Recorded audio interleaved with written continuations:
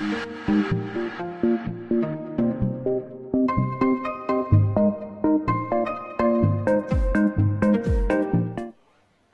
everyone and good morning. My name's Marie and I'm your presenter today. So welcome, and especially welcome to those in New South Wales. So here in the room we have a group of all of you. In New South Wales there are 15 as well, apparently sitting in that room. So for the guys in New South Wales, if you have any questions, you're able to type some comments in the YouTube comments box, and every time we take a break I will be able to then access those comments, and when we resume from a break we will answer your questions. So don't be shy. Obviously in the room, just put your hand up and let's do it. For those of you who don't know me, my name is Marie Vassallo and I am an accredited auditor. I have been auditing for the VRQA and ASQA, which is the Victorian Regulatory Quality Authority, and the Australian Standards Quality Authority, which are both education, and that's my background.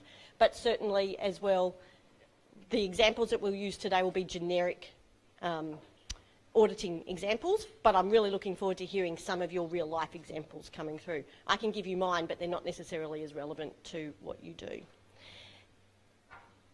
It's going to be slightly informal as we travel across today. So we have a schedule that Marco has put together from AMA Victoria. If we get sidetracked because something's really important, then that's what we'll do, but we will come towards the end. And then at the end, of course, you have the opportunity to, we'll be covering across these 3 accredited units. If you choose to, you can go away and do the assessments, of which I will mark, and then you'll gain the accreditation. But I understand that not everyone wants to do that. So that's your decision. Or maybe your manager's decision, but it's not mine. So we'll run with the assumption that most people will be looking to get the accreditation for what we're covering today. So before we begin, does anyone have a question to start with? You're a quiet bunch. You weren't quiet a second ago. Alrighty. So let's start with some theory. So, and you will have in front of you notes, that the ones with your logo on the front. So that's pretty much along the paths of where we're following today. So when you guys audit, who do you audit? General practice. Who in the general practice? The staff? The doctors? The GPs? Practice managers? Nurses? Processors? And receptionists. So we cover the whole gambit of everyone who's working in that building, and we cover, most importantly, the processors. Because audit is not about blame. It's not about you didn't do something. It's about the process didn't set us up to get to the area that we want. And that's really important. And it does feel like when you walk in that room, I'm sure you know it the same as I do, everyone stands to attention a bit straighter and is really wary about what they say and where they put their coffee cup, let alone anything else, because it feels like they're at the principal's office. And it's one of those things that we will never get over. No matter how friendly you try and be, you're still there to do a job to look for exceptions to the rule. That's the point of being in the room. Please excuse my horrible bark, but we'll see how we get through today. So the audit mission is to enhance and protect organisational value by providing risk-based and objective assurance, advice and insight. So how much advice do you guys give? Quite a lot, yeah? Lots of recommendations, both some formal stuff and potentially some informal stuff. Yeah? Yeah.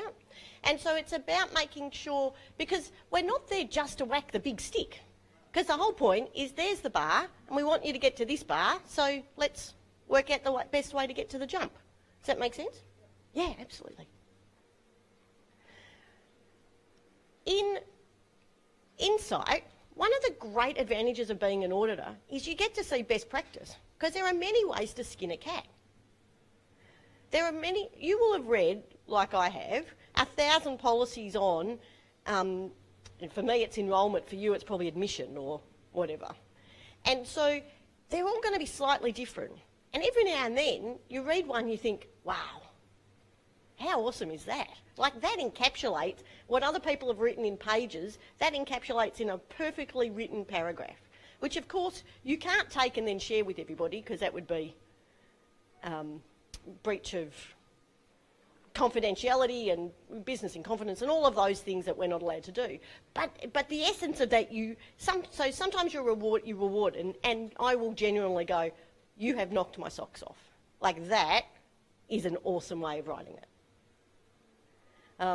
But it's about being able to say to other people who hand you the 6 pages that says the same thing and go, you know, I've seen some where this has been encapsulated in under a page. Have you thought about making this less wordy so that it still gets what you're trying to get across and people don't get lost in the process along the way? Yeah? And being able to show insight, because you have seen this isn't your first GP practice that you've wandered into. I'm going to be generous and say you've probably all seen at least 20. Yeah, there's a few of you who've probably seen a couple more than 20. 20 last week, maybe, but 20. So you're able to offer some insight in some different ways of doing things, because we all do things. We start off, we learn a way, and we tend to keep doing it that way until we learn something slightly different. So if you think about at home, and this is a completely out there example, I've always folded my sheets in my pillowcases and stuck them in the cupboard. I saw on Facebook a while ago that if you put the sheet inside the matching pillowcase and put them in, they all stack nicely and they're always together. It's like, why did I never think of that in the past? I thought I was a fairly intelligent girl. Mum never did it, so I've done it the same way Mum did it, which is probably the same way her mother and grandmother and so on and so forth. And business is not that different. Business still does things the way they came. We're setting this up and these are the practices, and we only change when the regulations change. So we change that bit that we had to change, but we still might be getting people to walk through the door and queue at the reception desk just the way we always have. And there might be a better way of doing it. And so as an auditor, you can't tell someone this is what you have to do, and you have to be really careful with when you provide that advice, be it formal or informal, that it doesn't sound like you're saying, if you don't do this, you will be non-compliant. Because people will read. Communication is one of those tricky things. It's not just what you say, it's how they interpret it on the other side. So giving that advice and that insight, you have to be really guarded to make sure they don't think they have to do it that way. So that when you come back, and I'm assuming you get to come back and re-audit the same place again once they fix some bits up, yeah? So when you come back, if they've done everything you've said word for word, I'm always a bit worried then that they've done it just because they think that's the only way I'm going to pass them, when it may or may not be the only way I'm going to pass them. Is that a reasonable statement? Yeah. So how we give that advice and insight is really important. Because I try not to be big and scary. I'm not very big to start with, but I try not to be the big and scary. But it's that whole concept of what not getting that, or how many chances do I get? How many chances do your guys get? If they come up with a non-compliance and rectification still doesn't meet compliance, what happens?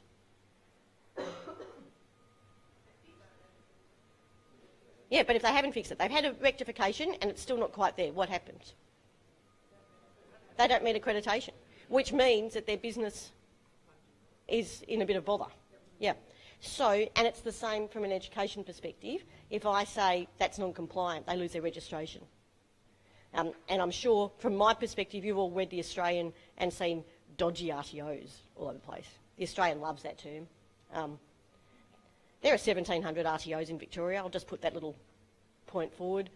Only about 15 have lost their registration in the last 3 years. So when you put it in perspective, it's pretty good. There's always somebody out there doing something not quite right.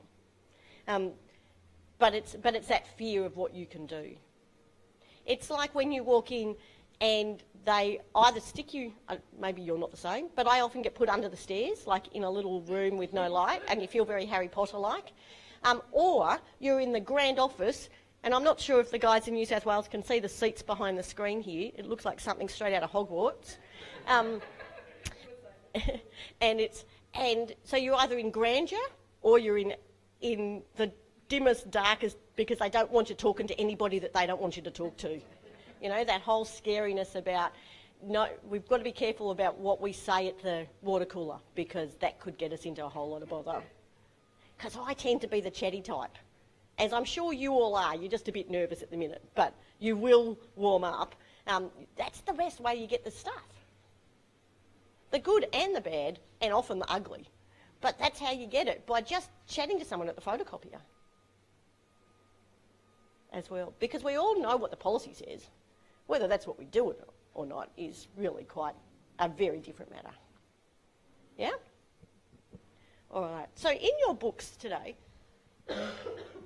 I'm so sorry about this bark, but in your books, ignoring the first few pages, which are just talking very education-like about the what is required when you do the assessments, if you do choose to do them. And of course, I can't turn the page one here. There's not a huge time limit. So I would like to think that you would have them done within a month, within 4 weeks. But we can negotiate on that. It'd be really good if it was done before Christmas. This one. This Christmas coming. Yes, no? Very good auditor question. Give the man a chocolate frog.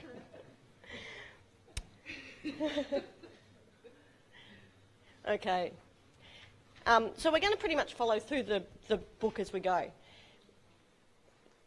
Core principles of auditing. Now these are straight out of, and I've given, not on the slide, but from the professional guidance core principles from the international, I've lost the second I, of auditing. No, this is IIA. It'll come back to me in a minute, sorry. So the core principles are that as an auditor we demonstrate integrity. That kind of feels like it's obvious, but it isn't always. Because in different spheres, often when I say at parties I'm an auditor, people assume I'm an accountant and audit finances, because that's how the general public perceive auditing. Do you find the same? Yeah? And you go, maths isn't my strong suit. You're okay. You can talk tax fraud in front of me, I won't know. It's fine. Excuse me. But demonstrating integrity, because as auditors, you have the ability to influence in some way. And so it's about making sure that I don't say, from an education perspective, your learning materials are not very good. I really think you should buy these in a company that I happen to have some links or some kickback to. Right? So that obviously is not showing integrity. These books that you wrote are straight from me, and I hope you notice that I have attributed any time I have borrowed some stuff off others. That you demonstrate competence and due professional care. Now, competence is an interesting term when it comes to auditing, because we're auditing competence often of other people, but we need to show that we have competence ourselves as the auditor. And that's exactly what you're doing here today, because if you do go ahead and do the assessments and gain the first 3 units, you're not quite 2/3 of the way through a diploma in auditing, which is a well-recognised qualification. Competence often is in the eye of the beholder, though, I will say. And it depends against what standards and what regulations we are looking at. But knowing that we all have an off day, that's why audits rarely go across just one day. Like there is some overtime. And due professional care. So that's as simple as turning up on time, not taking 50 personal calls, and on that, being a member of the CWA, if your phone goes off today, I'm going to ask for a $5 donation to the very worthy cause of the Country Women's Association.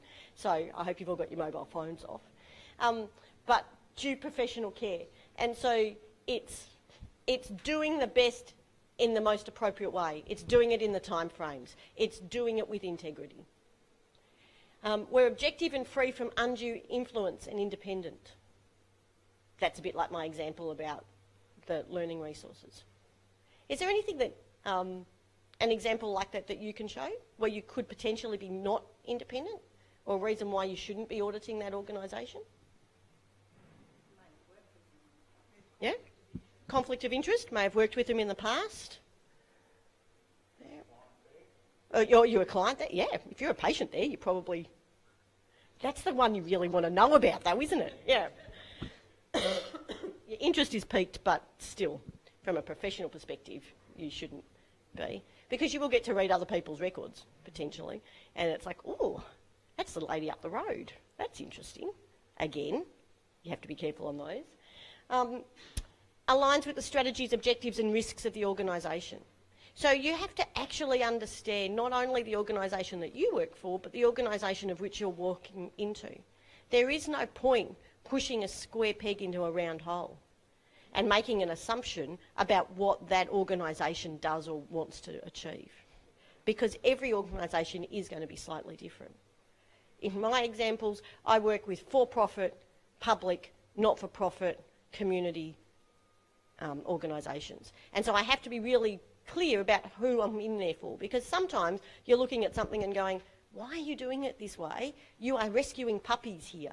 You are not claiming the full money you can from the government, and you're doing it in a really odd way.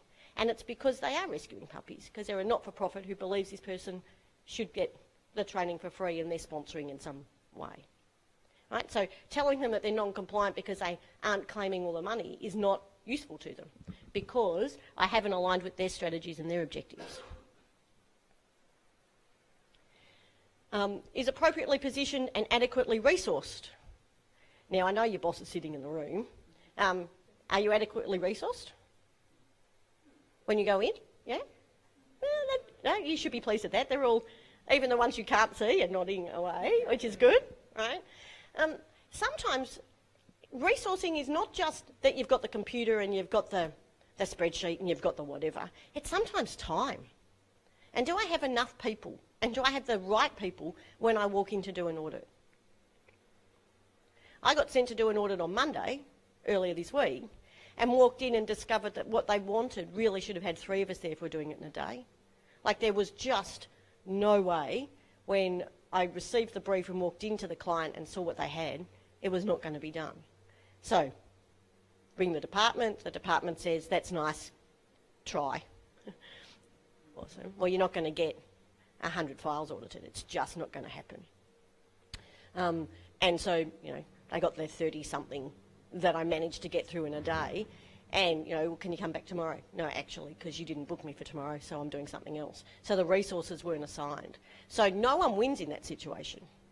The client or the organisation that I audited doesn't get a full picture, because although I've taken a snapshot and tried to take bits out of all different piles rather than starting at the top and working my way down, they haven't got a full picture or a full snapshot.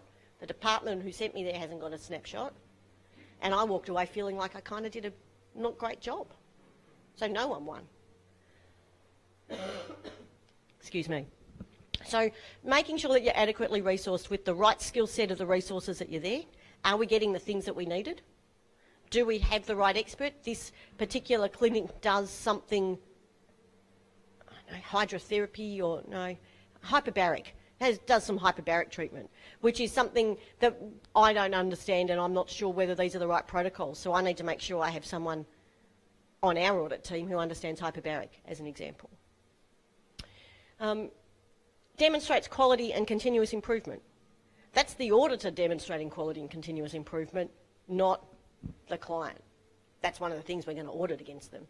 But as an auditor, how are we staying abreast? How do you guys stay abreast, other than being in this room today? Reading? Yeah, what kind of, hang on, I'll come back to that. What kind of things do you read?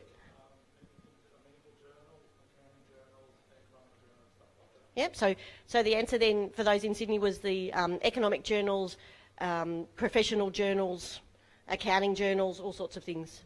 And you said keeping up with the standards. How often do your standards change?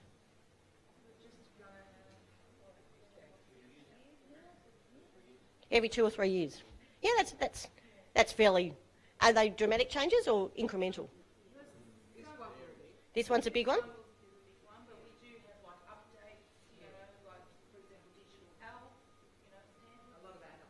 A lot of add-ons. My husband's an iPhone app developer. He calls that feature creep, right? And so people ask him to write something, and then when he gives it to them, oh, but why doesn't it shimmer, or why doesn't it work when I swipe or whatever, which wasn't in the original brief. So it's feature creep, and that's what add-ons to bolt-ons to standards are. See, then you go home and you can tell that to your kids and you sound really cool, because that's an agile term, feature creep.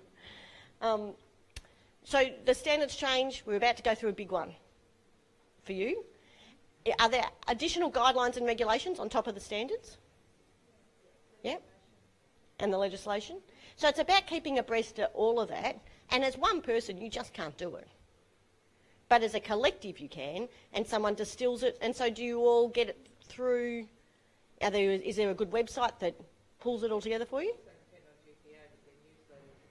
Yeah, yeah. So the GPA newsletter is another way that you keep abreast. Oh, QPA, sorry.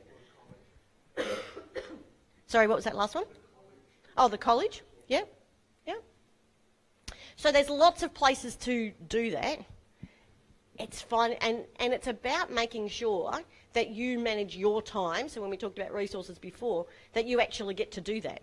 And that's not at 11 o'clock at night when you're watching the FFA football or something, and you're trying to read all of that. Like, it needs to be, you need to plan that into your time to some extent. I mean, some of what we do has to be personal, and some of it is obviously work-related. But you need to make sure that you're keeping abreast.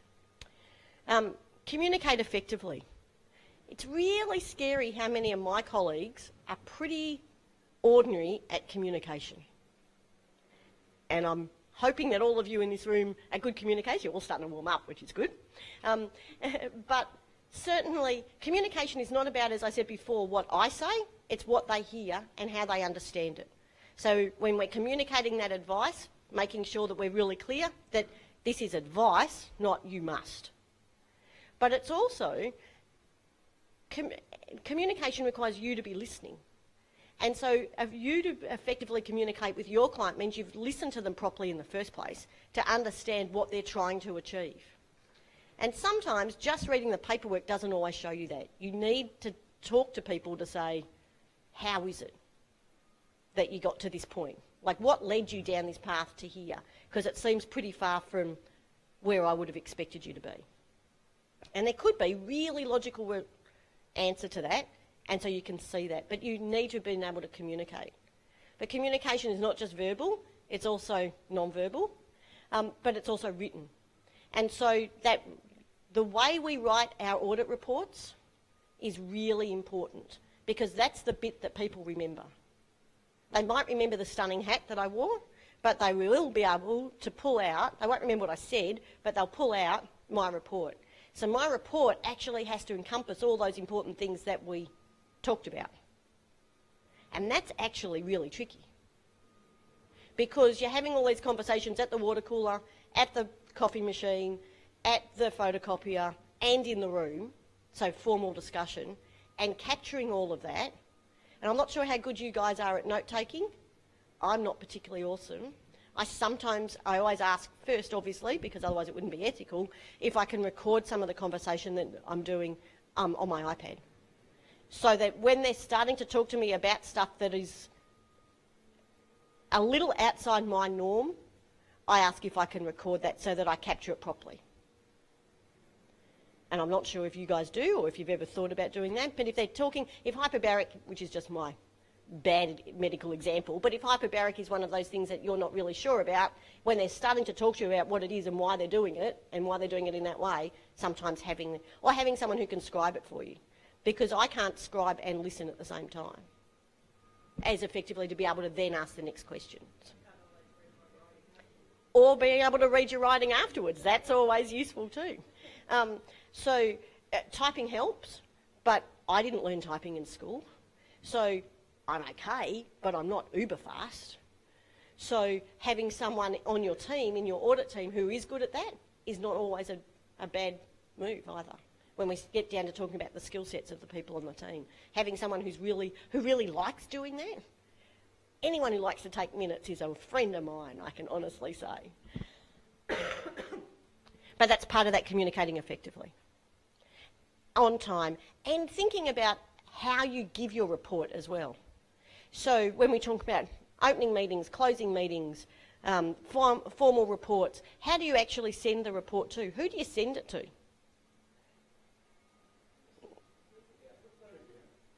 Through QPA. Yep. And then QPA sorts it out and forwards it on. So I often find that I send it to the CEO, who isn't the Marco, the training manager, and therefore doesn't get it, like the training manager, it gets filtered and it gets potentially changed and all sorts of things before it gets to the person who actually needs to read the report.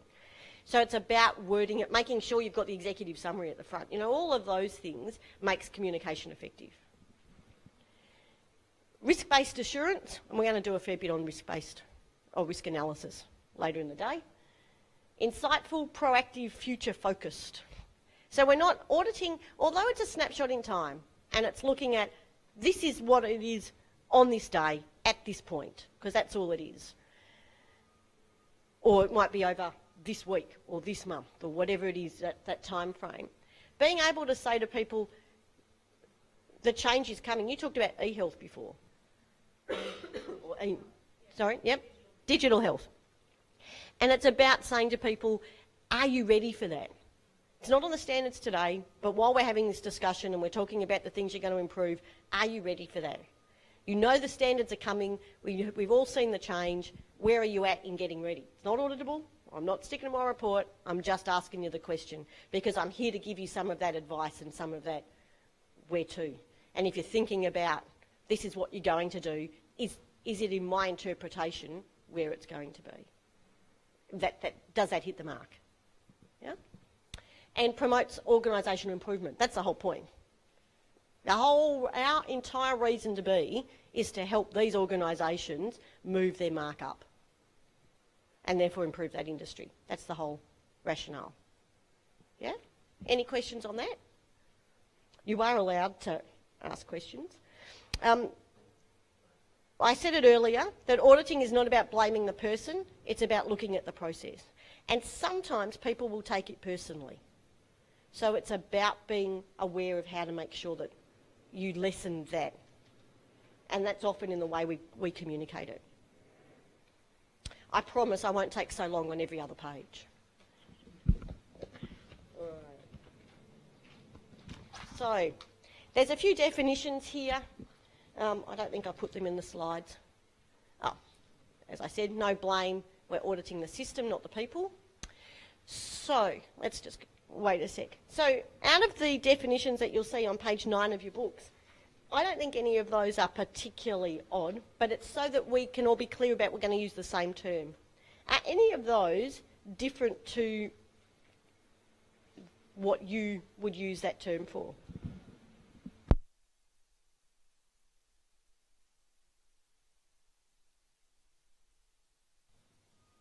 Those terms all seem pretty all right? Yeah? Okay. So, I have an activity for you to get your brain going. What I'd like, on the table that you're sitting at, and in New South Wales I'm assuming that you're sitting at tables as well, so in groups of 2 or 3, what I'd like you to do is think about what makes a successful audit. Out of all the audits that you've been on, what makes a successful audit? And therefore, what are the benefits to the organisation that you're auditing from when you've walked out and gone, oh, we did a great job today. All right, so let's have 5 minutes just to think about that.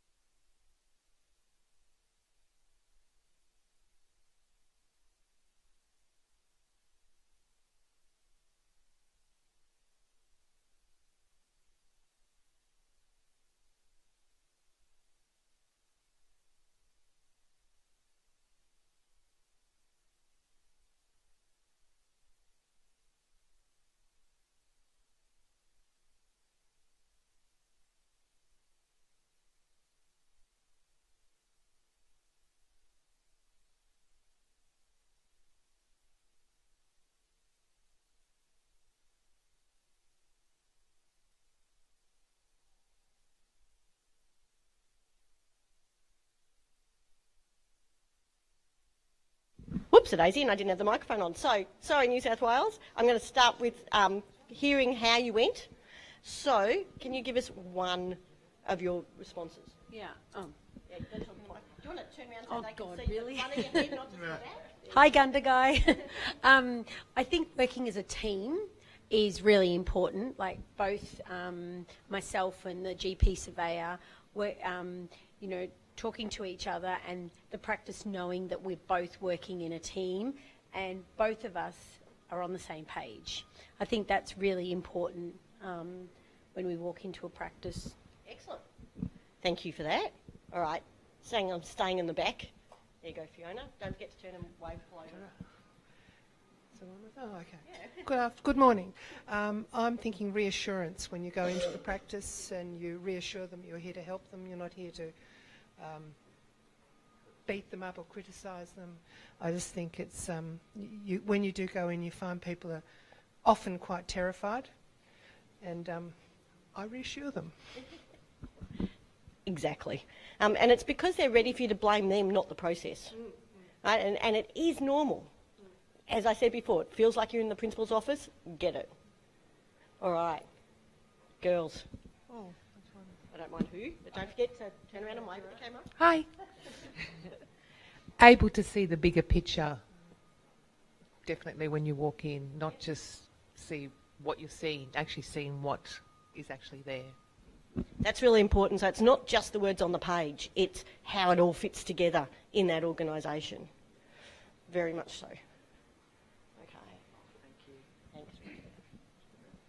Okay, all right. With the initial meeting when you walk in, good communication straight away, as you said, Fiona, about the reassurance, but the open communication straight away as soon as you walk into them to make them more relaxed.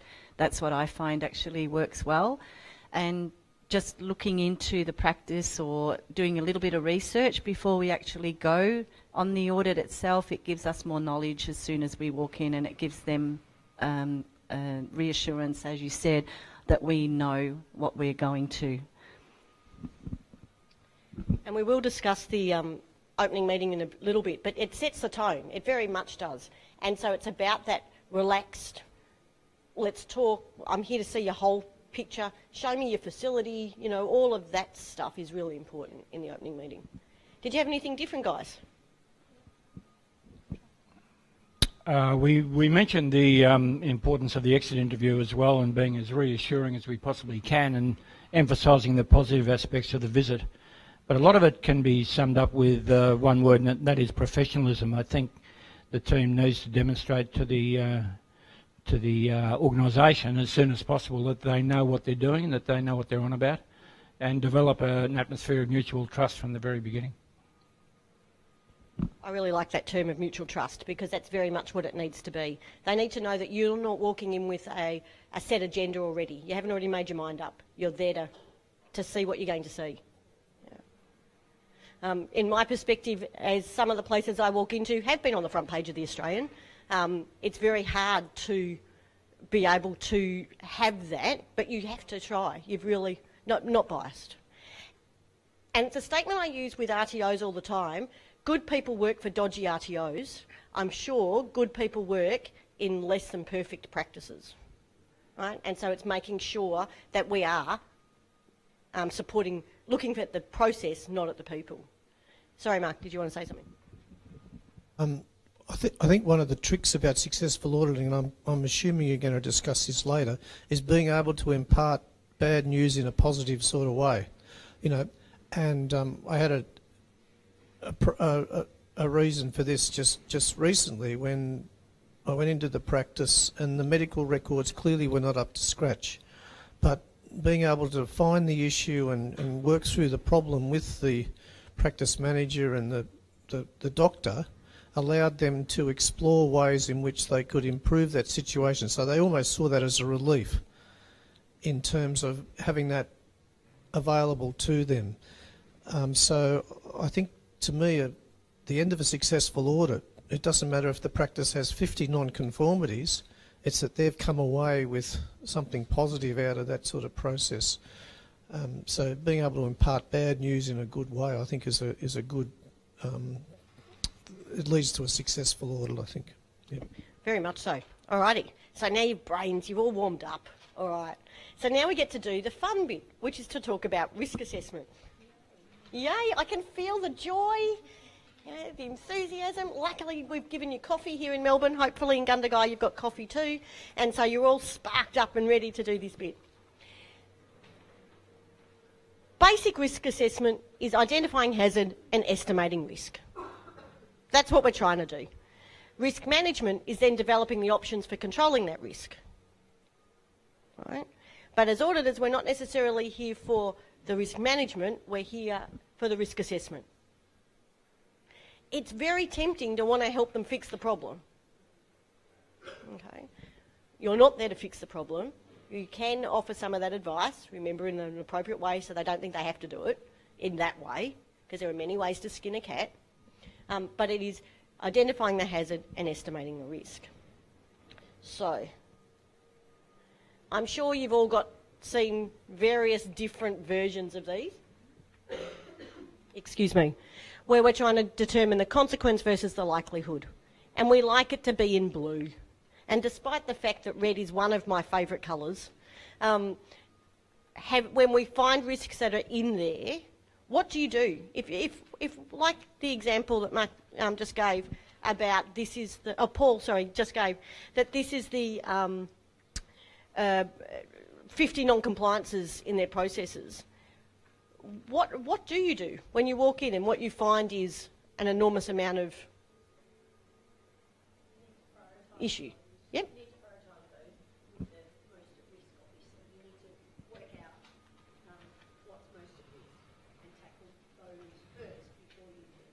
When you say you need to work out the ones of the highest priority and tackle the highest risk first, do you mean you as the auditor or you as the organisation? From an audit perspective, what do we need to do? Yep.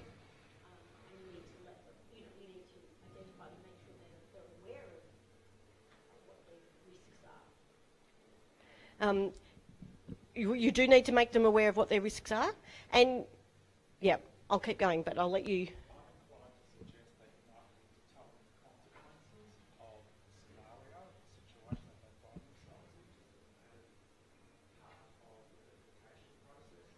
All right, so that comment was that we need to tell them what the consequences are as part of that identification process, and in a timely manner. It's too late to wait until we've written the audit report. That's the time when you suggest, is the CEO about? You know, just as a chat? Is there someone I can talk to? Because this is what I found, and I think this is potential, especially if we're leading into the catastrophic kind of territory. Because there are some things you don't just wait in time. There are some things that is quite okay, the medium risk or even the low and medium risk, to be able to say you can wait until you get the report for me to give you all the recommendations on this. But when we're heading into, I don't know what that colour is, the high and the red, then we really have to start saying, maybe I need to bring this to your attention now because you may not actually be aware of this right now. Hopefully they are.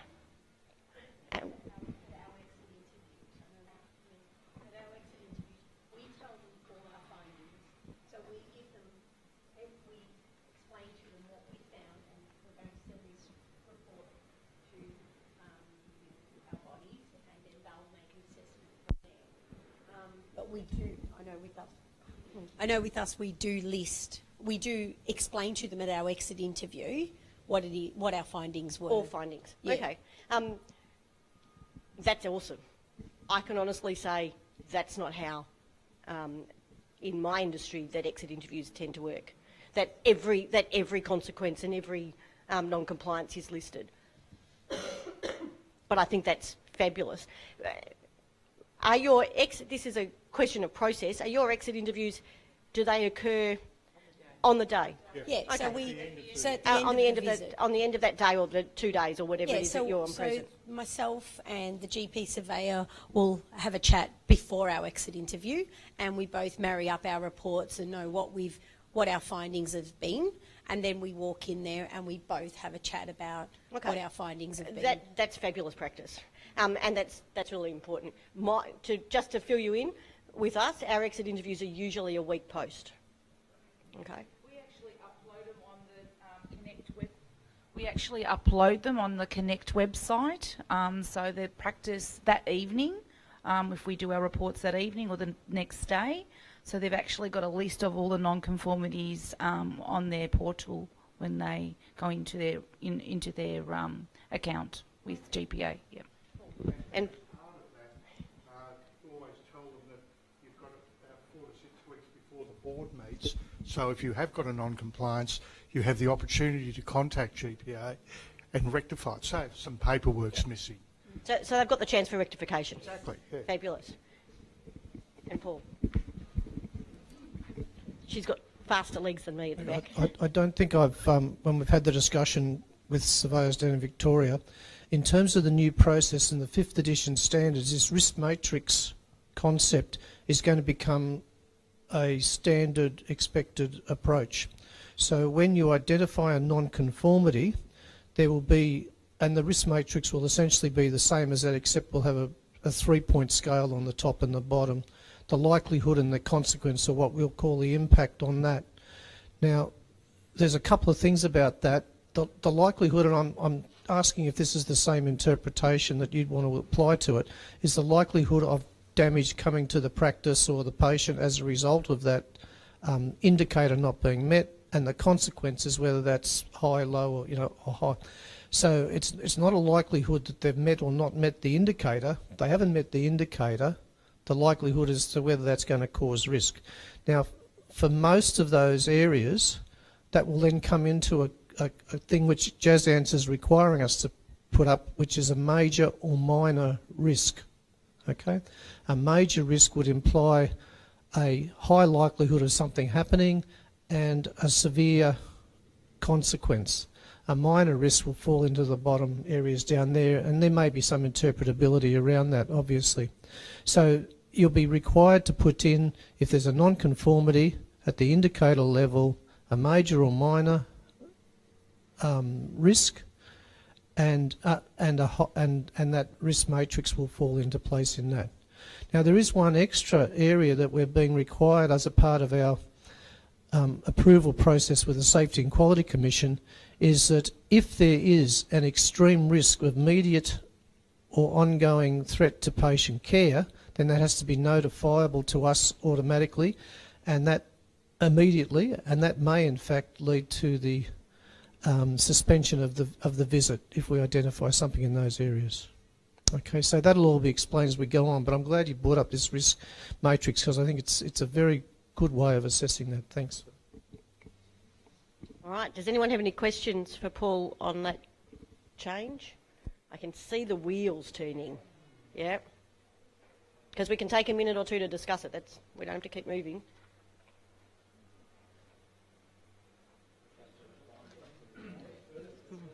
Hang on a tick, we'll give you a microphone so that Gundagai can hear as well. So just with identifying the severity or the likely outcome of the risk, are we going to be getting guidance on that? Because I'll see under certain circumstances there may be an urgent phone call to GPA required.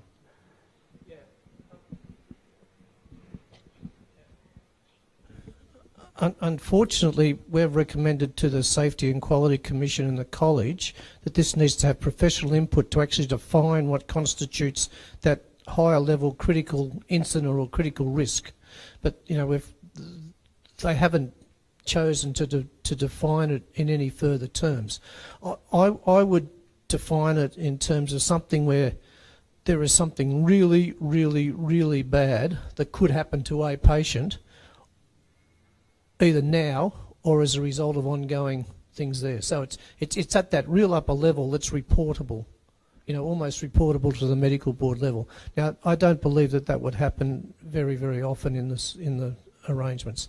We are still seeking. Also, I wanted them to take advice from the medical board and the medical indemnity organisations and the other groups, including the AMA, as to what might constitute that to give further guidance.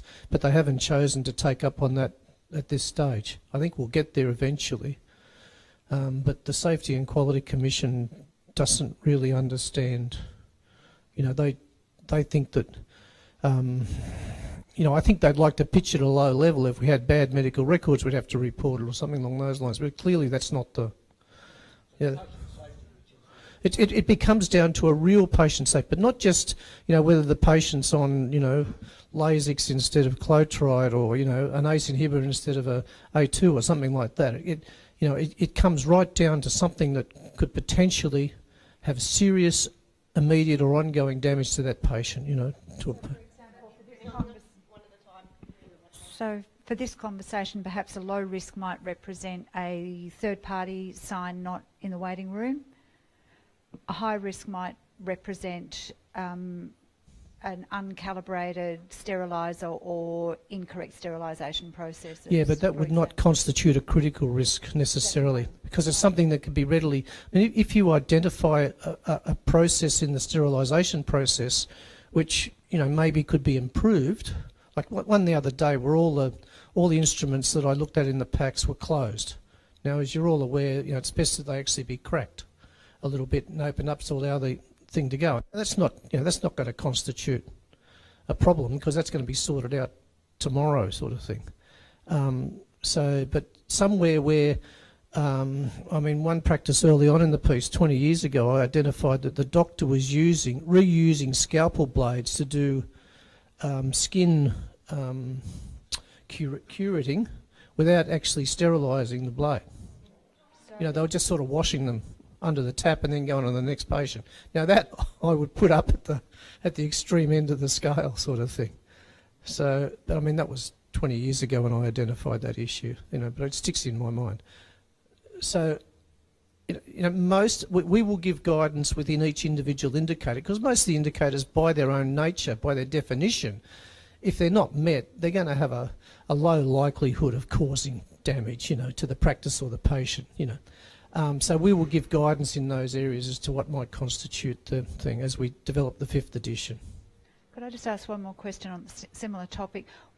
How should we approach it with GPA, the APRA mandatory reporting requirements? If we were to observe some sort of a situation like that, which to me would mean that we should make a report to APRA, how does that happen? Is that something we report to GPA, or as clinicians? Yeah. I think if you identify an area, I think from two reasons. First of all, from your own education and how we might interpret those things, and us having a much better understanding of how the medical board might interpret those things, it's better to go to GPA.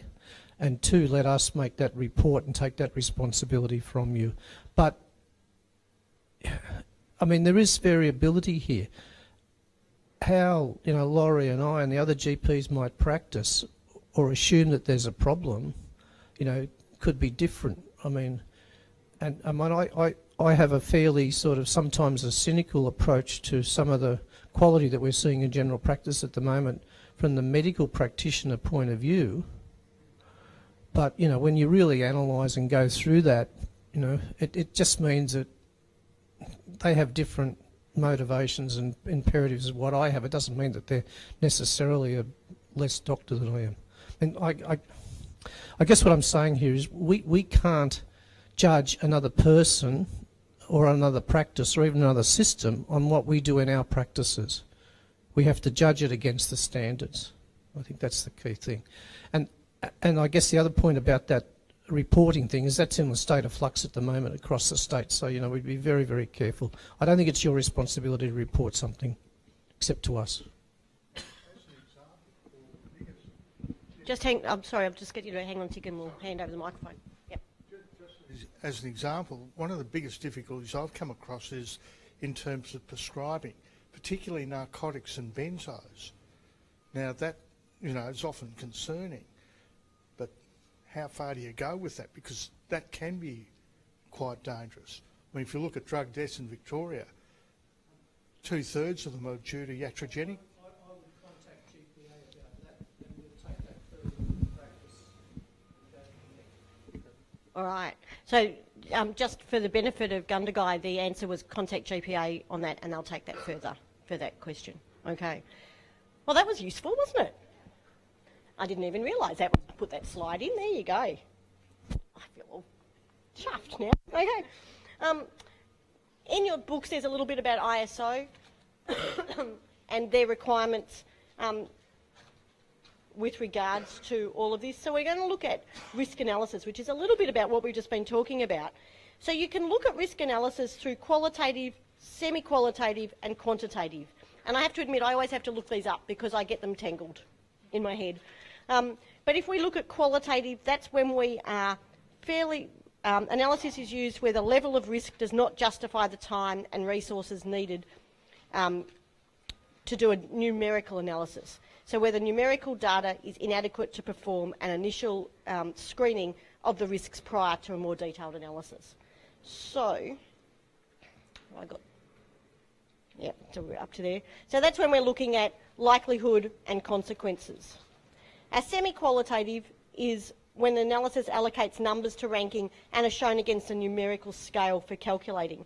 So you end up going 1 to 4 on the scale, where does it fit? And then the qualitative is purely the numerical. And so it's this percentage over this percentage to come up with number of deaths over exposed population, for example. Gets us to here. So we have another activity to do because you're all fired up. Let's go. I want you to think about somewhere where you've cast your mind back last week, somewhere that you, an organisation that you visited. Think about 5 risks to that organisation and where the controls and processes you might expect during an audit. So what might have happened? What was the risk? And let's talk about the blade that was just rinsed under a tap. That's the risk is cross-infection. What might happen? Bloodborne diseases transferred. The likelihood, I don't know the numbers, but pretty high. The consequence could be pretty extreme for somebody. And so therefore, what would we rate it? We'd rate it 4 out of 5 or 5 out of 5. And possible controls, infection control methods. Okay? So I want you to think of at least 3 from somewhere you've been in the last week. Now, everyone's been somewhere different potentially, so have a think. And if you haven't done an audit in the last week, you know, the last one you did. All right, I'm going to give you 5 minutes to have a think.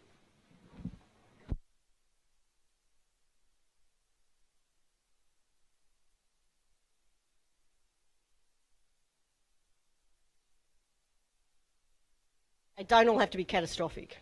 So if it was a pretty good place and the worst thing that they did was, you know, their billing was a week late, then put it in, you know, like whatever. It doesn't have to be catastrophic.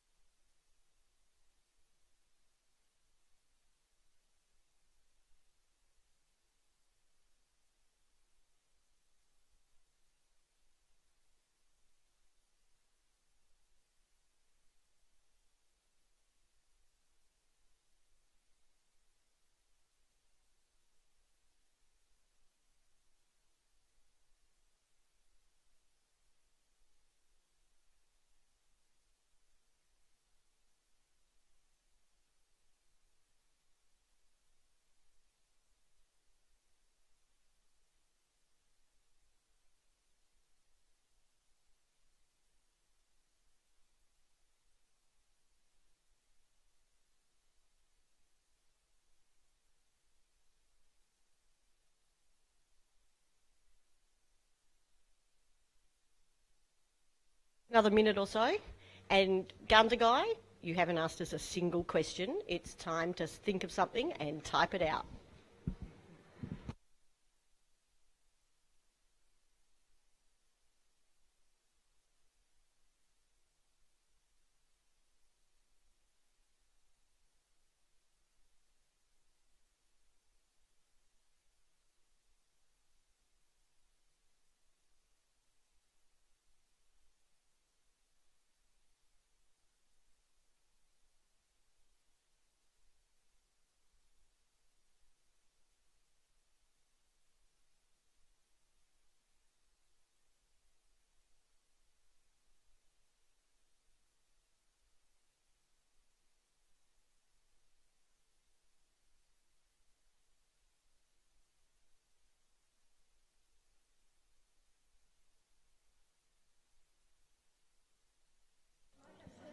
If you've only got one or two, don't stress. It's okay.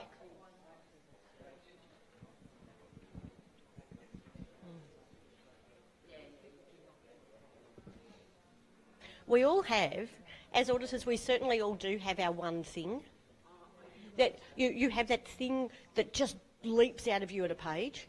As an education auditor, if I see assessments that don't have a student name on it, drives me quite mental, because you can't tell me that that's Marie's because it doesn't say Marie on it. Or even if it just says Marie, it doesn't say which Marie, and there's a couple of us. And so, like, that doesn't work for me. That's not authentic. I won't accept that as acceptable evidence. And yet many of my colleagues will tell me I'm being a bit over the top. But that's okay. That's why we have validation and moderation, and we all agree on what the standard is. Yeah.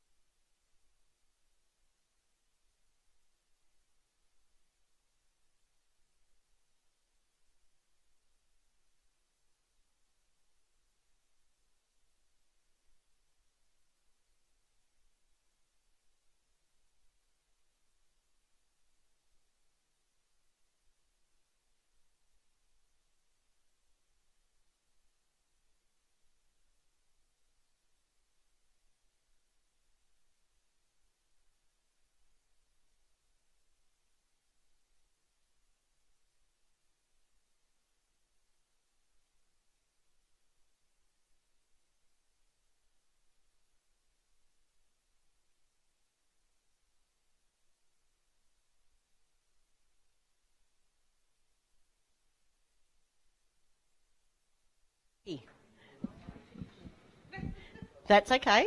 If you haven't finished, you can, of course, continue this later, but it's about getting you thinking. Now, we were just talking about the one thing that drives us mental, and I'll give you a nursing example, because I'm an ex-nurse, and an education example.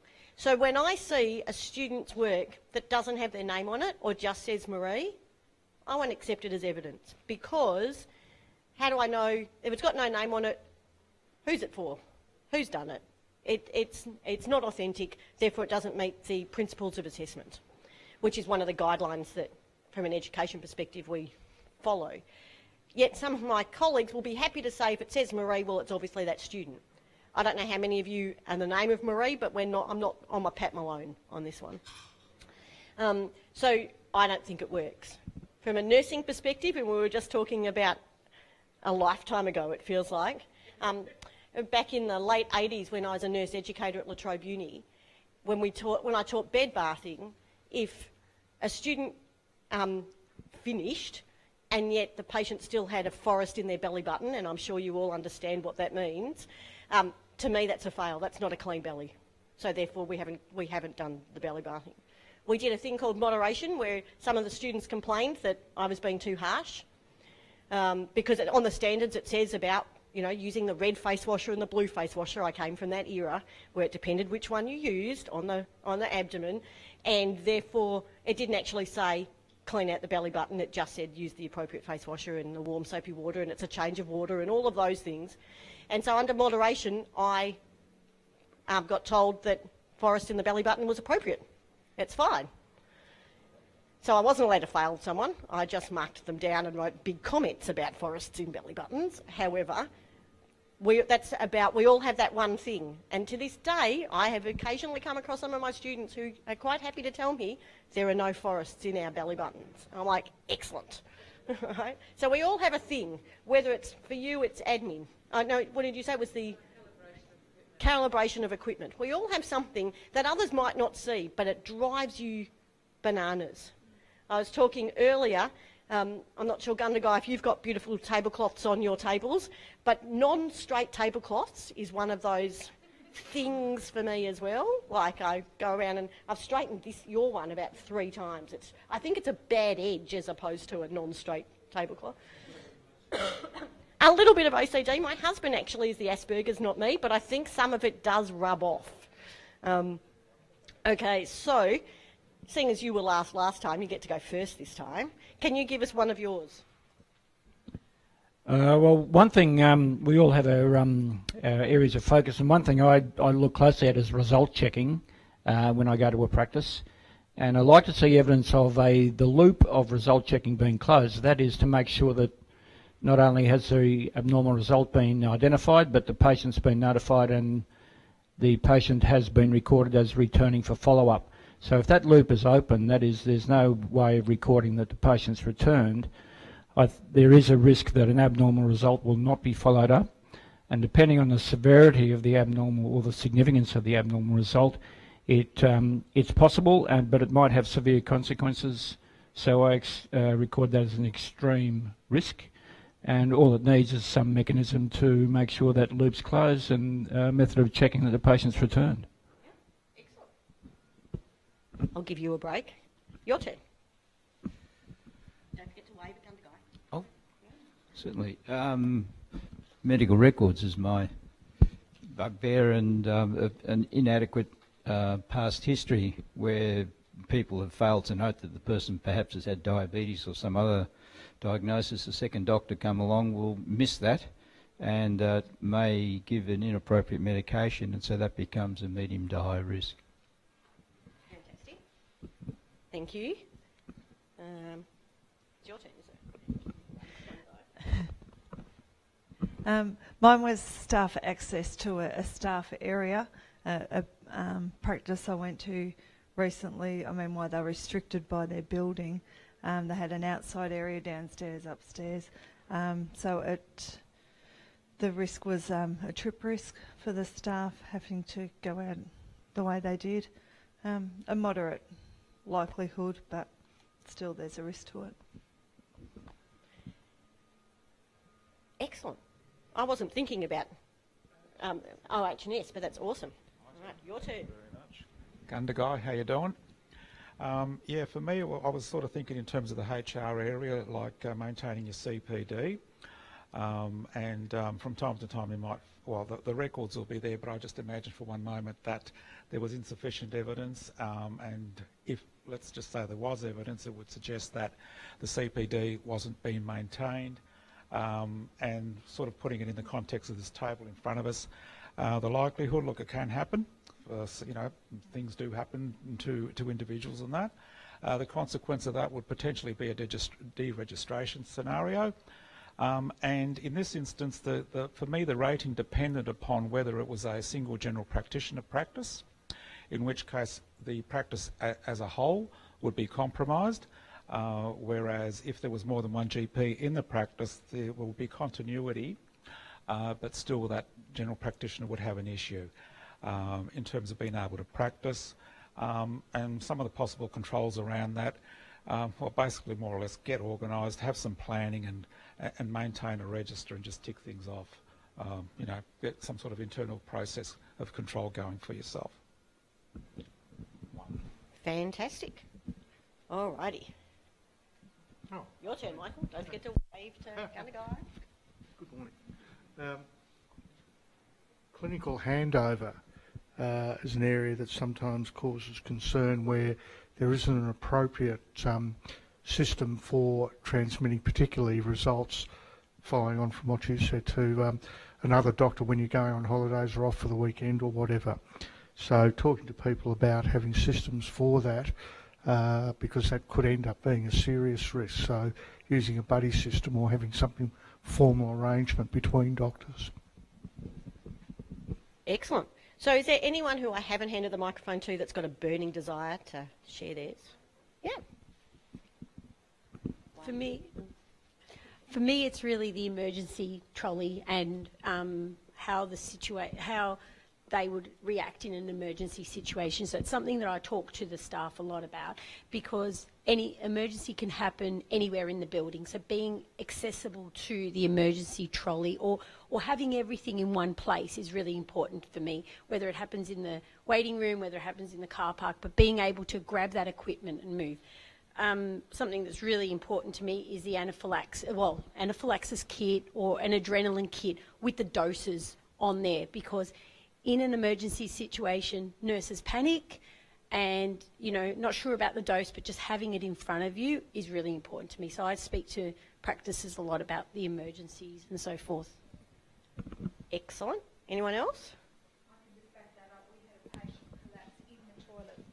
We had a patient collapse in the toilet with a locked door.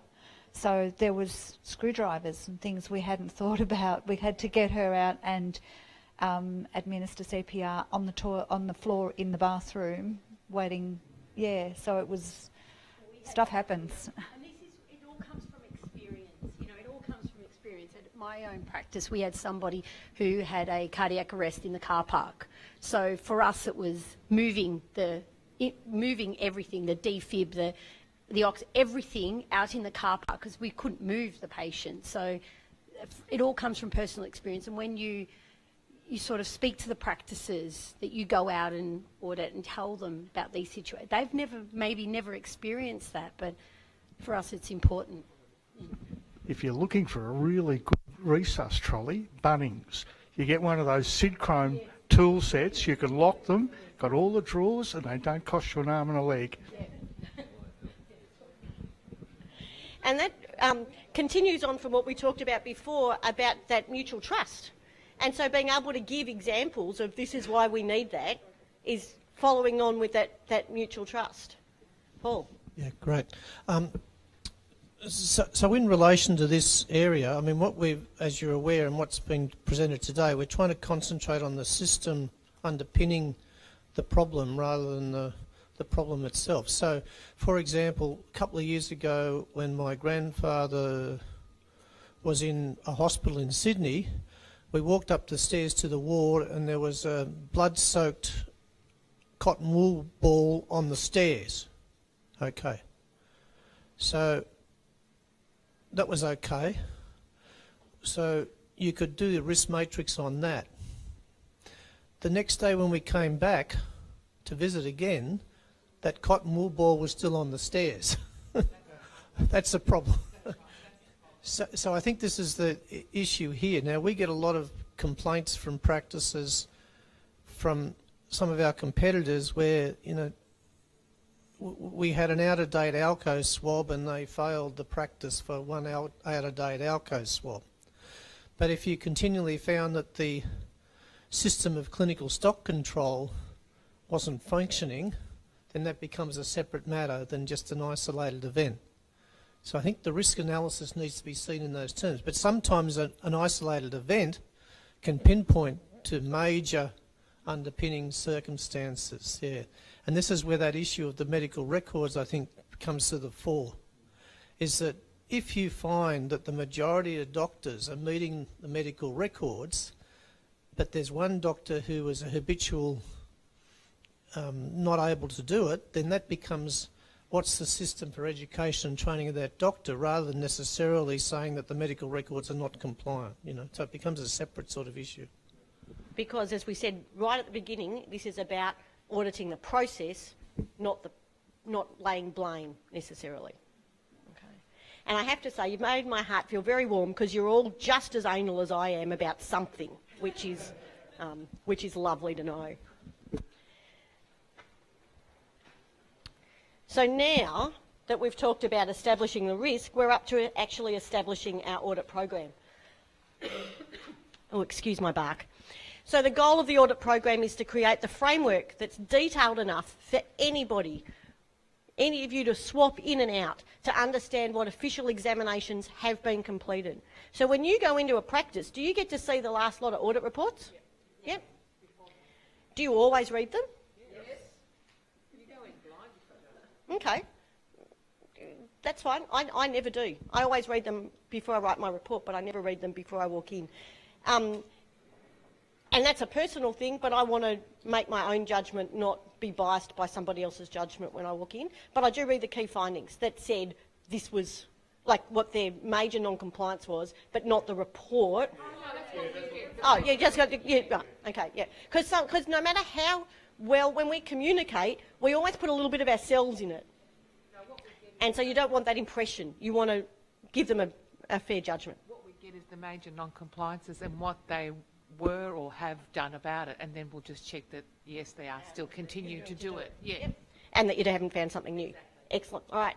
So when you set up an audit program is not necessarily an audit, it's the program of audit.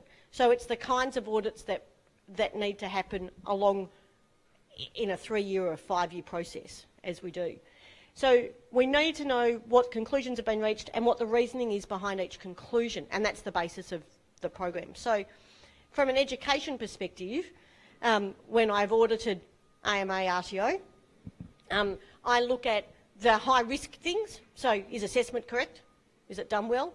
I can assure you all of your assessments will be correct, because that's part of my professionalism in making sure.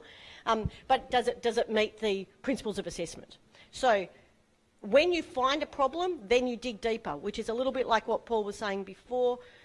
So that one-off Alki swab that was out of date, yeah, okay. But let's just check, is there anything else? Is there, what is the inventory system? You know, how is it, or is it just happened to be that was the last one in the box and it's been moved into the front of the new box or whatever? Like, is that the process? So it's about making sure that it's those little things that help you decide. Now, sometimes when you're doing an audit, you find something that leads you down a bit like Alice, right? We're going down that rabbit burrow and we end up in a very different place, but it's taken up a fair bit of time. It was important and we needed to follow that so that the CPD or don't look guilty, it's fine, the CPD point, that one person who's not following it up might be that they're not recording it, might be that they're not doing it. Right? So they're two very different things, and you just need to find out which one it is, right? Because they have very different implications and where we're going. So sometimes we can, and so it's about going, I'm going to park that.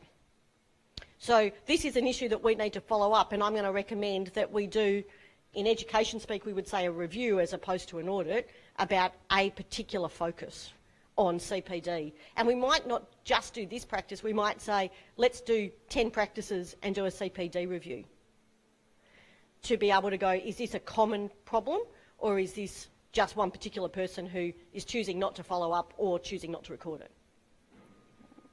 And so that's how when we pull together our program. Now I know this is, I couldn't make it fit on the slide, but you will see it on page 16 of your book. So it's the old plan, do, check, act process, which I'm assuming is possibly not new to all of you.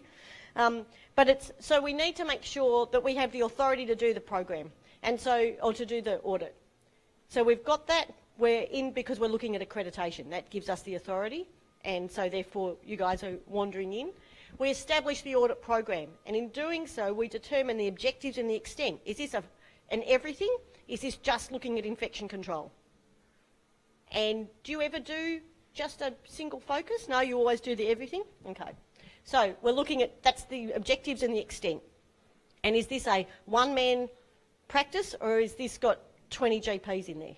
So therefore that will change the extent because that's obviously going to impact how long it's going to take us. We work out the responsibilities, the resources and the procedures. Responsibilities and resources we will focus on a little bit later. We then need to make sure that we implement that audit program. So we have a schedule of when we're going to be there and how long it's going to take us. Was it the one day like I had on Monday, or that should have been 2 or 3 days as they'd only asked just me, not a team of us to go in. So therefore, how do we schedule it? Is it appropriate to when you do multiple days, do you always do multiple days in a row, or do you do, I'll be back next Monday? You never do multiple days, or single days. Hard yakka to then be thinking, doing all your points for the exit interview and then going away and writing it up. I at least have the luxury of occasionally doing 3 and 4 day audits, which gives you time to think about a question and come back and ask somebody about that you've mulled over overnight. Usually at 3 o'clock in the morning when you wake up and think, oh, I should have asked. Yeah. There's scheduling. We need to make sure that we evaluate the auditors. Are you always in by yourself, or there's 2 of you? Always 2? Excuse me. Are you always a set team, or do you get to swap? We swap around? So it's knowing the skill set of your buddy. Because we all have the thing, as I said before, anyone who's really fast at taking minute notes, I love being on it with it on an audit team. We've actually got our own lines, So you're doing different things. So you're both in there, but you're looking at HR practices and you're looking at sterilisation, or the other way around. Yep. And the non-surveyor normally does the practice manager, receptionist, nurse. Okay. But the GP, yeah. So you have your own line of responsibility. Correct. Okay. We can, bounce off each other, obviously, Yep. but yeah, normally we do have our own line. Okay. That's awesome. That doesn't work for me. I get thrown into everything. So I can be here looking, this RTO does aged care, auditing, management, and yesterday I was in an RTO doing meat processing. The day before I was in aged care and childcare. I've done hairdressing this week as well. It's just, that's the joy of what I do. Every day is the same but different. Different coloured socks, basically. And I have to work out what kind of shoes to wear. Do I need my safety boots, or can I go in normal work shoes? But you have a specific set of responsibility. So, again, making sure that we've got the right team. So if there is no practice nurse, there's at least... So you don't need someone who specialises in practice nursing, you just... Yep, that's fine. Who leads the audit then? The GP? Is the GP leads the audit? Okay. With us, it depends on... for me, if I'm working with the team, it does depend on what the intention of the regulator who asked us to go in there was after. So sometimes they have an assessment person leading the audit. Sometimes they have someone who's big on the regulation rules leading the audit. It just depends. Tends to be the bigger and scarier people, as opposed to... Yeah, that's why it's the GPs, was the comment. No offence to the GPs in the room, obviously.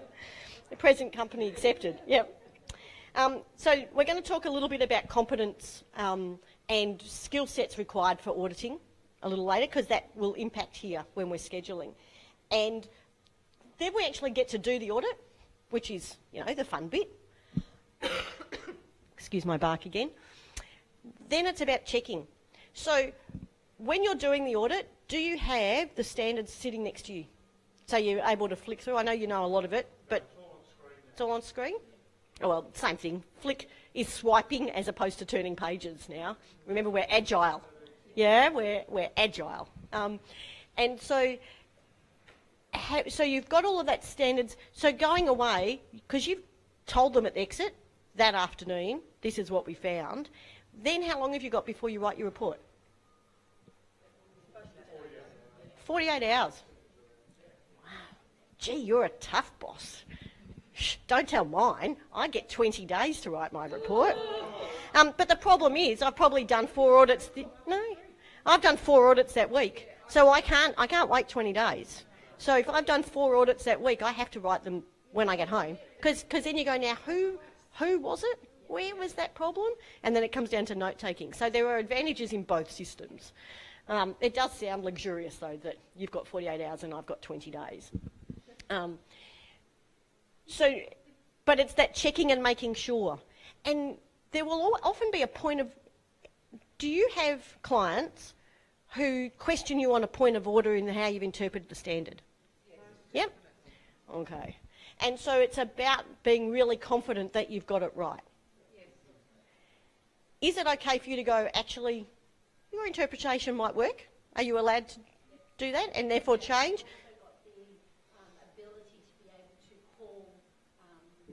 GPA on the day whilst we're there, and I've done it before, and I've put them on speaker, and I've spoken to somebody at GPA whilst myself and the practice manager or myself and the nurses in the room, or a team of them are in the room, just so we can clarify that. Yep. Yeah, definitely we have that support. Because I'm sure your regulations are written very similar to mine in absolute politician weasel words. And so sometimes you're reading it and you're like, that could be taken in multiple different ways. And so I've interpreted it this way. I've got the standard out before and read it with them so they can see, you know, the way you're interpreting, your understanding. Within our standards, there's actually explanations, so we can actually refer to the explanation on our standards, the RACGP standards. And so, therefore, you're fairly confident at the end of the process that you have a robust end. So in our checking, and therefore then you send it through to head office, and they then disseminate and do whatever is required regarding from that, and which is the acting bit. And the acting bit can trigger another audit because we either a rectification or a rabbit hole that you chose not to go down because you only had 6 hours or 8 hours, whatever, on site, and then of course you've got to do all the reporting. What sometimes, it all depends on interpretation, as we're discussing. Sometimes what we do get is, but that's how we've always done it, and you know, we didn't have a problem last time, and that makes it really difficult for us because it was one of ours that last time said it was okay. So it's just on interpretation. You just got to explain to them how you interpret it. Yeah.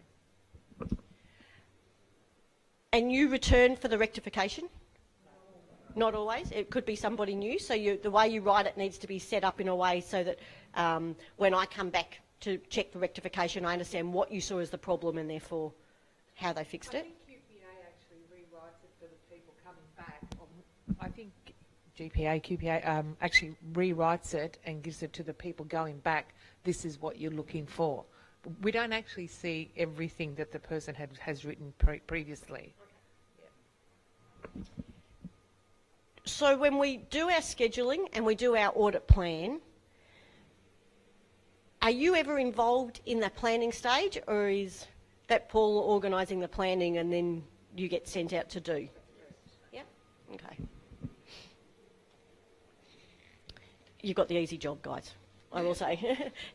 Organising that plan can often be quite, it can be quite tricky to make sure that we have it in the time frame, that we cover everything, that we've got the right people, and that we are doing the right thing by that client, not just by ourselves. It's the same thing for every clinic. It doesn't change. Do you know what I mean? Okay. Unless obviously it's an after-hours clinic or something a little bit slightly different. It's the same. So you're using the same. It's the same Okay. protocol for every clinic. There are variations depending on, you know, clientele, depending on the demographics, depending on where the clinic is situation. Yeah. Exactly the same. Yeah. Right, so what you're looking for is exactly the same. You're using the same audit template, you're going against the same standards. Yeah. Okay. So therefore, the scope is pretty similar. That's what we've just said. The objective is going to be similar for yours. The duration, you get a day. That's sorted. 4 hours. Okay. I'm sorry. We'll just... that's fair enough. With the 5th edition, we're putting it up to 6 hours, so things are changing. Okay. You'll be getting 6-hour opportunities. I'm not quite sure whether they're smiling or not at that, but we'll see. Yeah. I guess it depends how... Paid more. You've probably noticed I tend to be on the chatty side of the spectrum. And so sometimes I can go down rabbit warrens that probably I shouldn't have. So having that extra couple of hours up your sleeve is quite useful. The frequency. How often is a practice audited? Assuming everything's okay. Every 3 years. Okay. So the frequency of those basic audits is set. That's lovely. In other industries, that doesn't always work. So if we were to ask Marco here at AMA when he was last audited, when was you last audited, Marco? November 2016. And so from an education perspective, they just need to give you 48 hours and I turn up. And so... But that's more, in our industry, that's more mini-care coming in. Right. You know what I mean? Yep. It's a bit different. That's it. But this is still as the regulator. As the regulator, I only have to give you 48 hours. Otherwise, you get done every 3 years. So, yeah. Sorry, guys. Hang on. So the question was, that doesn't happen in your industry. The guys in Kandagai, if you don't have the mic, Yep. they can't hear you. All right. So different industries, a very different way. Hence, I'm a bit scarier, possibly. The type and size of the organisation you're auditing will impact on, and so that 30 GP mega clinic probably does need the 6 hours rather than the 4, and might need more than 2 of you, but we'll just see. Yep. Can I just say, general practice is not mandatory to be accredited as well, so I'm not sure if you actually know that as well. Thank you. I didn't. I'm learning heaps today. Oh, I hope mine is, but anyway, we'll move on. The number, status, complexity and locations of the activities to be audited. Although you are set, if they have some stuff off-site that you need to visit or whatever, no, so it's always in one. Nice and simple. I often am in a paddock, literally, especially for Meat Pro. So, you know, all of those extra bits. Yeah. We often have branch practices, but you have to go to every site. Yeah. So every site gets fully audited. Yes. Yep. Okay. The standards, the regulations, the legislation, the policies and the contractual requirements. So you're dealing against one set of standards which have bolt-ons or feature creep, as we discussed earlier, but they get renewed or so they're about to go for your next, is it version 5 or whatever that you're coming up with, standard 5. And you have other regulations as well as the standards? Yeah. So you have and the legislation, right? So anytime any of those changes, that will obviously impact and will impact on how you or what you're looking for. From an education perspective, Marco here is regulated under the Standards for Registered Training Organisations nationally 2015. That's a national standard. He's also regulated under the Victorian Regulation and Quality Authority Framework Guidelines. He's also regulated under the Victorian Skills First funding contract and any other funding contract that he has. And if he's a member of ACPED, he's also under the ACPED guidelines. So when anyone wanders into audit, the auditor has to look at all of those when they add in together. If you ever want to change industries and to solve insomnia, come across to education and read some of our regulations. They're awesome. There's licensing and certification, as you already said. The results of the previous audits will change often the extent of the audit program. So that organisation that we used in our example that had 30 issues, when you know that you're going to look at a rectification of 30, that's very different to just 2, potentially. They could be 30 really simple issues, so it really isn't that big, and it could be 2 very large issues, but it will change the extent of the audit program. Language and social issues. Does it matter whether I'm in rural Victoria or Melbourne Metro for you? Why? I found when we go into rural, it's a totally different type of clinic, and you really have to fit into their type of... The way they do things is slightly different, but it actually works for them. It's unrealistic for them to do what city does. Yeah? Anyone disagree with that? Maybe, or another comment? I work in Aboriginal health and extended, so culture is huge and it needs to be respected. Yeah, absolutely. And whether the cultural, because it's multicultural as in nationality or what's the right term, Indigenous or non-Indigenous, or whether it's cultural because we're in a tiny town and we're very aware of whose cars are parked out the front. When you're looking at, and again, I'll use my example of being in the CWA as social issues chairman and looking at family violence, some of those female health clinics, we're very aware that everyone knows whose car's out the front, like that kind of stuff. So they work differently because of the confidentiality of who's driven up at or whose car's parked. And so that different social and cultural can be across all sorts of boundaries, not as simple as ethnicity. And just legislations from state to state. So if we travel from Melbourne to another state, we've got to look at their legislations because the states are different. So. Very much so. It's awesome being in a federation, isn't it? And concerns of interested parties, does that ever impact? Do you ever do an audit because of a complaint? Or you do an audit because it's queued up? It's just queued up? Okay. For me, if someone's had 48 hours notice, it's because a complaint's gone to the regulator that deems it necessary to go in now. And so that's when which makes me even scarier, because they know that you've knocked on the door because they've had a complaint. And all significant changes since last audit in that practice. Tell me more. No, Paul will tell you all about that. No, when the next standard's coming. Oh, so for the next standards. So that's of those. But it's also, what happens if ownership's changed to the practice? Does that spark a new audit? No? Okay. There you go. I've done a number of relocation visits. So they've changed premises and only one person needs to go out for a relocation visit. So checking that what they were accredited on is exactly what they've implemented in the new location. Excellent. For us, it's also ownership. So a different person buys into an RTO or a school or a college, and that sparks a regulatory audit, again, just to make sure. Paul. Sorry, this is a really important part of the topic. Is it time for me just to spend a couple of minutes just going through some of that case-specific sort of areas? First of all, I just asked the question because currently all the surveys and the scope of those are organised through GPA, and you provide that advice that you're available and are assigned it. Who would like to organise their own visits? I can see that that's not going to work. Okay. Okay. Well, organise our own visits. How do we know what's coming up? Just be told that you're going to go to, XYZ practice and you sort it out. Oh, no.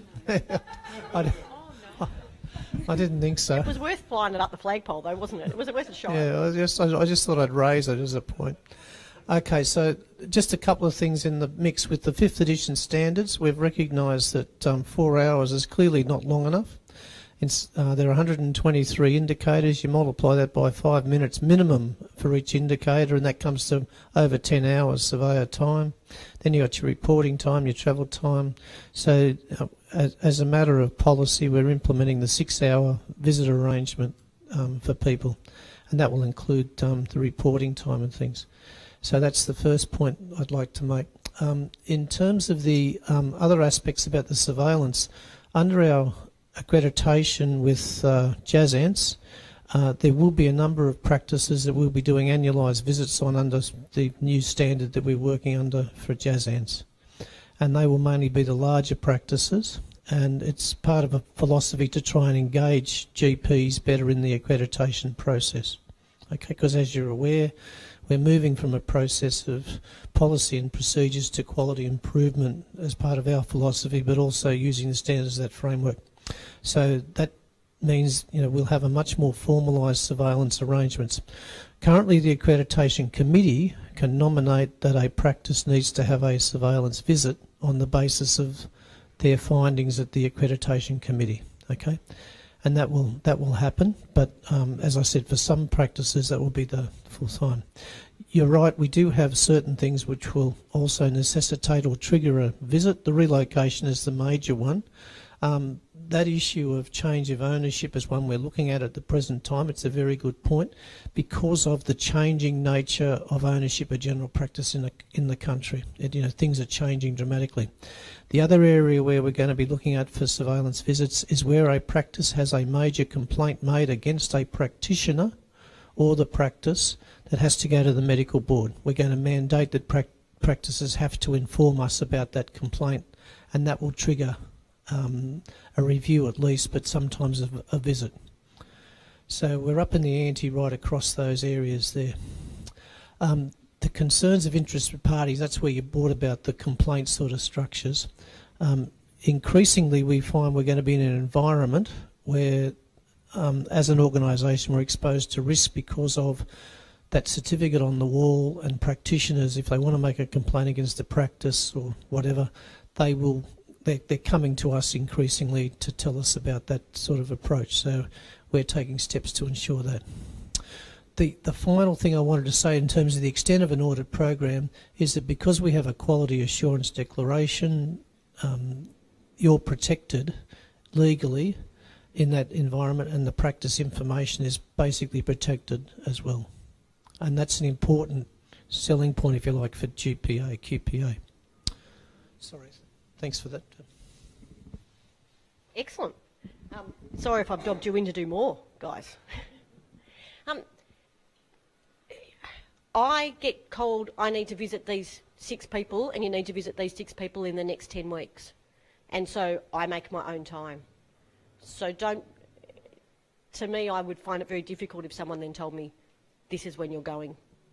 So don't burn that flag quite so quickly. Have a think. It gives you that flexibility, especially if you can then link it to something else, from a travel perspective, or it might just mean you haven't visited your mum for a while and she's not that far away. There are some convenience things that kind of work on the way home. I do gap visits as well, so I don't know how many of us do gap visits, but I do gap visits. So I'm exactly the same. I get a 6-month number of practices for the next 6 months. So I get it in June, I get it for the number of practices, it might be 5, whatever, and I've got to organise my own visits. So, can you define what a gap visit is for us? A gap visit is I go into the practice and I just guide them through what the standards are. If it's a visit that they've got an opportunity to ask me questions, and basically I will get them ready for their accreditation visit. So. Excellent. Anyone else do those? Yeah, you're on your patent line on that one, but that's fine. Oh no, here we go. We had one done on our practice when we were changing over to GPA, and it was good. Yeah, that was good. It's only a 3-hour visit, so I go in for 3 hours, and I get, I've got the opportunity to speak to the nurse, and nurses love them because I go around and look at their treatment room. I get the opportunity to make the receptionist feel at ease, and also the practice manager. So it's getting them ready for accreditation. So I call them a dummy visit. Let's do a dummy visit. I walk in, yeah. So when you're the friendly auditor, I often use that term. Remember me, I'm the friendly auditor. Yeah. So if I'm consulting with someone, I'm still going to look for the problems, but I'm the friendly guy who's going to help you out. And that's exactly what I do. And I give them an action plan. I sit there and I write up an action plan for them of what I think they need to do before. And I always tell them, I may be the auditor, might be somebody else, but this is what you need to work on to get to the standards. And they obviously form part of this audit program because you've been assigned to them. So it's part of the program, and it might be the more informal part of the program, but it's still part of the program. So I've had to go through a training process to be able to do that for the practices. Yep. So awesome. Okay. Could I ask? So we're all learning something today. Yeah. Well, there you go. Could I ask Paul? It's hard to know when to hand the microphone over. It's all good. See, they've warmed up. They're becoming more of a chatty bunch, which is... Could I ask Paul a question just Sure. quickly? If they're going to be 6-hour visits, that essentially for a GP that's still working in general practice means taking a whole day off the practice. how are you going with recruiting more surveyors? Yeah. We've analysed all the data off the Connect thing. We've got a data set that's got 2.5 million data items on it over the last 18 months. So we've analysed all that data, and that's led to the changes in terms of some of the things that we're doing here. Now, what we identified was that 20% only of the visits were 2 visits on one day. And the feedback from surveyors was that by the time I get in my car, go to the practice, you know, it's not a 4-hour visit. I'm going home, I'm doing the report up, it takes a couple of hours, all that sort of stuff.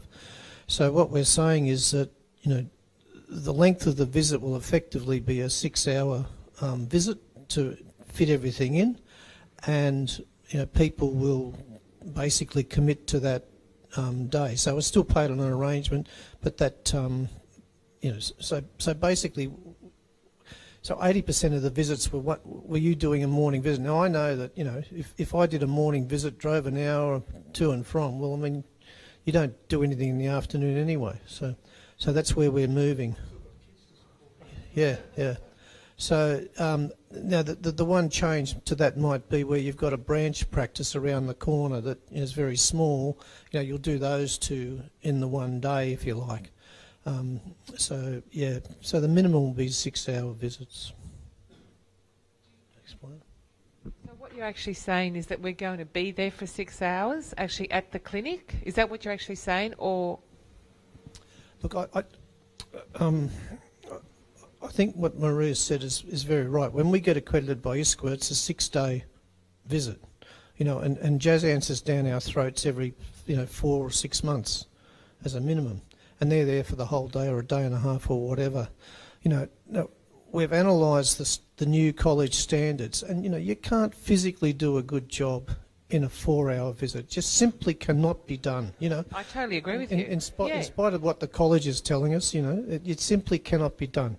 So in order for us to provide a quality product that's of value, you know, we are going to be making extra demands on you, and part of this training program is that extra demands. But on the other hand, you know, it's a much more professional thing rather than going back to just you know, you do me and I'll do you, and we have this peer sort of visit thing. So, you know, there's also increasing requirements around, we're going to have more mentoring visits, we're going to have more CPD arrangements, the whole deal. Because I want to be known out there as the accreditation agency that's rigid and provides the highest quality, reliable service out there for practices right across the board. So, sorry, I forgot what the question was, but that was just what it was on. Oh, right. Look, I think probably what you will do is decide that that's the case, because the completion of the report in the 5th edition reporting thing that we're going through, the second version of Connect, we're going to streamline it at one level, but it will require a deeper insight rather than just a ticker box at the other level, okay? So that, and also as part of our requirements under JAZANTS, you people will be taking more and more responsibility for the report as opposed to GPA taking that responsibility at the end of the day. We have to, so the lead surveyor will be the person responsible for that report, and that report will have to be done to a very high standard. As you both go around with your laptops and things, if you put information into one of those areas of the standards, it will automatically come up in the other person's report. Okay? Good idea. Yeah. So it'll be consolidated across both. So there'll be one report. In the past, we talked about, and I think it's something that you wanted to have a look at down the track here in terms of inter-rater reliability. We've identified as a part of our data analysis that inter-rater reliability between 2 surveyors at the time of the visit is not an issue. It's not an option. We need to have a consolidated report using. You two need to communicate to get that solid report out of it, and we will get that as a result of this sort of process. Paul, your 6-hour visits, how would that fit when you have a practice that then also becomes a medical deputising service, and you're doing the practice followed by the medical deputising service? Look, you've really raised the can of worms here that, you know, that appreciate the thing. Look, medical deputising services and where that's going, when we started certifying those, there were about 10 in the market, okay? All of a sudden, what twigged my thing was that all of a sudden we had about 80 on our books, and I thought, how the hell did we go to that level there? And now we're getting applications from 1, 2 or 3 a week to become a medical deputising services. You know, and I mean, off the record, it's one of the great perversities of the medical system, currently what's happening there. They're all based on business models, not on quality improvement models, and we are knocking back MDSs at a rate of knots. We're seeking to have high-level discussions with the Department of Health, you know, the AMA, everybody else that we can, because, you know, they, and I've had a complaint from a surveyor that was felt threatened during the interview. I mean, there's corruption and fraud and crime involved in these things, and, you know, we're doing our best to try and sort the major problem out, but, you know, steering clear. We're refusing them left, right and centre now, because, you know, they simply, you know, it's just, anyway, they're a shocker. Alrighty, guys. Well, you've all been sitting now for an hour and a half. So, everybody, up.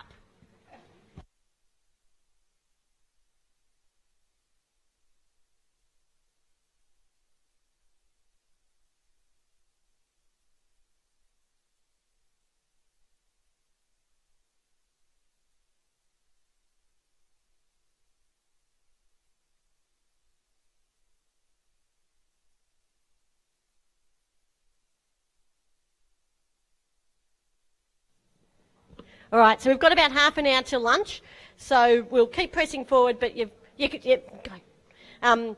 But just so that you've all got the blood flow back to the right bits and not just your feet. Yeah. All right, so let's keep going. And I just saw Marco come back in, so excellent. He will signal me when we're ready for the break. All righty. So, let me zip back here a minute. ISO, which is something that I don't audit against and you don't audit against, but it's one of those international standards that lots of organisations try and do both. I'm always struggling with people who say, but we're about to be ISO 9000 and they tell us to do this. And I went, that's awesome, but the regulatory standard tells you to do the opposite. So we're going to have to find a way in the middle. Excuse me. So ISO talks about the responsibilities of managing the audit program, and Paul just talked then about the lead auditor and the responsibility in writing your report. So the lead auditor is a significantly important position. How, as an organisation, you determine that is, I'll leave it with you, but they need to make sure that we've got the right team, the right frequency, the right reporting tool, all of those things. Now, you're pretty set, but it needs to make sure that the report that comes out at the end is justifiable, communicates well, clear, all of those things that we've already talked about. Sorry, as I flip over. So now what I want you to think about is, on page 17, is who is the person or function. I know you said that it's the GP is usually the person who leads the audit. Ignoring the fact that it's a title at this point, think about if you were the one who was the lead, whether you're the GP or not the GP. Do you have access to the required resources and issues to make sure that everything is covered when you walk into the room? So just have a think, talk to your buddy next door. Is there something you think, gee, it would be nice? Because we've got Paul in the room. Like, he's a captured audience right this minute. Like, is there something that you can think about and, Gunda guy, start typing, okay? Is there something that you think would be really good if we had? This would add, while we're making all these changes, I've had this bugbear that I'd like to share. So we're going to just take a minute or two. If you need to visit the facilities, this is a good time to do it as well. But have a think, have a little discussion. Is there something that you would think that this would help the lead person, whether you're that role or not at the moment? because no system's perfect. There's always room for improvement. So this is your ability to share it with Paul.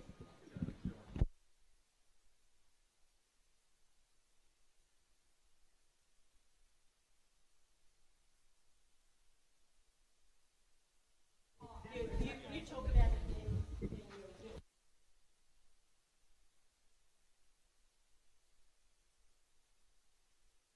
it. Explanation probably wasn't very clear. In your table, have that discussion and then we'll share it.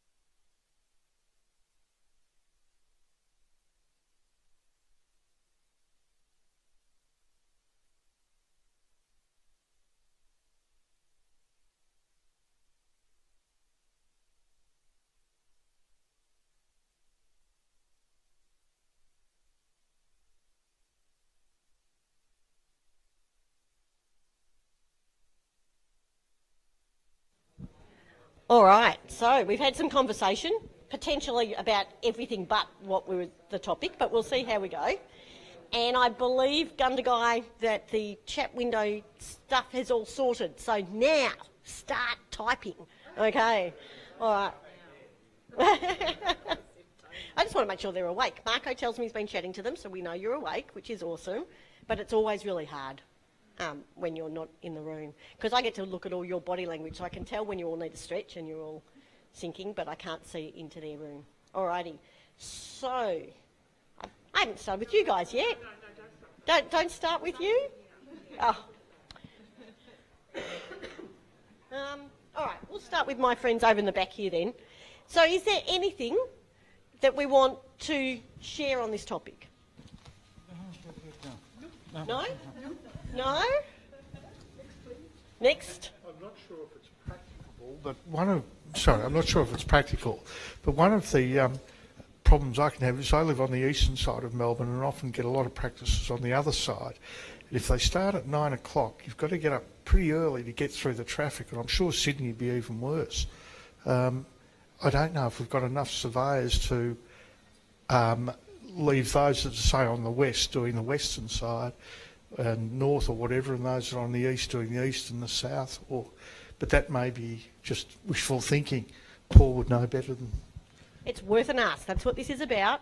It's worth sticking it on the table. I often do Wodonga, which I can tell you, once you get through Melbourne, it's a good run, but it's still 4 hours. Yeah. Anyone else on this table have anything? No? All good? Guys? Anything you want to add? Well, we both came up with the same wish list, but it sort of boils down to having online resources at the site and the time of the survey. Particularly, we're all often frustrated that there's no Wi-Fi connection for our laptops.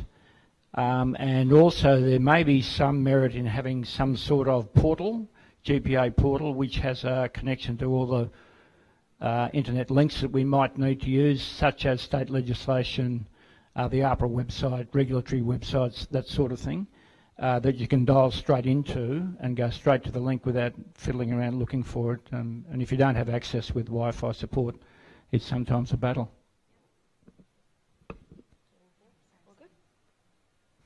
Any thoughts?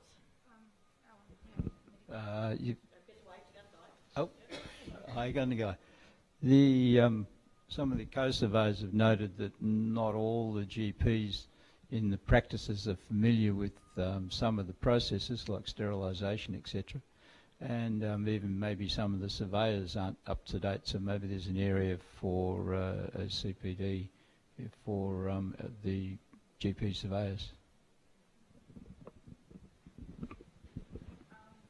And another thing was, in our audit form, there's some items that obviously the GP surveyor actually checks, like your medical records, and as non-GP surveyors, we don't actually do that, so it actually leaves it blank.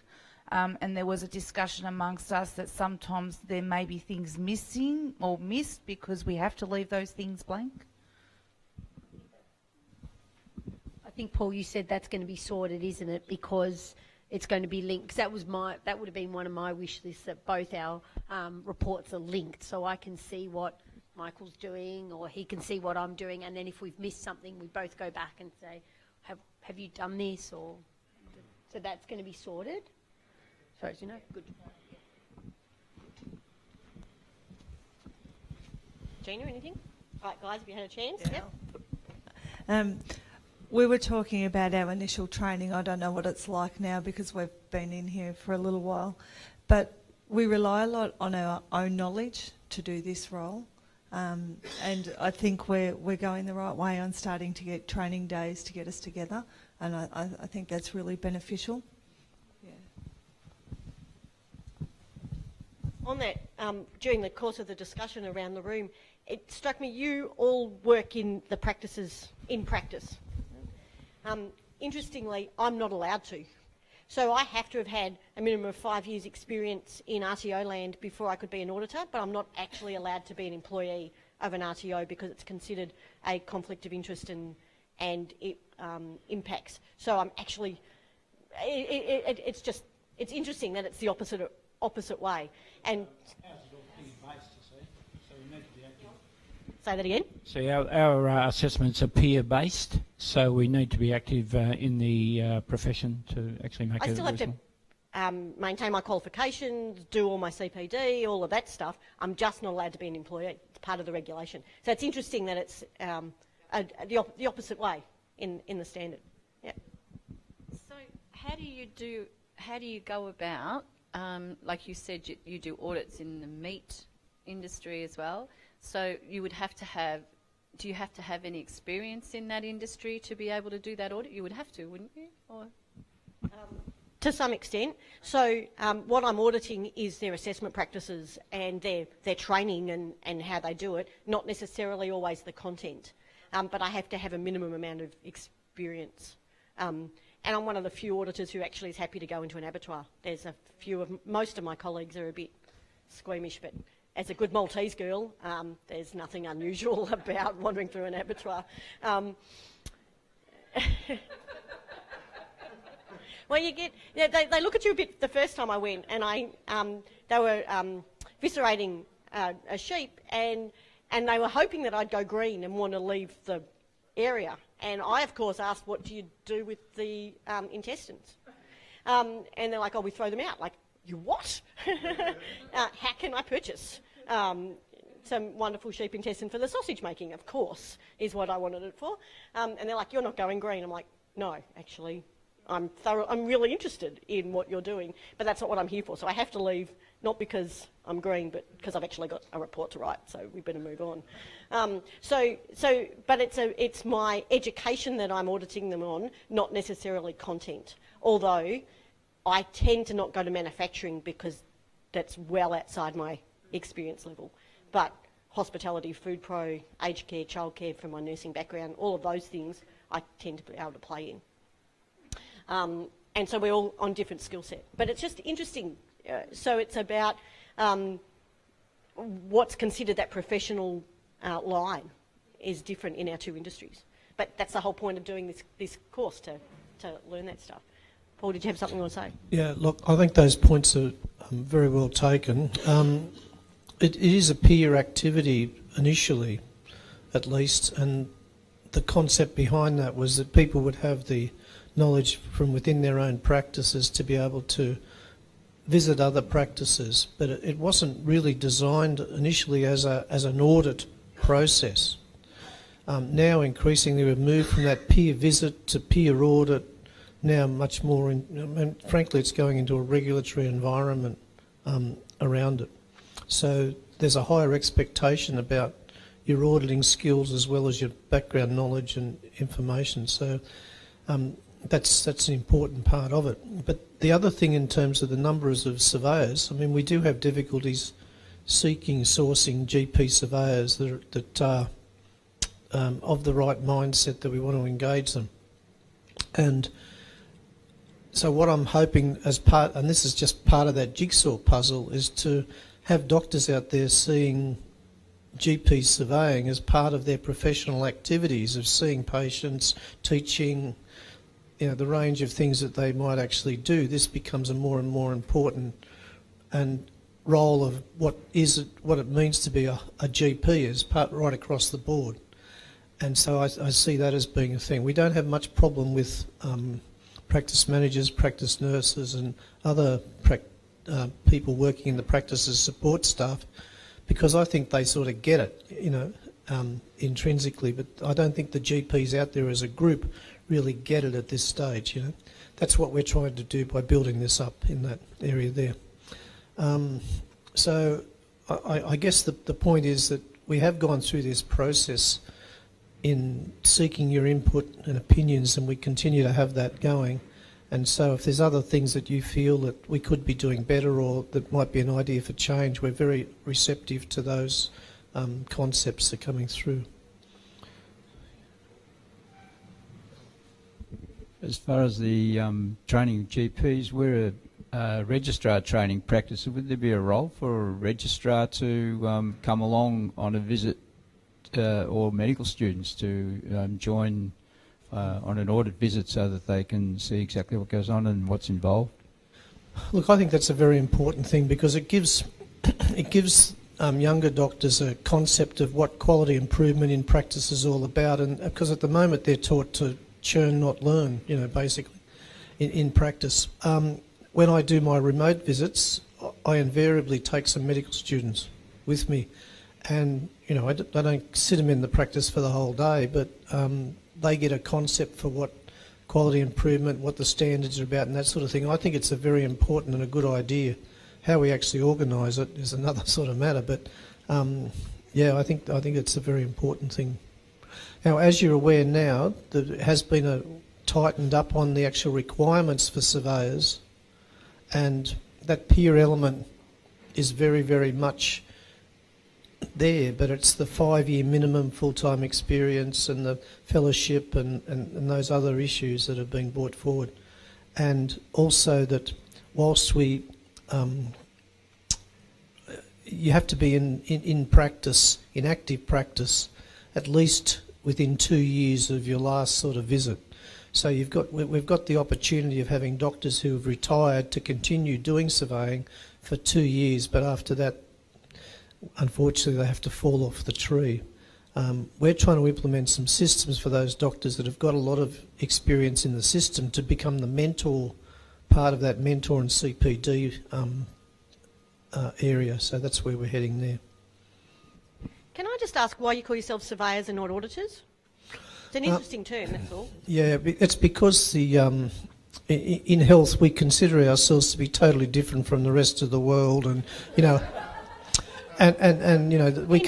we can't learn anything from anybody else and all that sort of stuff. It's something that just traditionally arose up as the thing. And I think it was also I think it was a nomenclature thing. I mean, auditor has this sort of concept of putting people under the thumb or whatever, but surveyors was seen to be more friendly, I think, at the time. But, yeah. True, fair enough. Which leads us very nicely into auditor competence. There are some definite skill sets for auditors or surveyors, whichever term we'd like to use. Communication, friendliness, eye for detail. You've probably picked up a few of mine, tablecloths as one of those. So it's the eye for detail, it's that pedantic, whether it be the sterilisation records, whether it be the OH&S, whether it be the PD points, whether it be the forest in the belly button, whatever it happens to be, it's that pedantic point. So personal attributes, just because you have a skill set doesn't mean you're going to make a good person reviewing that skill set. Yeah? Just because you can do doesn't mean you can teach. Just because you can do doesn't mean you can review. It's the same. And that ability to apply that knowledge and skills. There are a personal story. My awesome partner Miles rides iPhone apps. He's perfect IT help when I'm out and about and my laptop's not working. I can phone him and he can walk me through. Don't actually ask him though to teach you something, because he just goes boom, boom, boom, done. There you go. Why, I've showed you that already. It's like, no, that's not how you do it. So having that knowledge and skill doesn't mean you can do the opposite. And I'm sure we've all got examples of that. That's IT skill anyway. IT people are like that. They can't teach. Often. Yeah. He's really good with the kids when they go, but why? Because he'll go down to anatomical level, atom level, if that's what you need. The kids tend to get bored going, but why, before he's bored giving the answer. So there are, it just depends how you put it together. But auditor competence. Now that leads me to the second book that's sitting on your table. And this is the Internal Auditor Competency Framework. Here we go. It's the Institute of Internal Auditors. That's the second I. Internal auditors. They put this out in 2010, but it's actually quite useful. I don't expect you to read it today, because there's a fair whack. Now, being an ex-nurse, I'm used to Bennett's novice to expert. Those of you who are GPs have probably never heard of the nurse educator Bennett, but she wrote a fabulous book that talked about the novice beginner working your way through. So when you come out of training or qualification, you're at novice level, or even though you think you're more important than that, but you're not. And then how you work to become expert level. This competency framework is set up in a similar way. So it's talking about when you, just because you have the skill doesn't mean you're able to apply it. And it's working your way through. It might be something to look at when you're thinking about the mentoring and having the students, the med students with you, or even the registrars who really are just older med students, working their way through. I'm not going to assess you on this, and it's not part, if you follow through on the assessment, it's not part of the text, but I think it's thought-provoking about where do you find yourself. And when we're talking about the auditor competence in the team, where the other person is at a level. Just because you've been doing this a long time doesn't mean you're at expert level either. It's that ability to pull that knowledge together and move to the next step. So there are people who, the beautiful Joy Davies, who's the chief scone maker at the Royal Melbourne Show. I've never been to the Easter show, so I can't say anything for our friends in Gundagai. But the Royal Melbourne Show, Joy Davies pumps out between 1,100 and 1,500 scones a day for 11 days. Quite awesome. Ask her to show you, no ability. She can just pump out a scone that'll raise to this and will just be amazing that everyone comes to visit. She's an expert at making, but that doesn't make her an expert at teaching or showing. The same when it comes down to auditing. So people who have been GPs for a long time, they know what they do very, very well. When they see it, especially if they've worked in the same practice, and Joy's worked at the same bench for over 40 years making the scones, when they move to a slightly different bench, it throws them all out. Buy a new oven. Anyone who cooks know what that does to your ability to still maintain that standard. There is a skill about being able to move, and the fact that you're at a different practice once a week, twice a week, however often you're doing these surveys or audits, is a skill set that you shouldn't undervalue, because you're actually quite unique amongst your peers, because not everyone can move into a different place every day. From a nursing perspective, an agency nurse has very different skill set to a ward nurse, because they're in a different place every day, and they don't panic when you go to the drawer and there's no syringes, because that's what you're used to finding, because they're not used to finding it. They're used to using logic to find it. And it's the same what you're used to. You're used to seeing many ways to skin a cat, no matter which place you go to. Show me how you do your admissions. Show me how you do your billing. Show me how you do your sterilisation. Show me how you do your patient history. It will be different in every place. And people who have worked in the same place for 5 years have lost that ability to remember what it was like when you were new. You have that ability because you're new every time you do an audit. And it's a really important skill set that people often undermine. So you might be pleasantly surprised where you end up when you've read through this document. I'd like to think you would be. And it also helps you to work out, well, where's my skill set? Where do I need to go? What do I need to do to move to the next level? So it's not accessible. If you don't read it, it's fine. If you would like to cure insomnia, it's probably a good start.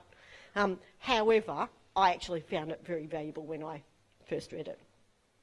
So hence I've used it. I don't want us to do this activity quite yet because I believe lunch is ready. Is it, Marco?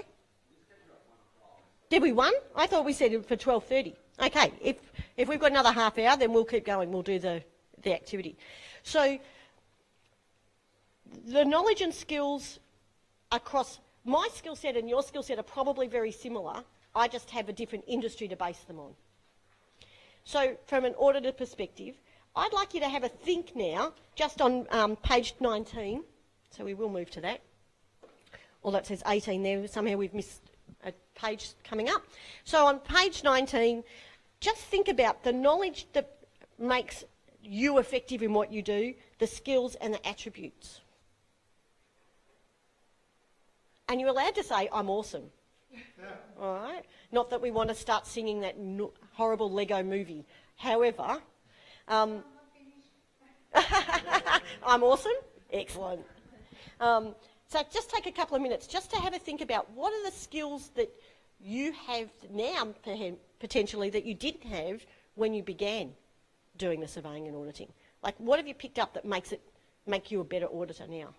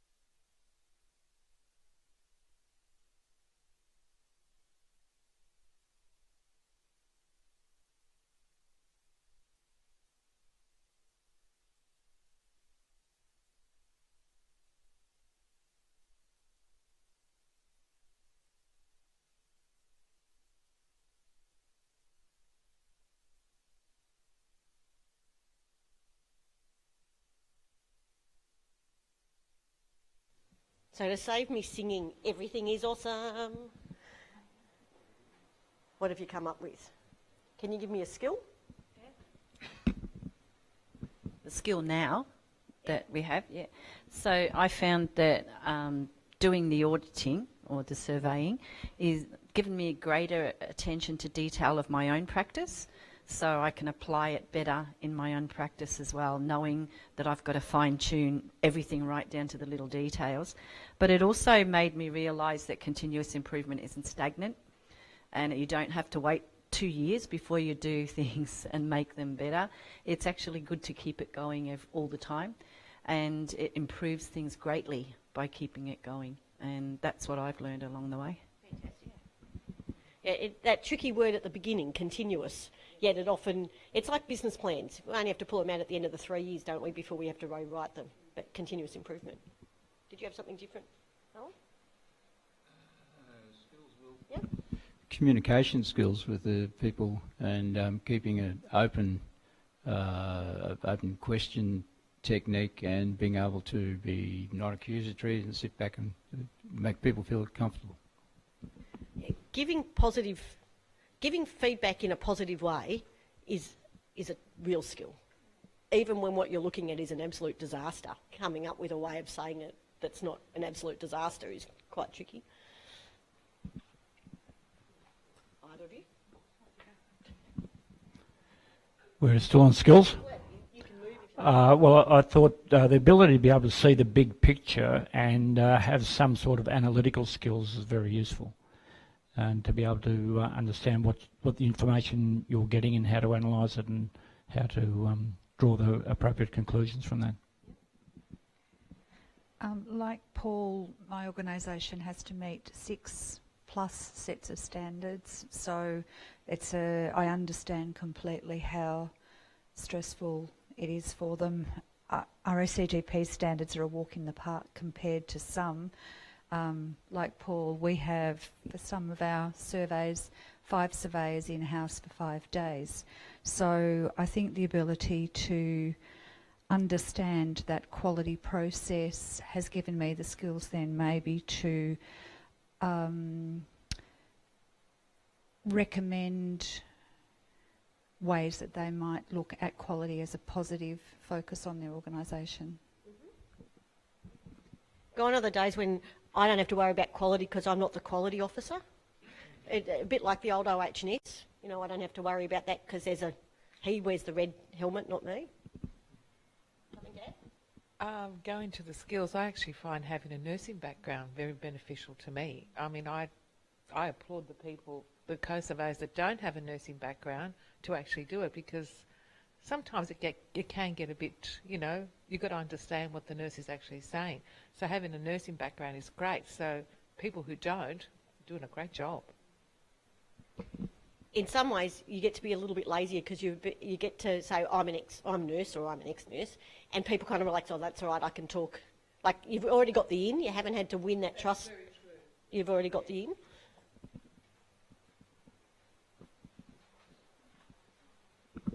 Any of the above? Anything different? Any of them? Well, attributes, I think, friendliness and an ability to put people at ease, I think is really important, especially when you first go into the practice. And I haven't picked on you yet.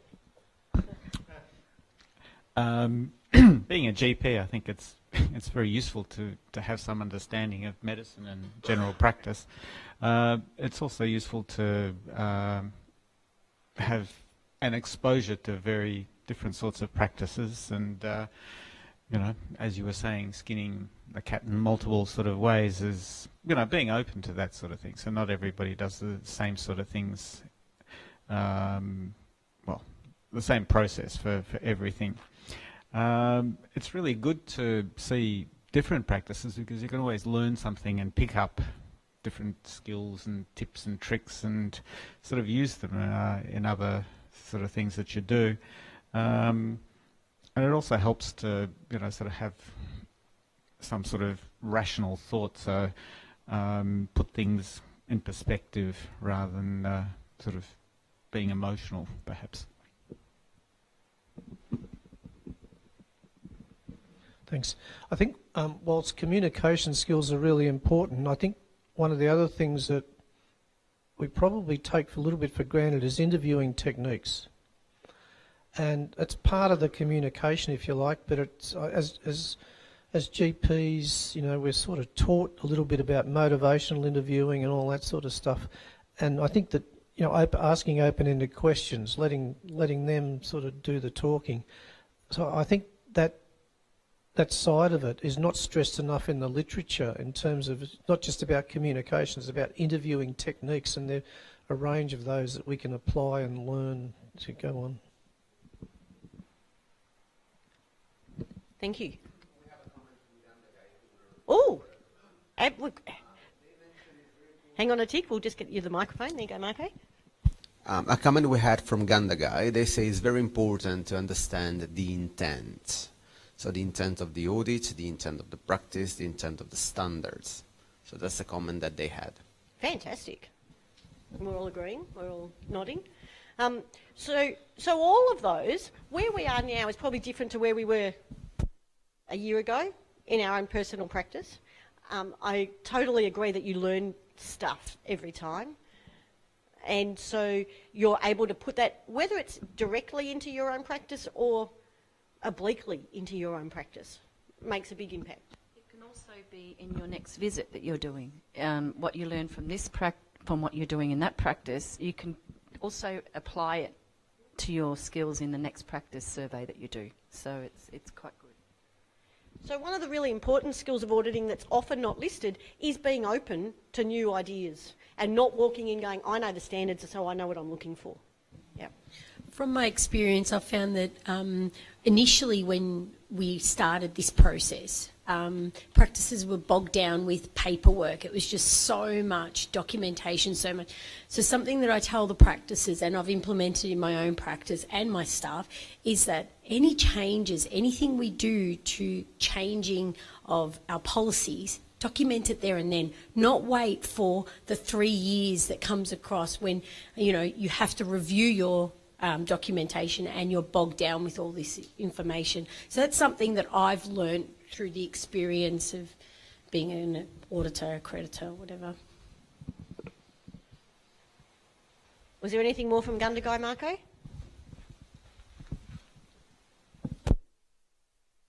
No? All good. Alrighty. So, whoops. So on page 20 of your book, we talk about some of the key competencies from an audit, and we've done many of these things in our discussion, but the personal attributes.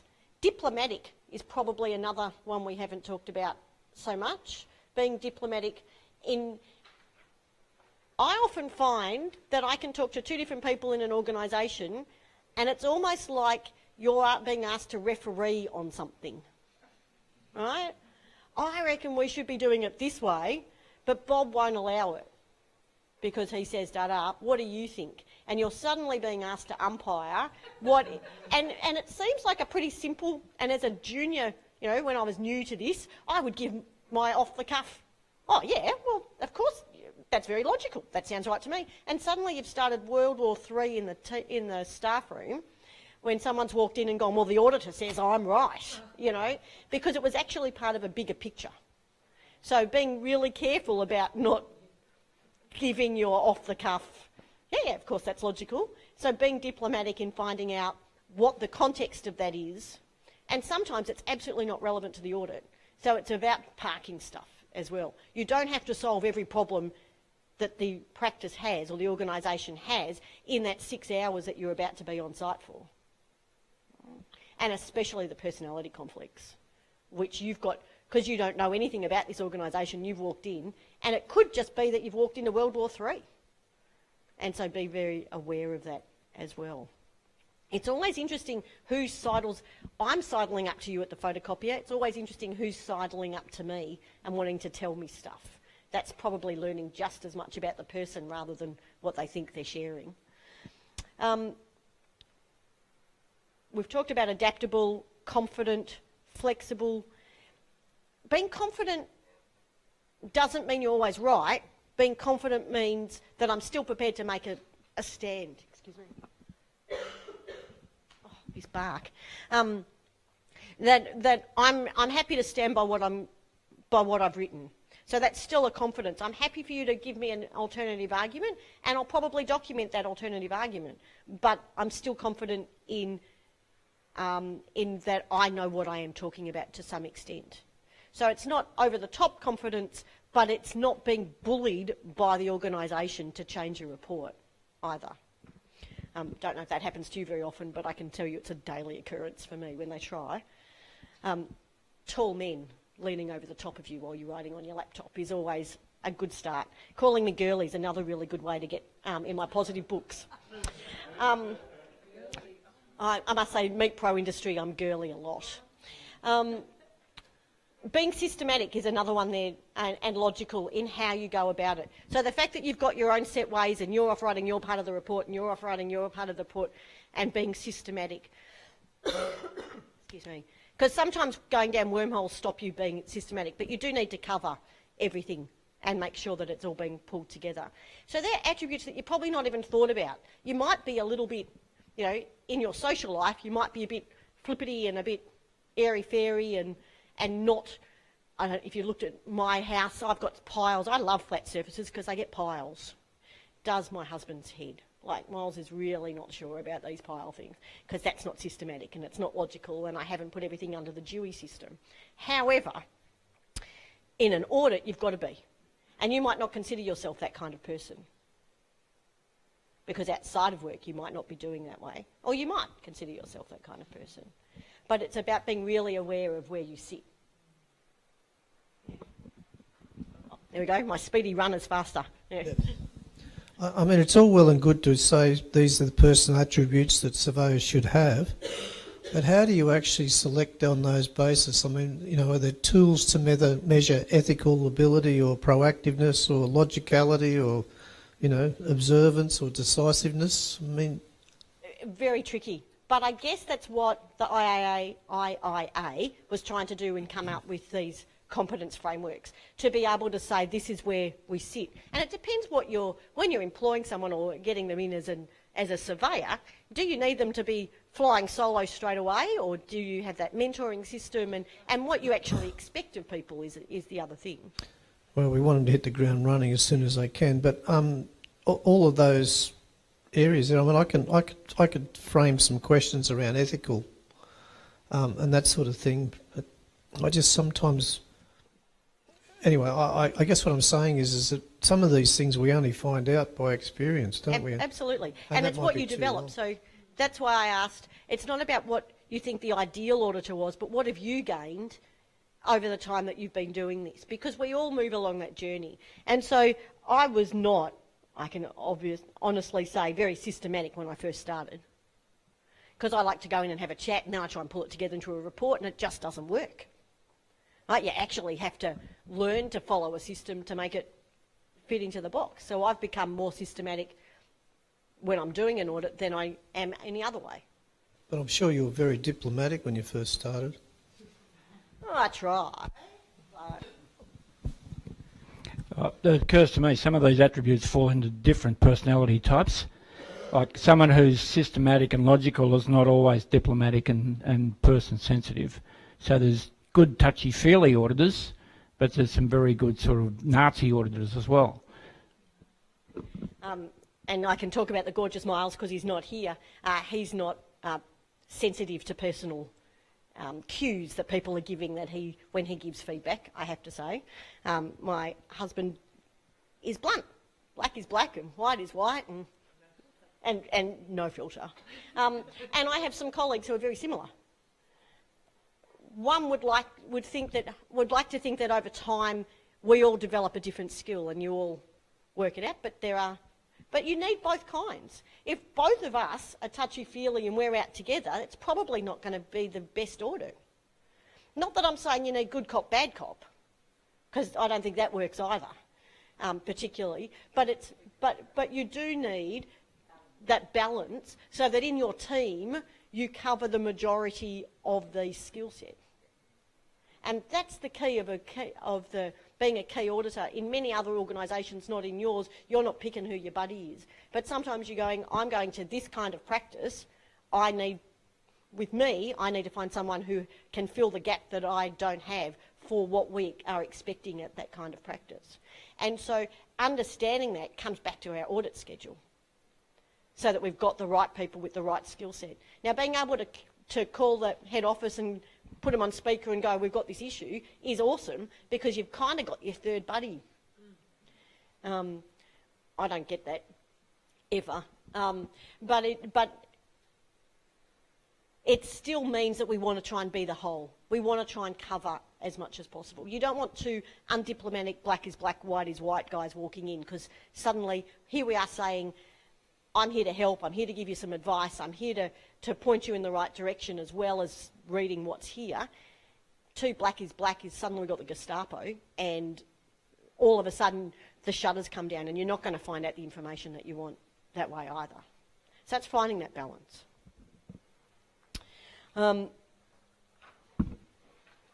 This is not particularly relevant to you guys because you're not scheduling your audit, because that's very much what Paul's doing. Doesn't matter that that's blurry, but you get the general gist of how we pull things together and what kind of audits. And inside your own practice, those internal audits that you're doing anyway, you're still needing to schedule. So how often am I auditing the sterilisation processes? How often am I auditing our patient histories? How often am I doing all of those things? And so it's about, are they short and sharp? Do I need to do them every month? Do I need to just have a clean pair of eyes coming in? So this is a non-education and a non-medical example. So it doesn't matter that you can't really read it, that it's a bit blurry. But it needs to be about, like, looking at the history. Do I need to do this more often? Am I not really following the continuous part of that continuous improvement? Right? Because this is an area that we always fall down on, so maybe we need to focus on it for a year from an internal perspective, not from your role here with QPA. I'm not going to ask us to do that activity. We're going to skip that one. We've got 15 more minutes. But because you guys don't do scheduling, but in many industries, as the auditor, you are doing that scheduling. You are planning how that will happen, what kinds of audits need to happen, when, how often and where. But it's not relevant to your practice, so we will skip that today. Understanding the concept of how to do that will be part of the assessment. You are not asked to write an audit schedule. Okay. But when you think about the areas that if you're planning a schedule, think about your internal audit at your practice that you work at.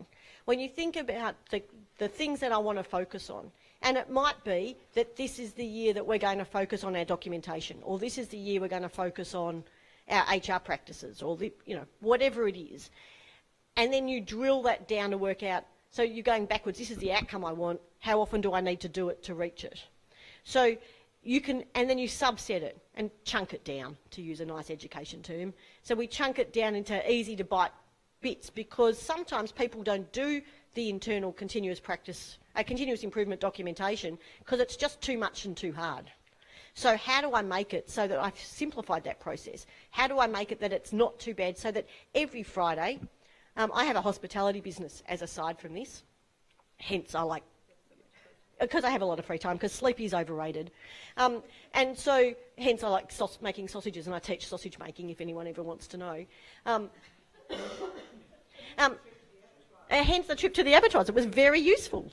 But they can't sell it. Just if you ever want to know, they can't sell it. Yes, I do. But it's about, when you're teaching people stuff, you're teaching them chunking it down. So you don't, when you first started, when you remember back, for those who have a medical background, when you first remembered infection control, the first thing you were probably taught, certainly in nursing, was hand washing. And I can remember the absolute panic that I had that morning. I couldn't eat breakfast, and Mum's like, "What's up?" I said, "I've got my hand washing exam today." And I was, because if you didn't do that, you couldn't go on to clinical. And like that meant, what does that impact on? So At the time, that felt like an enormous job to do the hand washing, especially when I couldn't reach the taps in the sink because I'm only 5 foot and they were enormous. So I couldn't use the elbow taps, and it spirals out of control, and suddenly this job feels too hard. So it's about when we're setting an auditing task for people, we don't want it to be too hard that they get, because once your anxiety level gets up, you stop thinking rationally. Of course I could have eaten breakfast. It was only hand washing. I probably did it 3 times before I got to the breakfast table. But it doesn't matter. You start needing to make it in a way that people can understand it and can use it. And that's part of the advice that we're doing when we're auditing. We're chunking it down so that people understand. When you talk to them about the standard of whatever it happens to be, and you quote the standard, that feels imposing and large. When you can chunk it down to that small part, whether it be the washing of the blades or the maintenance of the sterilisation or basic hand washing and what kind of soaps or whatever that they've got at the sinks and paper towels and all the rest of it, that is when we start making it so that people understand the journey you're trying to take them on. And as an auditor, we often, when we talk about getting the big picture of the organisation, we're often thinking of the standards and not thinking about how to bring it so that they're on the journey with us. So it's about making it part of that communication stuff, but it's about scheduling those internal bits so that people get it, and when they build enough together, they understand the picture of where they're headed, and the large standard no longer looks so daunting. Does that make sense? Yeah? But because sometimes you're in the role too long, you just forget how to make it. Just remember your first hand washing exam. Right? No, you don't remember? Too long ago? You never had an exam? See, that's the difference between nurses and doctors, you see? And we could go down that argument, but we won't, because we're all going to be friends over lunch. But nurses get hand washing exams, yeah. Marie? Yes. We just had a comment we talked about scheduling before, and from Gandagai they say that QPA is developing surveyor profile to assist in our audit scheduling and matching surveyors more appropriately. Is it a question or a statement? No, that was just a statement and a comment from Gandagai. Thank you, Gandagai. It is a good idea, because it does help. Yeah, you don't want to work together all the time, because then it's as bad as being by yourself because you're not getting that new input. But yes, if you can match to meet the skill set, that makes an awful lot of sense. Yeah?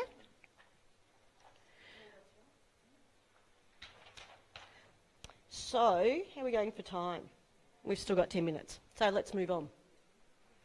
So, the actual audit activities. This is what we were going to do after lunch, but despite the fact we're chatty, we are... I'm really chatty, I'm sorry. It's fine. I learnt in primary school that if you sat up the front and chatted to the teacher, you didn't get told off for talking. Yeah. So let's talk about the audit activity, because it's not as simple as just rocking up, ticking some things off on a sheet, going home. Wouldn't it be nice if it was that simple? But it's not. So initiating the audit. Conducting a document review. Talk to me about the stuff you do before you've walked on site. Check policies. Do you get to see the organisation's policies? Sorry. Sorry, hi guys. Just to see whether there's been any non-compliances in their policies. That takes a lot of time in audit, on the day audits, if policies haven't been submitted. Is it a requirement that they submit their policies before you turn up? It's preferable, recommended, but not always. Yeah?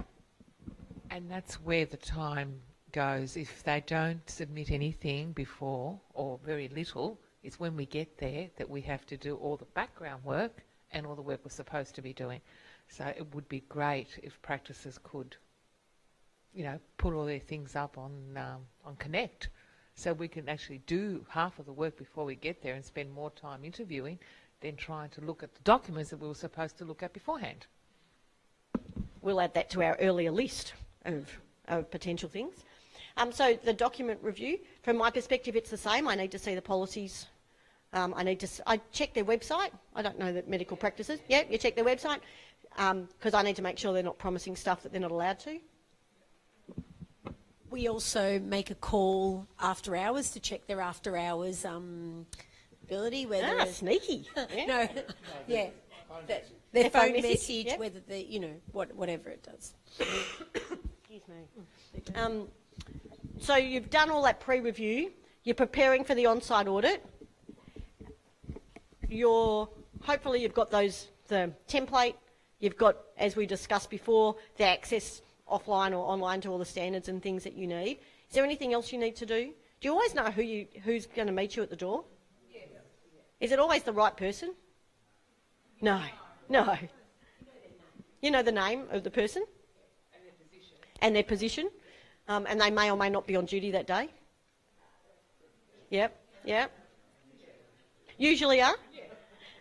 I can always say the MD for me is often missing in action, and so the poor quibbling training manager or compliance manager gets to sit with me going, oh, I wish he was here. It's like, it's okay. Yeah. Say that one again. Yeah, there's a lot of stress leave with the administrative staff sometimes. Yeah. That's because we're scary. But yes, so you've got all of that, so you know where you're going. You've put it into Google Maps the night before at least, so you kind of know in case you are having to go from the east side to the west side. I'm the same. I live in Glen Waverley and 90% of my clients on the other side of the West Gate. And so you're always being sent up and over. So you've got everything ready. Then we get to conducting the on-site, which is now going from 4 to 6 hours, which is fabulous. The distribution and preparation of the audit report, completing the audit, and then the follow-up. That's the basic process. Does anything that you do fall outside of that process? I don't think we actually do the audit follow-up. We don't do that at all. No. Yep. Okay. In my industry, they always send me back to a place that I've had a problem with for the rectification so I can just tick them off. Because they've found over time that they sent you and you went, oh, that wasn't a problem, but I've got a problem with this. And so the person suddenly had something else that they had a problem with. So the auditor who makes the recommendation is always the person who checks off the rectification. And that's just a process thing. I was going to say I don't necessarily think that we complete the audit either. We submit our findings, so to speak. And so consequently that gets dealt with head office. So those last two boxes are more about the head office. Do you ever get to see the end? No. Do you ever want to see the end? Well, yeah. We actually are getting some feedback lately of what the practice has said, but it's mainly about us more than the actual. Yeah, I've had that. Yeah, I've had it. You've had it too? Yeah, we've had it. Maybe it's all been bad. And from my point of view, I do get to actually follow up because when I go through and do a gap visit, I get the first preference of that practice to actually go back and see whether they've gone by my my action plan basically.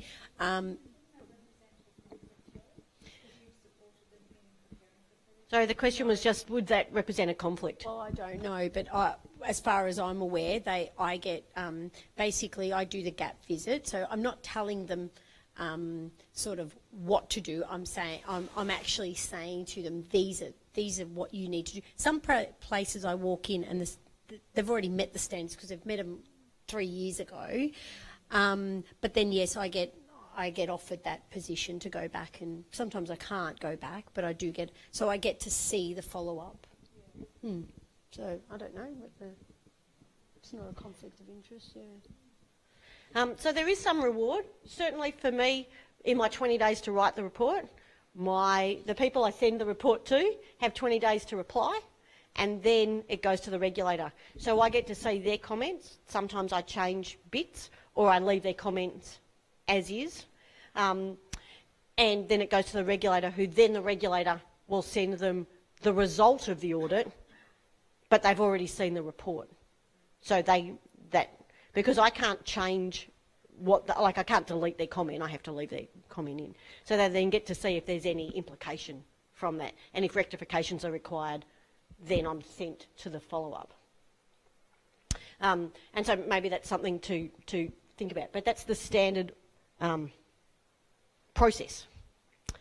So to initiate the audit, we actually need to have the audit leader, which for you guys is the GP, the audit team, and obviously Paul does that and goes, you two, you're on. And then establish the initial contact. So if you're not making your plan, that means head office is making the plan and saying, we will be there on Monday the 5th. All right? And there will be 2 people, and they know that there's 2 people coming. Do they know your name? Mm-hmm. Yep. So they know your name. They know anything about you? Or they can go, yeah, they can. LinkedIn is a horrible thing sometimes when people come up and tell you. They can veto you too if they don't want you to. Okay, so they can veto? Sorry, Paul? Next iteration, they will be getting CVs of surveyors. Okay. So they'll get to know a little bit about you. Or at least your profile. Maybe not your whole CV, but at least your profile. We'll have it all down there. How many people you failed, how many... What you like for lunch? Yeah. Are you gin or whiskey? You know, the important questions. Yep. No, I actually had that in the last visit that I did, and the practice manager, no, not gin, no, although I felt like it after. But she actually did research. She Googled me, she said. And I said, hello, I'm Georgina. And she said, I know about you. I've actually Googled you. So it's a bit of a... Yeah, it's a problem when you've got a common name like mine. Marie? Now we've got a comment. We actually had a question for Dr. Mara from Gandagai. Gandagai is asking whether Dr. Mara can comment on how the process will change with 17021 and the 5th edition of the standards. Did the question make sense, Paul? Yeah, I know what that's all about. And I think what we'll do is work with you for the next iteration, because it's going to become quite complex in terms of how the changes happen as a result of our JASANS certification. I mean, basically you'll see the same thing, but we will be required to do a desk audit and collate all the information and make sure we got all the stuff. The self-assessment process that you see on some of the Connect programs now will be mandatory for the practices. We've identified that those practices that complete the self-assessment do far better than those practices that don't. So that's going to become a mandatory part of our program. And we'll build a few other things in there that split it up a little bit. So initiating the audit, I think what we'll do is look at expanding on that, and then coming down to the document review, what documents we have to actually audit and how you go about auditing those. And all of that sort of thing will come through a little bit more complexity. So with 17021 there'll be a couple of changes. We have to do a 2-stage audit process. The lead surveyor will be responsible for the report, and there will be an element of conducting the audit follow-up with the lead surveyor. So it won't be our people in GPA that actually finalise the report. You'll have to sign off it the same way as what you've done after the practice has responded to it. How we actually manage that at the moment, I'm not real sure, but we'll work on it and get that there. So at the end of the day, you'll sign off on that report, then it will go to the accreditation committee and they'll make the final decision as to whether the practice is accredited or not. I think one of the things that concerns me about the RACGP standards is the mandatory nature of every single standard. Obviously some indicators are much more important from a clinical or an outcomes focus than others. But, you know, if you don't meet them all, then you don't get to be accredited. And I think there needs to be some sort of a quality improvement process that's built into the system. We're negotiating with the college on that at the moment. You know, for example, the requirements around medical records, I think, are more important than the new requirement, which is that the practice has a social media policy. You know, Now, they might have a fledgling policy, but the quality improvement on that is more important because they won't know what a social media policy is on day one of the 5th edition standards, you know. So they'll have to develop that, and unless there's that ongoing rapport, quality improvement activity, then they won't develop that up to the full extent. So anyway, so I guess what I'm saying is that, you know, you can not get accredited for very simple things. Yeah, anyway. So it will change under 17021, under our 17021 accreditation, but it means that there's a higher level of responsibility on the surveyors. And one of the complaints I think we've had from surveyors is you don't know what happens after you've done your visit. You know, did they fix this up or whatever else? So that's going to be changed in our system to sort that through, and it will all be electronic. Okay.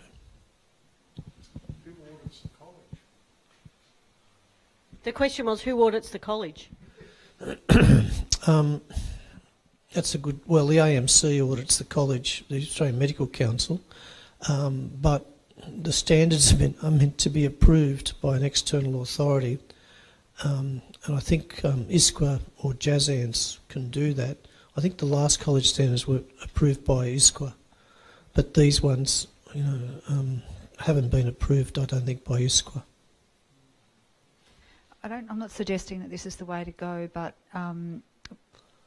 4 of the 6 sets of standards that I need to meet, they have a process whereby 6 months post your approved accreditation or survey visit, you have to then submit a quality work plan for the next 3 years, and that is divided up into a halfway point, and then you have a midstream visit at the 18-month mark, and the same again in the second cycle. So it forces organisations to, I guess, maintain, rather than general practice seems to operate in this crisis mode where, phew, that's done, we can forget about that for 3 years, and then this crisis situation where the last few months is cramming. So that's a whole different ball game, I know. But no. Well, in fact, practices are required under terms and conditions, and we're going to consolidate that into a deed, which makes it even a higher level requirement that they continue to meet the standards and notify us of any changes that are there. You know, I'm really doing this from the point of view of the integrity of the system, but also the risk management from our own organisation. Because you're right. I mean, you know, you could walk into a practice one day and say, yeah, they meet all the standards, and then 2 days later they could toss out their P&P manual or make changes or do what they like. Under 17021, we're meant to have an on-site visit on an annual basis of practices. Now, clearly that's not practical in a general practice space. It's also not cost effective, and we can't go to the Chunchunjaras of the world, you know, which is the most remote Indigenous community that we accredit, on an annual basis. You know, it costs a bomb to get there. So that's one reason why we've gone down the ISQA route as well, so that we can issue a certificate under ISQA as well as a certificate under JASANS. So they're different requirements. But some of the bigger corporate groups, we will be moving to the JASANS requirement for those corporate groups. So the other point that I think you made is in regard to the ongoing auditing arrangements. Now, you've got to remember that general practice accreditation is a voluntary activity, you know, and that hampers our capacity to develop systems that become a little bit more robust in some areas, if you like. But what we're doing there is that in the past the GPs have got points purely if their practice is accredited. Now, it's been one of my concerns that we need to engage the GPs much more, and so that with the 5th edition standards will no longer be the case, and we will be expecting that the GPs engage in a quality improvement activity in some way in order to get their CPD points. Okay, and that will most likely be a medical records audit that we set up, having identified medical records as the primary area of concern. Now, that information from those audits will be available to you as surveyors when you do your survey visits, so you can see what audit activities have been done at that medical records level. And if the GP says, yeah, I fulfil all those requirements, and you find they don't, then that becomes a very good opportunity for us to say, well, look, are you taking this whole thing seriously or not? And I think that's the key important thing that we need to look at. So. Alrighty. So Marco, if we break for lunch, how long have we got? Yeah, let's do a 40-minute. Where are they? Gundagai. Gundagai, we will see you again in 40 minutes. Enjoy your lunch. And for everyone here, lunch is provided up the back, or there is the very nice little cafe. And if you happen to go for the Blues, you often see some of the footballers in there if you choose. So just up on the corner, which is what makes me go. Absolutely. So see you all again in 40 minutes.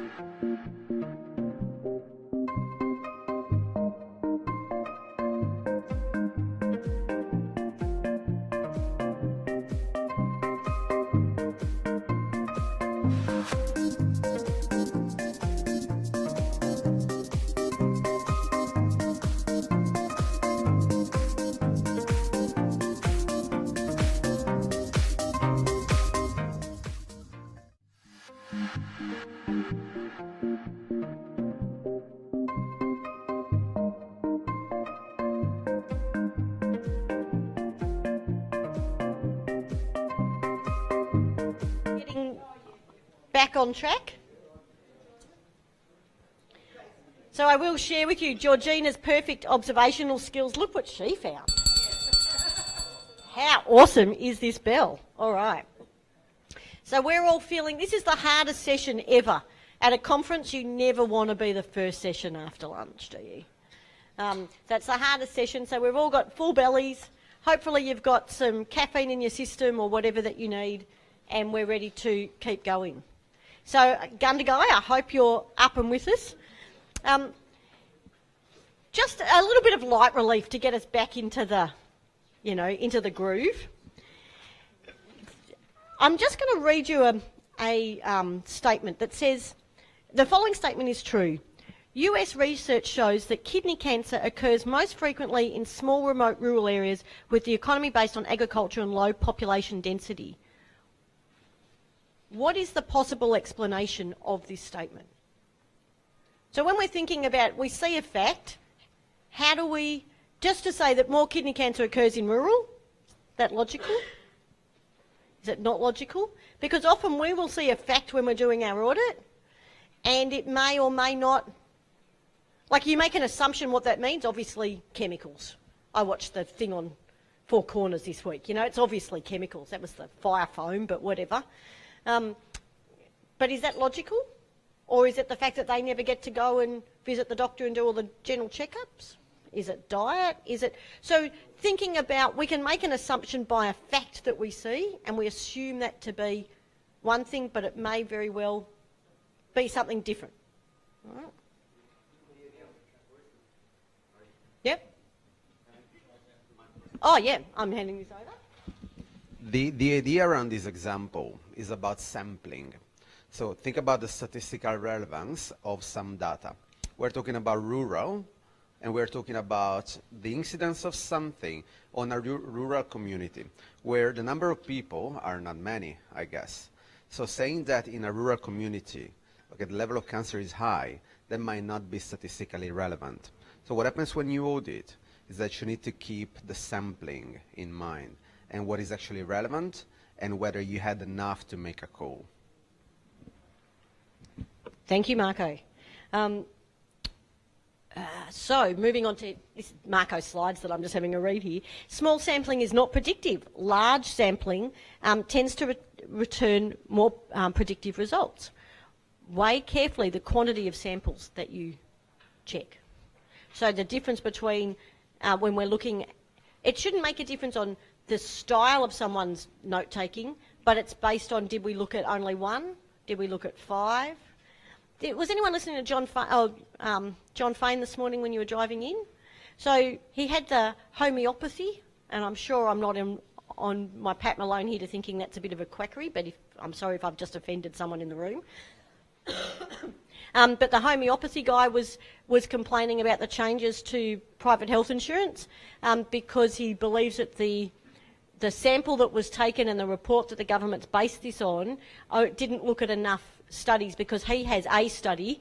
Yes, flawed. He kept saying it's flawed. He has a study that proves homeopathy works. But we could discuss homeopathy and its evidence along, but it's very much about the size of the sample is important. What's the next thing? So I want you to think about your immediate responses to stuff, because we all have a gut reaction to something. And sometimes, from an audit perspective, we have to keep it in, suck it in, sunshine, and look at the bigger picture. But here's a statement. As you consider the next question, please assume that Steve was selected at random from a representative example.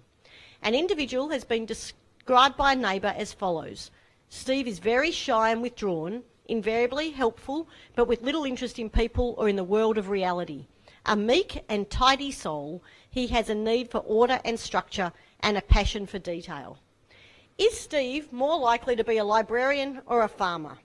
All right, hands up those who thinks our tidy soul, meek and, how do I describe him? Meek and tidy soul, need for order, passion for detail. Who thinks that Steve is a librarian? We have a few. Yep. And who thinks he's a farmer? We're about half and half.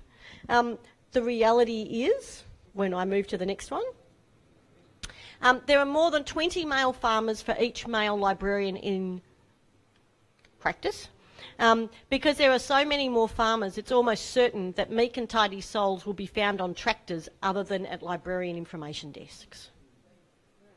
That's a good example, isn't it? Yeah, and it was. There are some male librarians, but not many. When you think about your school or university, or they all tend to be females. And there are, as a very proud card-carrying member of the CWA, there are plenty of women farmers too, but they just don't get the recognition at all. So, last one for immediate response, and then we'll move on. A bat and ball cost $1.10. The bat is $1 more than the ball. How much is the ball?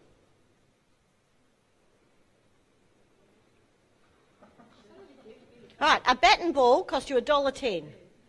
The bat costs $1 more than the ball. How much is the bat? Oh, how much is the ball? Doesn't really matter. How much is the ball? This is a trick question. Quite potentially. So, what? 10 cents. Yep. Those who think the answer's 10, there's a few. You don't trust the questionnaire or the question. Many thousands of university students have answered that bat and ball puzzle, and the results are shocking. More than 50% of students at Harvard, MIT and Princeton all gave the intuitive, yet unfortunately incorrect answer of 10 cents, which is the incorrect answer. At less selective universities, the rate was more than 80% who failed to check this, because the answer is actually the ball is 5 cents. So the bat is $1.05. I'm not going to teach you the maths. I already told you maths wasn't my strong suit. All right. Now, thank you, Marco. They made us all think a little bit for a minute. I'm going to hand Marco back his computer, and Marco's going to have to duck out for a bit. So, over lunch, a number of the Melbourne people, and sorry, I was about to say Port Macquarie, but it's not, a Gundagai. A number of the Gundagai people weren't able to ask, but questions I was asked was about assessment and where to from here. So we're going to wait until Marco has to leave now, but he's going to give a presentation for the last few minutes to be able to answer all of that questions, or all of those questions. My English just walked out the door then. All right. So, getting back to audit activities. Any questions first up of anything we did this morning? Any burning thoughts? I don't want you waking up at 3 o'clock in the morning. I mean, you can wake up at 3 a.m. and think of me, that's okay, but I'd rather it was a positive thing and not a burning question. No? All right. So let's get on to the slightly drier stuff. So, document review. So, as we heard from Paul, before lunch, that they will be having to send you the policies and procedures beforehand, and they will have to do the self-assessment. That gives you a fair bit. So how much time do you get those? Do you get those the day before? Do you get them? It depends. What would be an ideal time? 10 days. 10 days? Yeah, a week to 10 days? Yeah. That's a nice time, because you all only do this part-time. You all have, I was about to say real jobs, but you all have other jobs and family and sport and life that gets in the way. So, okay. So, when you see these, are you starting to fill in your audit report already, or are you reading it as background?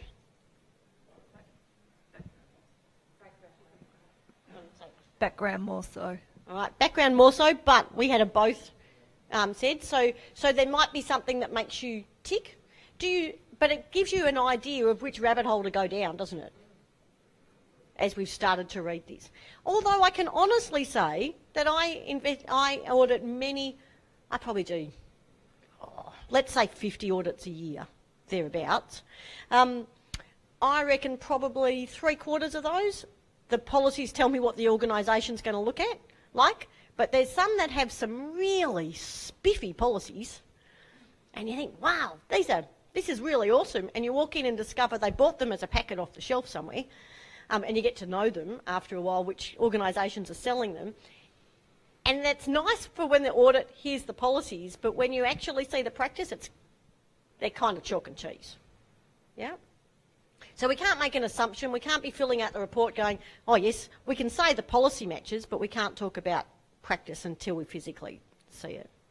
Yeah? But it gives you an idea, tells you what to start looking for. Do you ever get sent minutes of meetings, so they're quality improvement meeting of the team or the team meetings?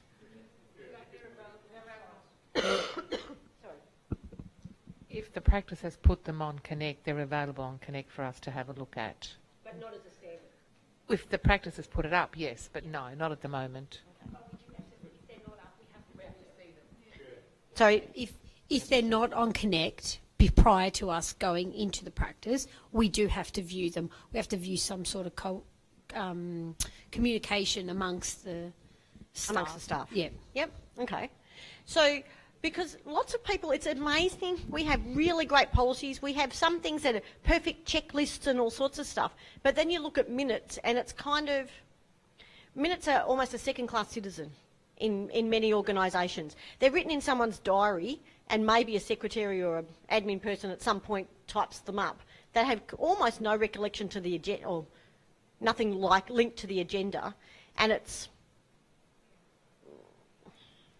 I'm trying to think of the right word in English. It's basically a mess, and so you end up with the minutes that will show you a huge insight into an organisation. So they're not addressing the standing items that are on the agenda, so it's not matching up. Exactly. Minutes are probably the most fascinating things to look at because it tells you how an organisation actually works. And it might just be you have a really fabulous minute taker, which, as I said right at the beginning, if any of you are, I'm very happy to have you come and audit with me. How they record stuff. In general practice, and this is my question, not an auditing question, is there a standard way that does every general practice pretty much use the same forms for recording things, or is each place write their own? Each place writes their own. And they haven't reinvented the wheel completely, but it's tweaked, but they do their own. Okay. Do you ever get to look at data? So do you actually get to look at patient files? You get to look at accounts, patient surveys? Sorry. We have to review the medical records, so we need to look at usually minimum of 20 different records from hopefully from each doctor that's in the place. Do you get to pick which records? Yes, I insist. So they give you a list, or do you just randomly? Sometimes they give us a list, but I get the calendar out because now they're all electronic, and I go back a week, choose somebody from a particular time, and then look it up. Okay. Totally random. Totally random. Yeah. And that's a fabulous ability. When I audit on behalf of the regulator, I get to do that. When I audit on behalf of the funding organisation, unfortunately, I'm told which people to look at. So by you choosing when I'm sitting here and I say to the receptionist, Mary, can you get me this file? Or if it's online, awesome, but if it's still a paper file, get me the file. They've got no pre-warning of the list. Excellent. Unfortunately, the funding body sends the RTO the list, usually the night before. And it's bizarre how perfect files start to be when they've had that. That's not really an audit then to me, sorry, because if they're just making it perfect for you. The question was, that's not really an audit because they're making it perfect. It means that I look at things slightly differently, but I can tell you I've rarely had 100% okay. Like they still manage to stuff it up, yeah, as such. So, but looking at the raw data and making your own impression as opposed to necessarily just the reporting that someone does.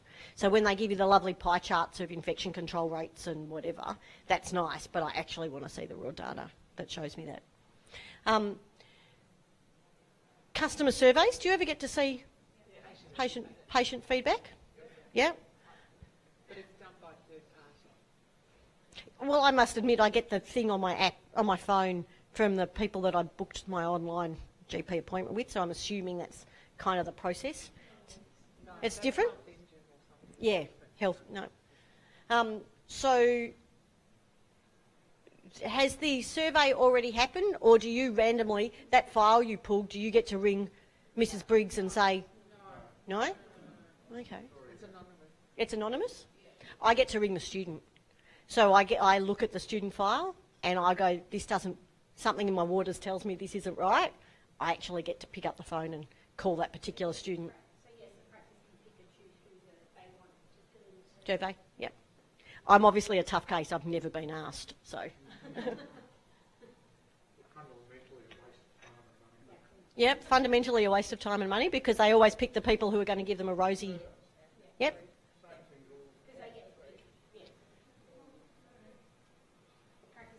Can choose who they want to fill in the survey. Yep. So we have no control over that. That's done 6 months prior for us, or 3 months prior to us visiting. It's exactly the same things all the time. Waiting time for the doctor's too long. Waiting time's too long. For the doctor, to see the doctor. That's the common complaint. No cups in the water cooler. Yeah, whatever. You know, all of those important things. That when you're sick and you're sitting there, the TV, that drives me mental. But anyway, moving aside. When I'm sick, I want quiet. It's bad enough that there's screaming children. I don't need. But you know why the TV's there, don't you? Privacy to stop the sound. Okay, that's why. There you go.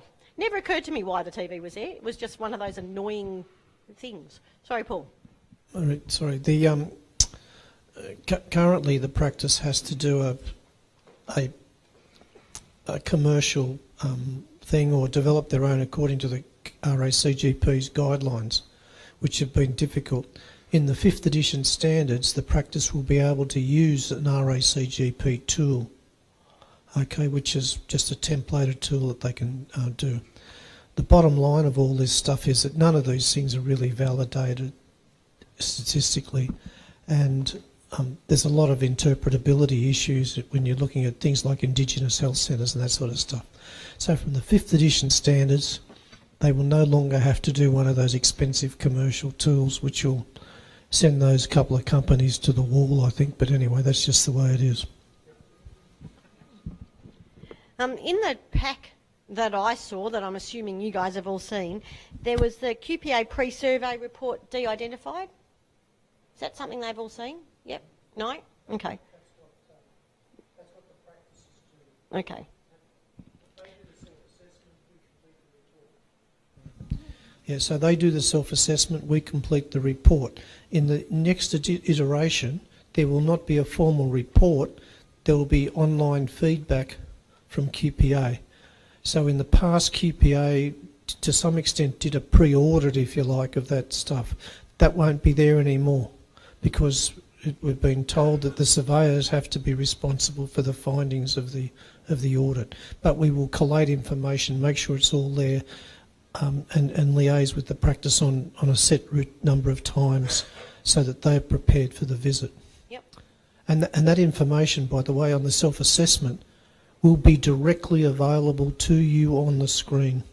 So when you're completing your side, you'll be able to see what the practice has actually said. Okay? And you'll be able to click on the part there that says document, and that will upload the procedure or policy or whatever, so you can see that directly. So it'll all be there on one screen. You won't have to go and find it and chase it like you do at the moment. That sounds like it's streamlined. Yep. Hopefully that works.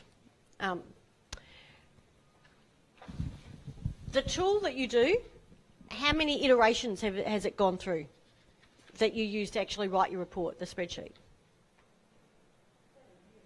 Done in new? It's a new? So it's nice and new? Okay.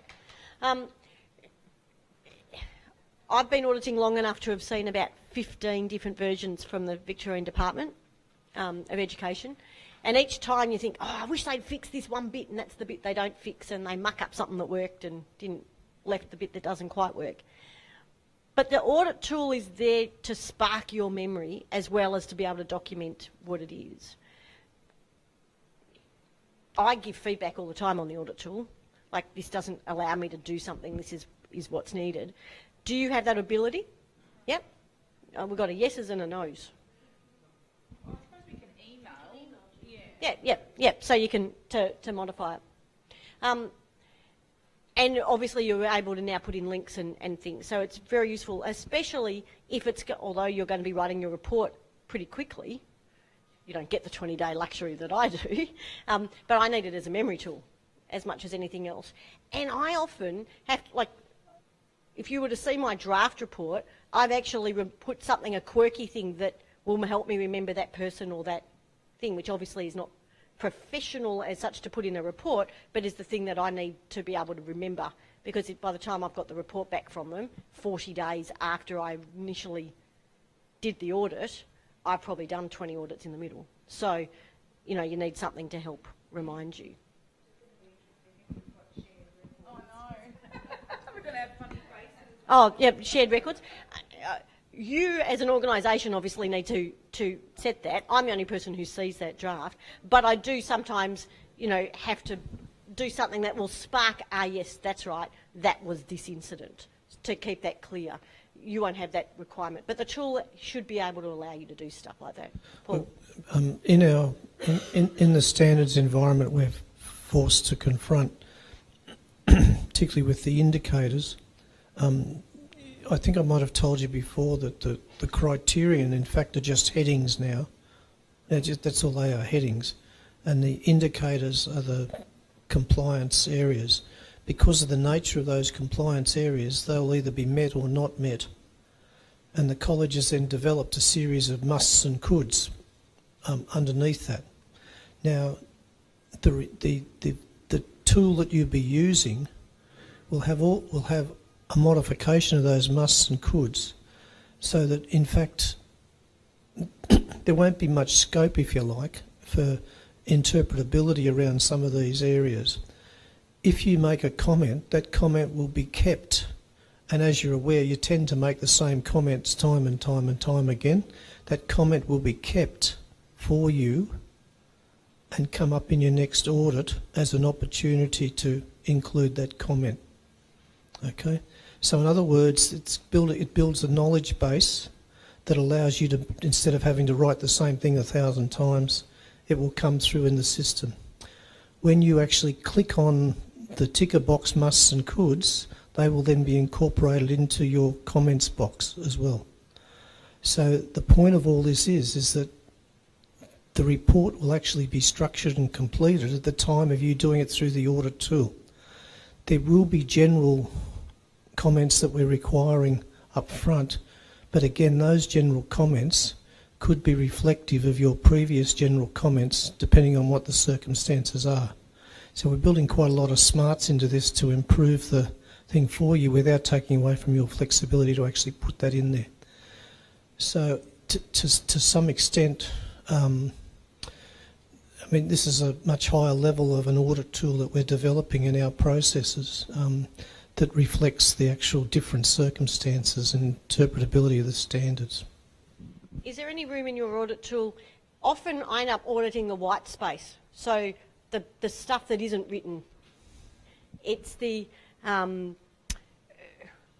look at files that all have beautiful assessments in them, but it's the... So talk to me about the students who aren't finishing their assessments. So talk to me about that gap in the middle.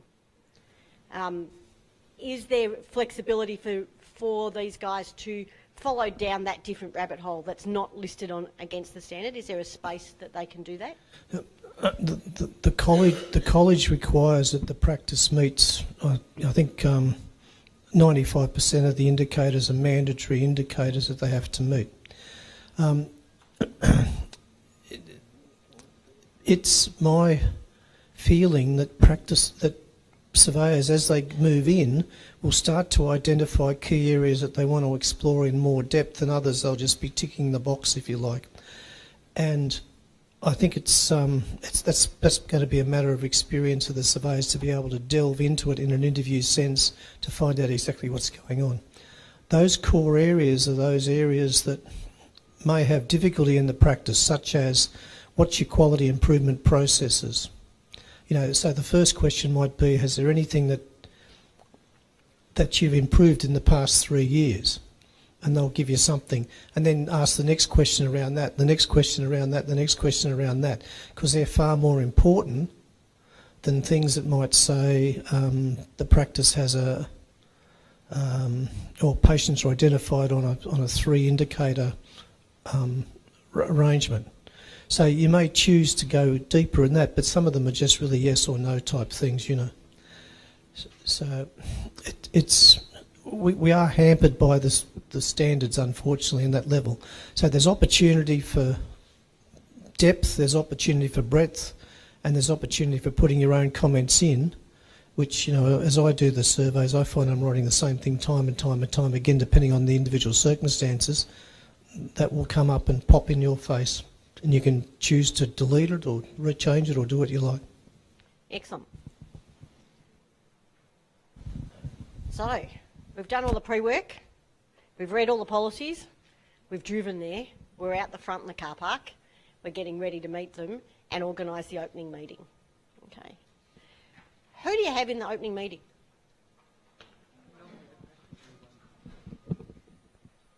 It's usually the practice manager and the practice principal, but basically anyone that they'd like to have involved in the pre or post meetings is fine. I always find that always very interesting to see who lines up. Usually the MD, in my perspective, or for you, the principal, is there. But sometimes, as we said before, they're MIA, and so it's someone else that they've dobbed in. Is it always the same people in the opening as in the closing? Yeah, you always have? Okay. In my experience, that doesn't always work. And so I often end up with, especially if I've found issues along the way, different people will be called into the closing meeting. So the sterilisation issues, and so now we've got the person who's responsible for that is brought into the meeting because I've asked the question. Hang on, T. Just behind you. Yep. Who the practice wants to bring into the closing meeting. So we have it open. We have it open to everybody. We ask them who they want to bring in. We normally tell the practice that we're going to have a meeting in 10 minutes. Whoever you'd like to bring in, bring them in. So sometimes practice nurse is in there. The receptionist we interviewed is in there. So everybody that was part of the accreditation has been in there. Perfect. So in that opening meeting, I'm sure this is similar across what you guys are doing as well. The purpose is to introduce the audit team. Now, if they've already got your CV or at least your profile and they haven't had to Google you or LinkedIn check or whatever it is that they've done, so introduce and explain what you're going to do. So it's really clear to be able to say, I'm going to be looking at this part and my buddy here is going to be there. But you can, if you can't find the person you want, come and, cross over. Confirm the audit scope and objectives for you because it's pretty standard. That's 2 seconds. And the audit timetable, we're here today. We plan to be finished by about 4. We hope to have the closing meeting happening between 3:20 to 4, thereabouts, so you've got the opportunity. Clarify the methods and procedures. I'm going to be walking up and choosing, looking at your calendar and choosing the files I want to audit from there. So just be really upfront so they know what you need to do. This is when you get to say, and I prefer black coffee or, whatever, or if you're not allowed to do that. ASQA, when I audit for the national regulator, I'm not even allowed to ask for a glass of water. I have to have brought it all in with me. And I have to refuse if someone offers me a glass of water because ASQA does not allow me as the auditor to take anything from the organisation that I'm auditing. Glass of water. The Victorian guys don't have that problem. I'm allowed to say long black would be lovely, but I can't when I'm here for ASQA. Clarify the methods and procedures we've already talked about. The formal communication channels. This is the time when you say, if I come across something, how would you like me to let you know during the course of today? Are you always in the room by yourself or do you have the staff involved? Bit of both? I like having the staff involved. I like having someone there. As much as, and I often explain it as, I'm going to teach you to look for what I'm looking for so that next time you're prepared and you're able to be doing this ongoing continuous improvement. So when I'm looking at your files, I'm looking for these things. And you can say, oh yes, we use a form called the PTR, the pre-training review. Yes, the PTR's been there, that's nice, but I'm actually looking at what the questions the pre-training review asked. So it's not just that the form's there, that doesn't get a tick. I see a lot of files that say PTR tick, and I look at them and go, they weren't worth the bit of paper they were written on. So it's about what's in it, not the fact that the bit of paper with the right heading is in the file. And that's often an education thing, because the poor person doing the role was just told, make sure there's something there that says PTR and tick, and move on. So who's in there? What formal? Do I talk to the person in the room, or do I need to go and find the MD's PA to have this discussion? Confirm the resources and facilities. Do you take copies of stuff while you're in your audit? No? Okay. I'm expected to take copies of certain things, so I need to be able to, can you tell me where I can find a photocopier that I'm able to access this on? And where's the sign sheet for me to say I've taken a copy of that? So it's about making sure. Finalise the method of reporting. So that's explaining. Lots of you forget because you do this every day, but you may well be finding a practice manager, this is one of their first ones. So you need to walk them through. This is what will happen in a closing meeting. This is when you'll get our report. This is what will happen from there, and fill that in. That whole education thing about that mutual respect. Information about conditions when an audit is terminated before it's finished. Has anyone ever had an audit terminated? You never found anything so bad that you needed to stop this right now? Yeah? Well, you don't tell me the whole story, but yep. Oh. It wasn't actually stopped, but they were totally unprepared. So I rang GPA at the time and just gave them a heads up because they hadn't even organised for a doctor interview or anything. It was just a practice that wasn't appropriate. Yep. And that sounds reasonable. Anyone else? I've recently turned up to a survey visit where they'd forgotten that I was coming. Everyone's on holidays? Or? So I had to wait for the practice manager. It was actually a relocation visit, so I went and had a coffee and then waited for the practice manager to decide to come to work. But I did ring GPA and we sorted it out that way. But yeah. I once terminated an audit because I felt unsafe. So I rang the department at the time. So this was, some schools and colleges are run out of people's homes. That's where their office is.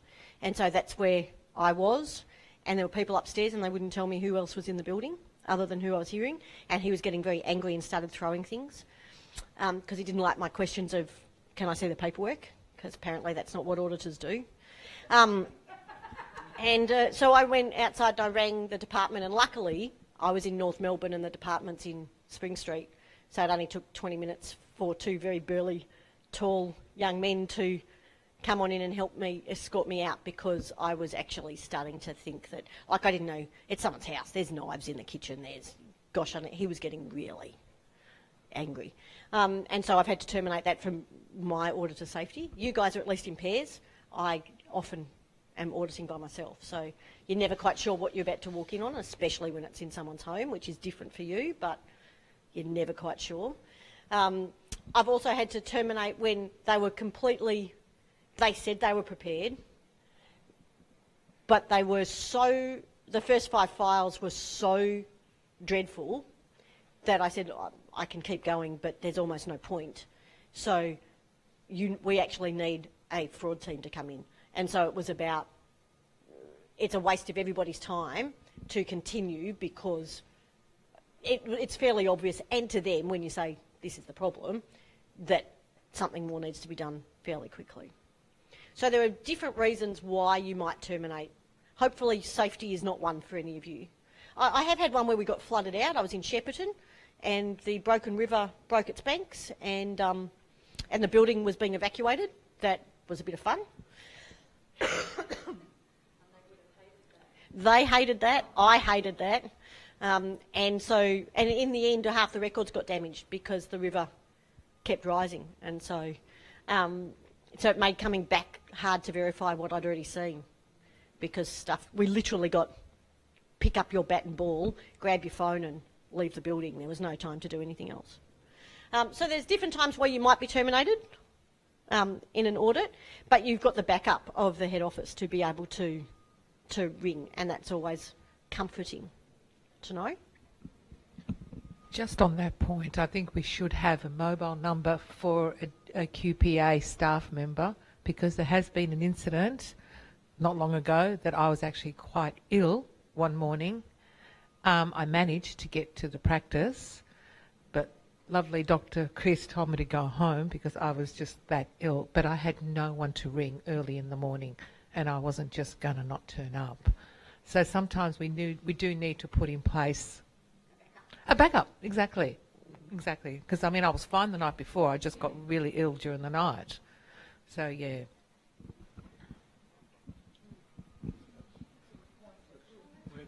We're sharing personal experiences here, I think. But one other aspect that happened to me was an unrecognised conflict of interest, where I turned up at a practice and the doctor there was someone I'd had some regulatory experience with in the past, which didn't go too well for the doctor, but I hadn't remembered it at all. But he pointed it out to me, and he asked me whether I had a conflict, and I said, why wouldn't I? And he reminded me about our previous association. I'd forgotten all about it. And he was quite right, and I said, you're quite right, and I remember it now, and I do have a conflict, and I can't continue with the survey. So I rang head office and said, explained the circumstances, and they agreed. I said, yeah, terminate it. And it's amazing when, because you don't always remember, and you do see, you guys would see thousands of people every year. Not always for the right reasons. I once woke up in hospital with a nurse putting a drip into my arm, and I looked at her and went, oh my gosh, because I'd actually failed her. And she, as soon as I worked out who she was like, I'll get someone else. And I went, no, it's all right, I'm sure you've passed by now. Like, just get the dripping. But it was, you know, never be an educator in health, I guess. Right, and making sure that the opening meeting allows them to ask questions. And so you're setting the ground rules of what the audit will be like. Because if you're the kind of auditor who wants to sit there and I don't want anyone to disturb me and I just want to go through this paperwork and I'm just going to do that, then you'll set that scene. Because remember, they're all thinking they're at the principal's office. So they're all assuming they can't ask questions, that they can't tell a joke, that they can't relay that kind of personal story. So when I audit, people find out an awful lot about the gorgeous Miles. And so you end up giving stories just to help allow that so that they can give you stories back. Because remember, communication is two-way. You don't have to tell them every bit of detail, but something, so that you've got that warmth and comfort that you were talking about before. So, when we're actually doing the audit, we are obviously doing some interviews. We're doing some observations. We're reading the documents. We're looking at the records. We're looking at summaries and reports. And you can do it in a very clinical way, and I don't mean that medically clinically, but you can do it in a very dot point way you work it through, or you can mix and match around. The fact that you don't get to pick who you interview necessarily may impact. And remembering our sampling size example, that will always skew it if you didn't get, even if you did get to pick, sometimes it skews, because there's always, who knows what our unconscious bias is? You know, do you automatically pick for the girls or pick for the boys? Do you automatically, when I see a Maltese name, I'm going to pick it? You know, like, is it one of those that you don't even think about until someone pointed out to you? And you're like, oh, that makes a whole lot more sense. So we don't know it. We don't know what we don't know, to quote a particular US politician. But it's about trying to be aware of some of that unconscious bias. Now, I'm going to pick on you for a sec because you giggled at that point. So why did you giggle? Unconscious bias, I don't believe you. Oh. Okay. Hopefully we don't have conscious bias that we're following with. Yes, as well. And especially when you're in cross-cultural, cross-socioeconomic groups, that we're all human. You all make an assumption about a different group, or about a rural community versus a metro community, or whatever. It's part of being human, but it's about being aware and professional about what that means when you walk in that door then. So, is your report a conformist report or a non-conformist report? A non-conformist report? So you're only reporting the things that go outside, not the things... No?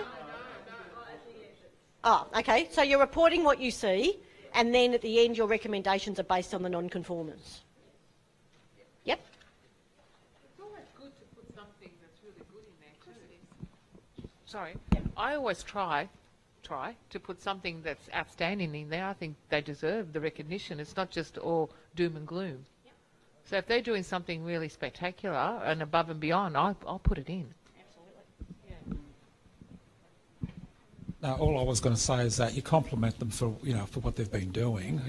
Find the positives, so don't make it all about dreariness. Yep. But at the end of the day, it's about the non-conformities as well. But you don't focus on the negative. You give it a positive spin. So. When you say, and I get asked this all the time, I actually have to write things like, this is non-compliant. And then I have to state what standard it is. So you have to back why I'm recommending that is non-compliant, so that it is not a personal judgment. I mean, it is. There's still subjective interpretation, but it's based on standard 2.4 says, and you weren't doing it, so that's why I put that in. Yeah.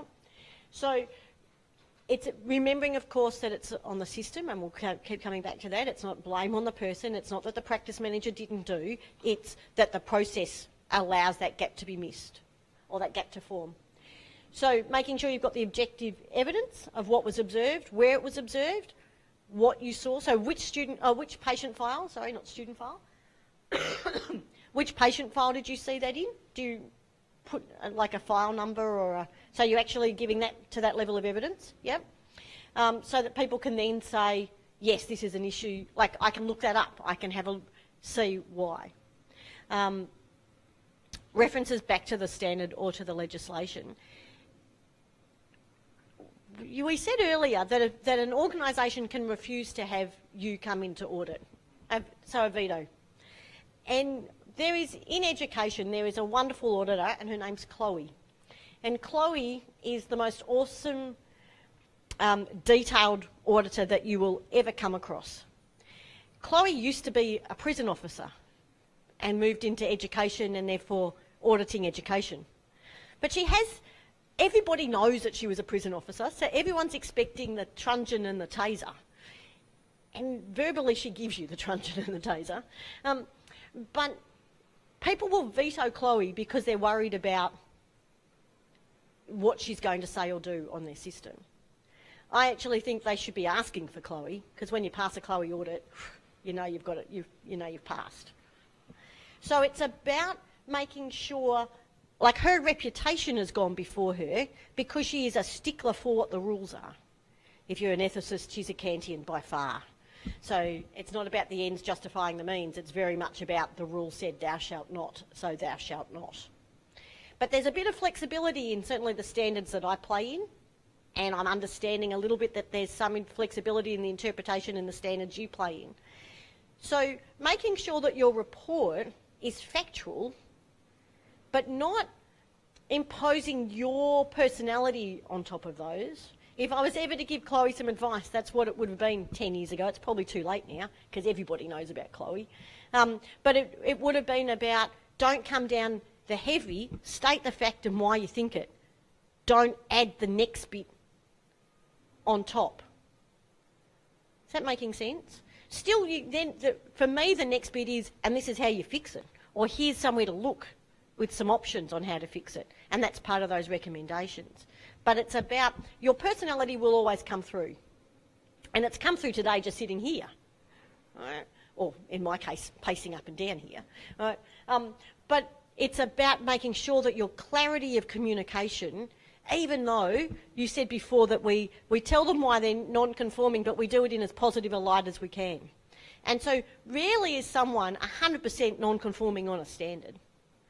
There's usually they've gotten part of the way and they've missed a bit and gone off on a sidetrack or haven't completed the cascade or whatever it is. So it's about providing that without giving the heavy hand over the top. It's actually really hard to write non-conforming well. It's easy to give someone praise on something they're doing well. It's harder to write non-conforming well. We've got a few nods. I'm feeling the sugar level dropping. I'm going to say, come on, drink a bit more of that Coca-Cola or whatever it is you've got on your desk. But and you list every non-compliance or non-conformance in your report? Okay. I don't have to. I just have to give the bulk of it. So then when you've done that and you've called the team together, how do you, I promise no role play, but how do you open your closing meeting? Thank you. Yeah, that's a good start. For having me, even though I'm not allowed to accept a glass of water.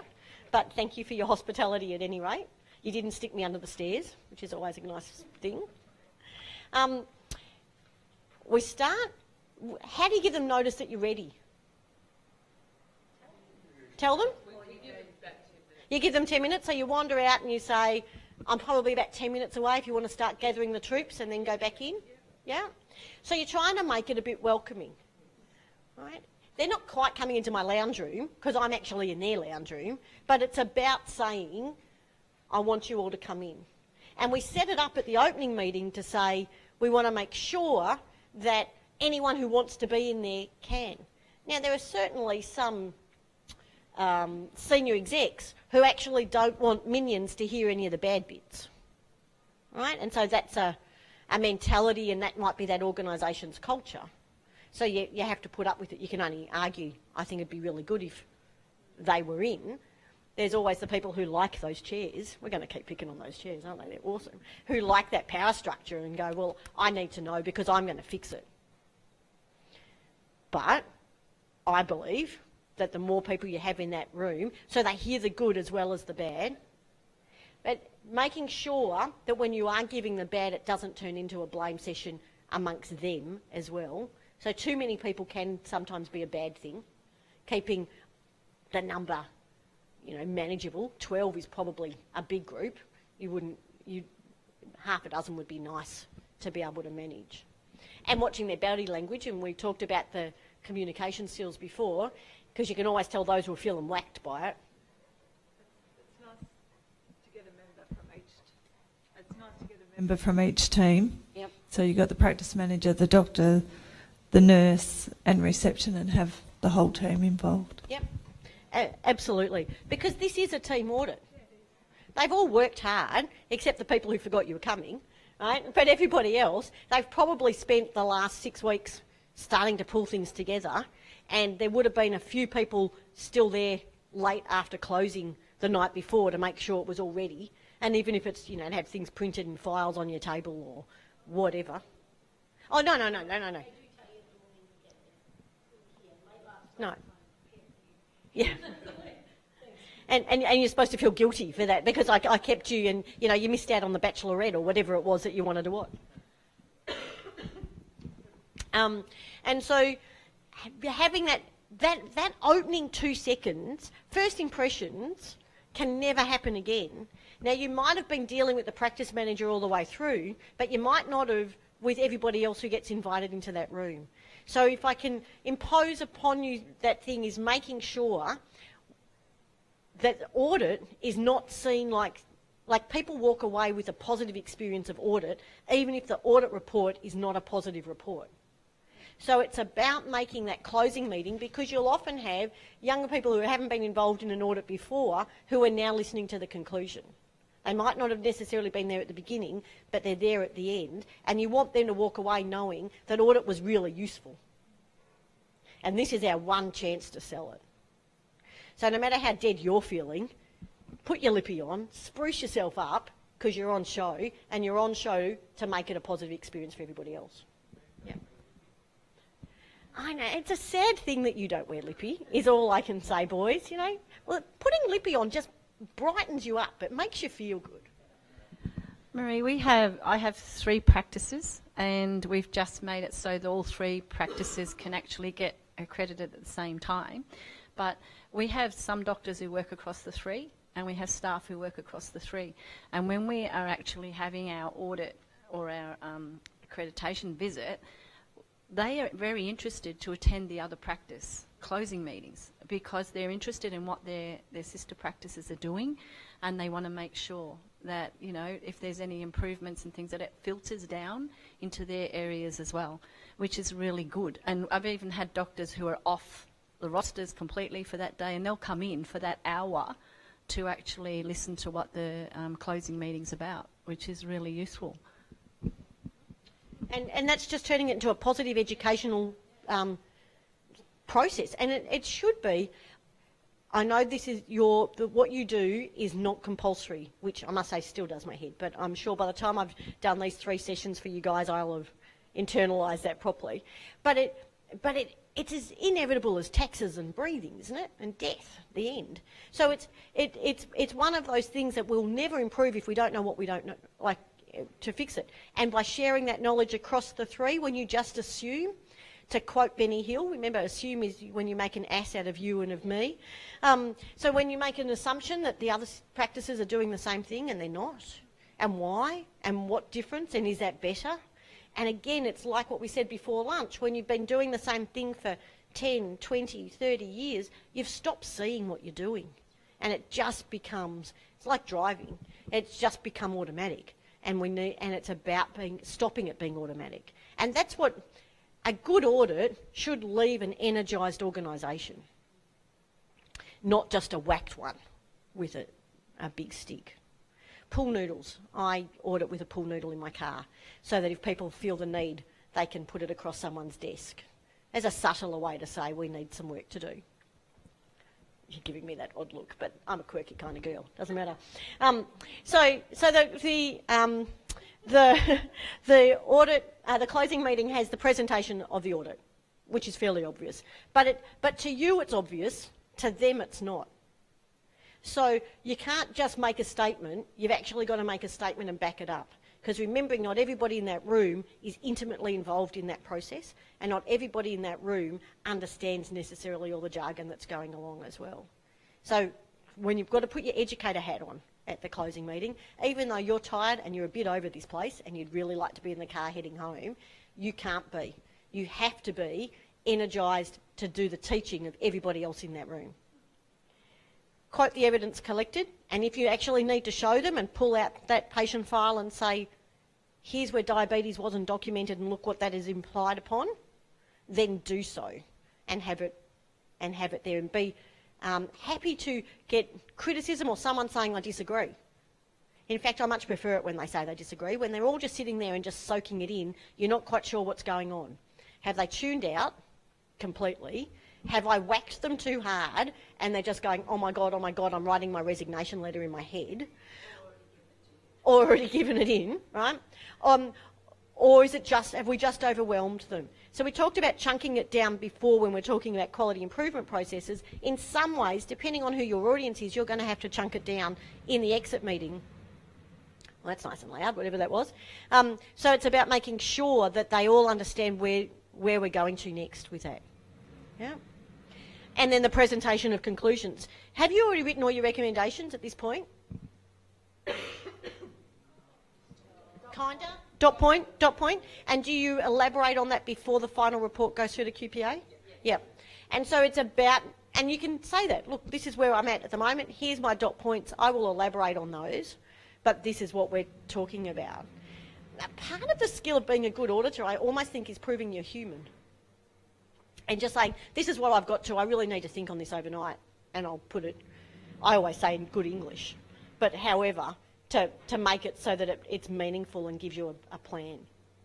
This is the time when you also reiterate, just because I'm giving you a recommendation, this is a suggestion of how to fix it, you don't have to fix it this way, and reiterate that perspective. Because remembering again, we've got some newbies in the room who don't understand that what you're telling them is not gospel.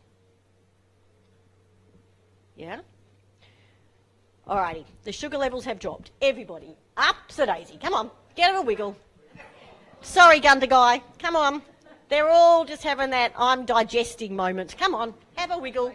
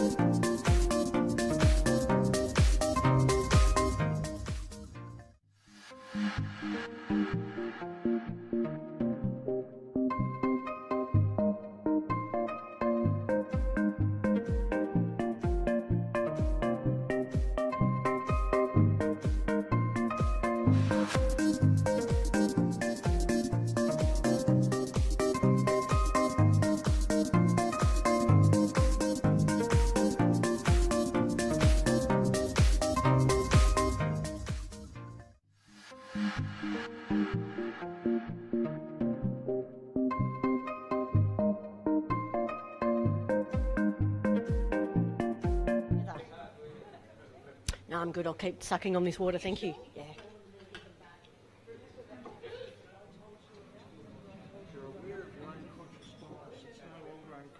Yeah, that's very true. Yeah. I will remind you that English is not my first language, but I'm doing all right. It technically is. It was dual at the same time.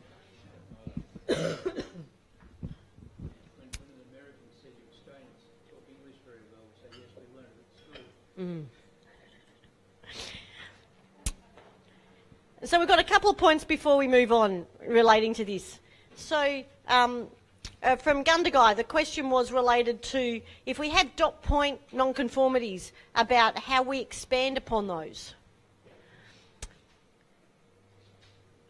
In the time frame that you've got, in those 6 hours, or 4 hours that you currently have, you really don't have time to expand on, like the fact that you've got dot point recommendations is pretty awesome. I'm a little in awe, guys. That's pretty, when I think about how I would pull it together, that's well done. But it's about, and it's making sure that the dot points you share at the exit are in a line with how you end up writing it up. Because one of the most common complaints about audit reports is they didn't tell us that.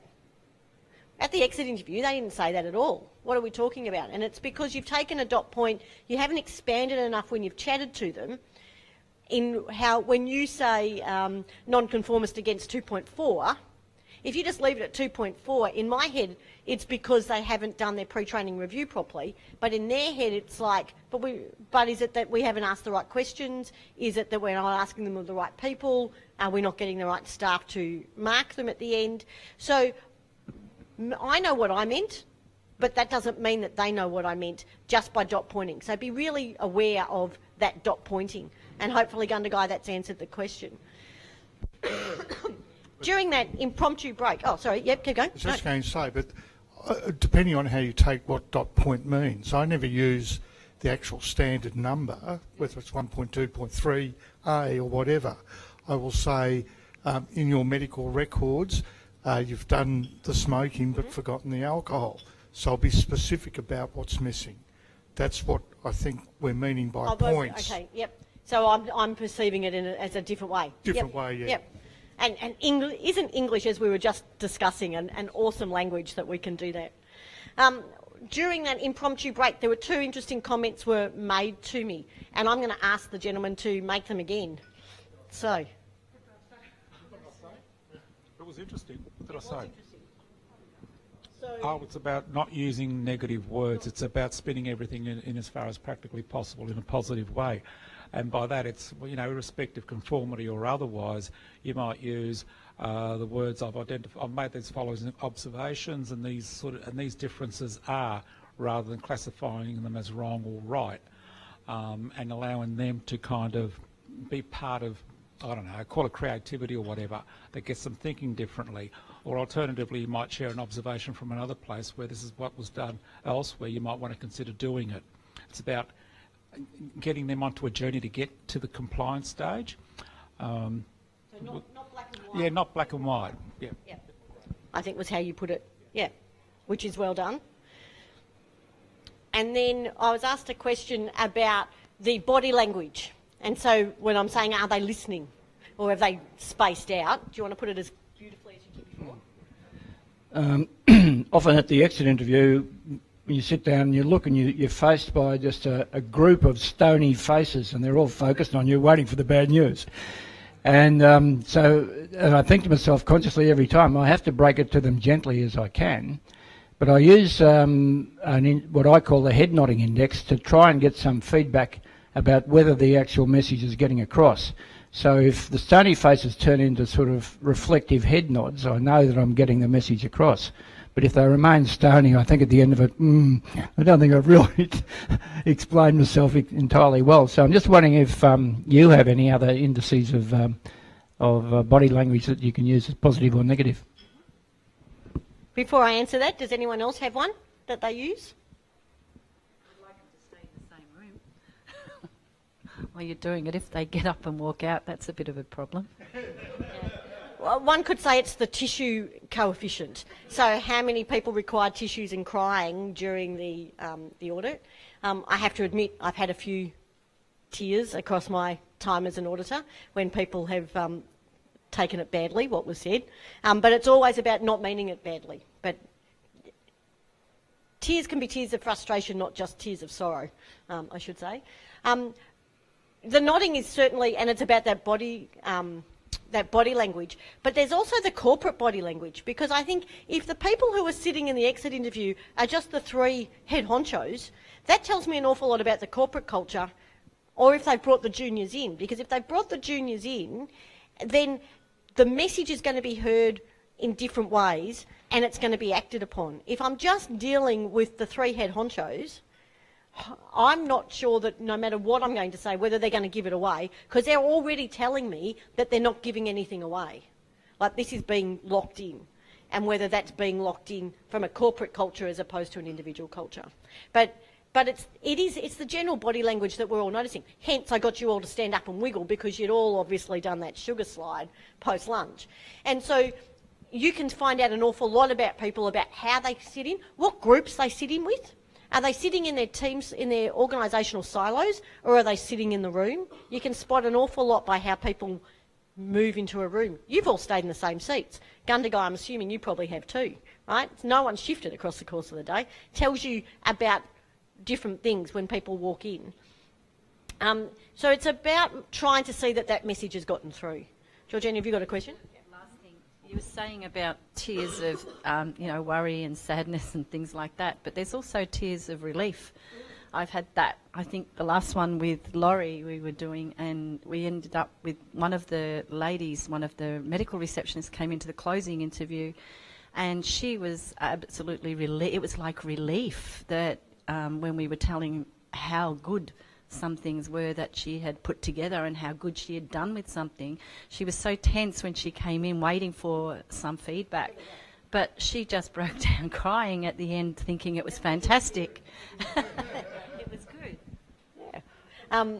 I used to, as a junior auditor, I used to always have extra tissues in my bag just in case, but I've gotten a little easier or able to tell that that's about to come before it actually happens now.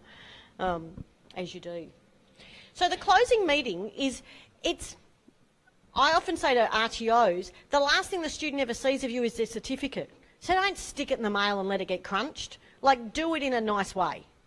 So the closing meeting, unless you're coming back to do a gap review like what you talked about before, the closing meeting is the last chance these guys will have potentially for the next 3 years. So you've got to leave that good impression. You want to leave that enthusiasm for quality, that enthusiasm for change, that grey that you were talking about we still have some flexibility. We can change this in this way. We can improve this little tweak.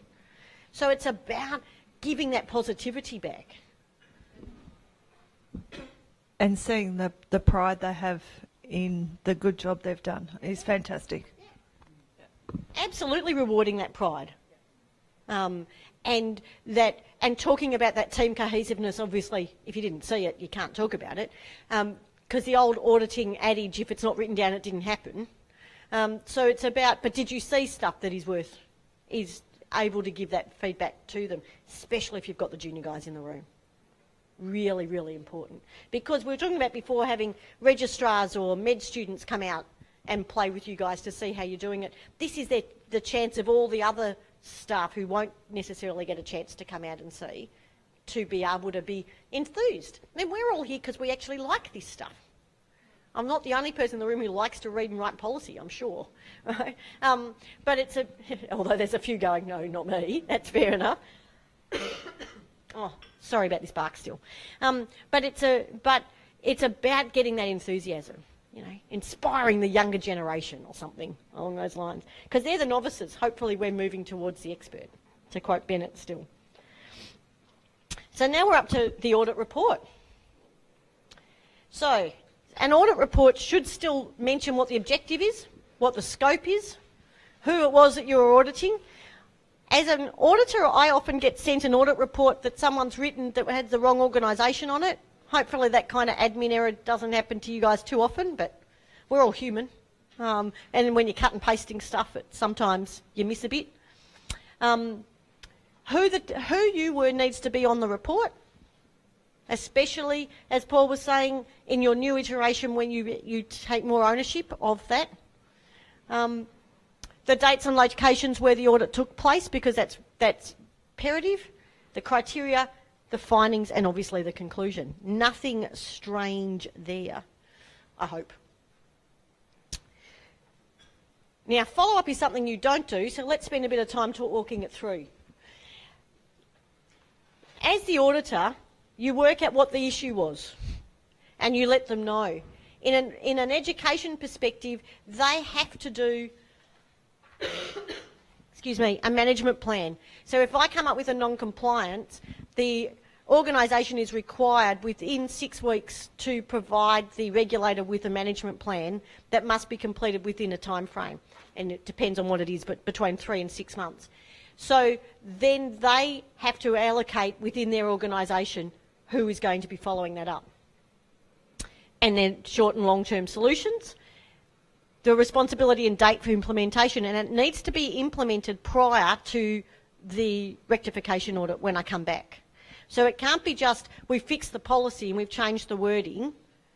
I have to actually see the new policy in place. So it can't be done the night before. Rectification needs to have been put into practice. Otherwise there's no point. Anyone can change the wording. On that, we did talk about, just jumping back, in the exit interview, there are some things that you can allow someone to fix while you're on audit.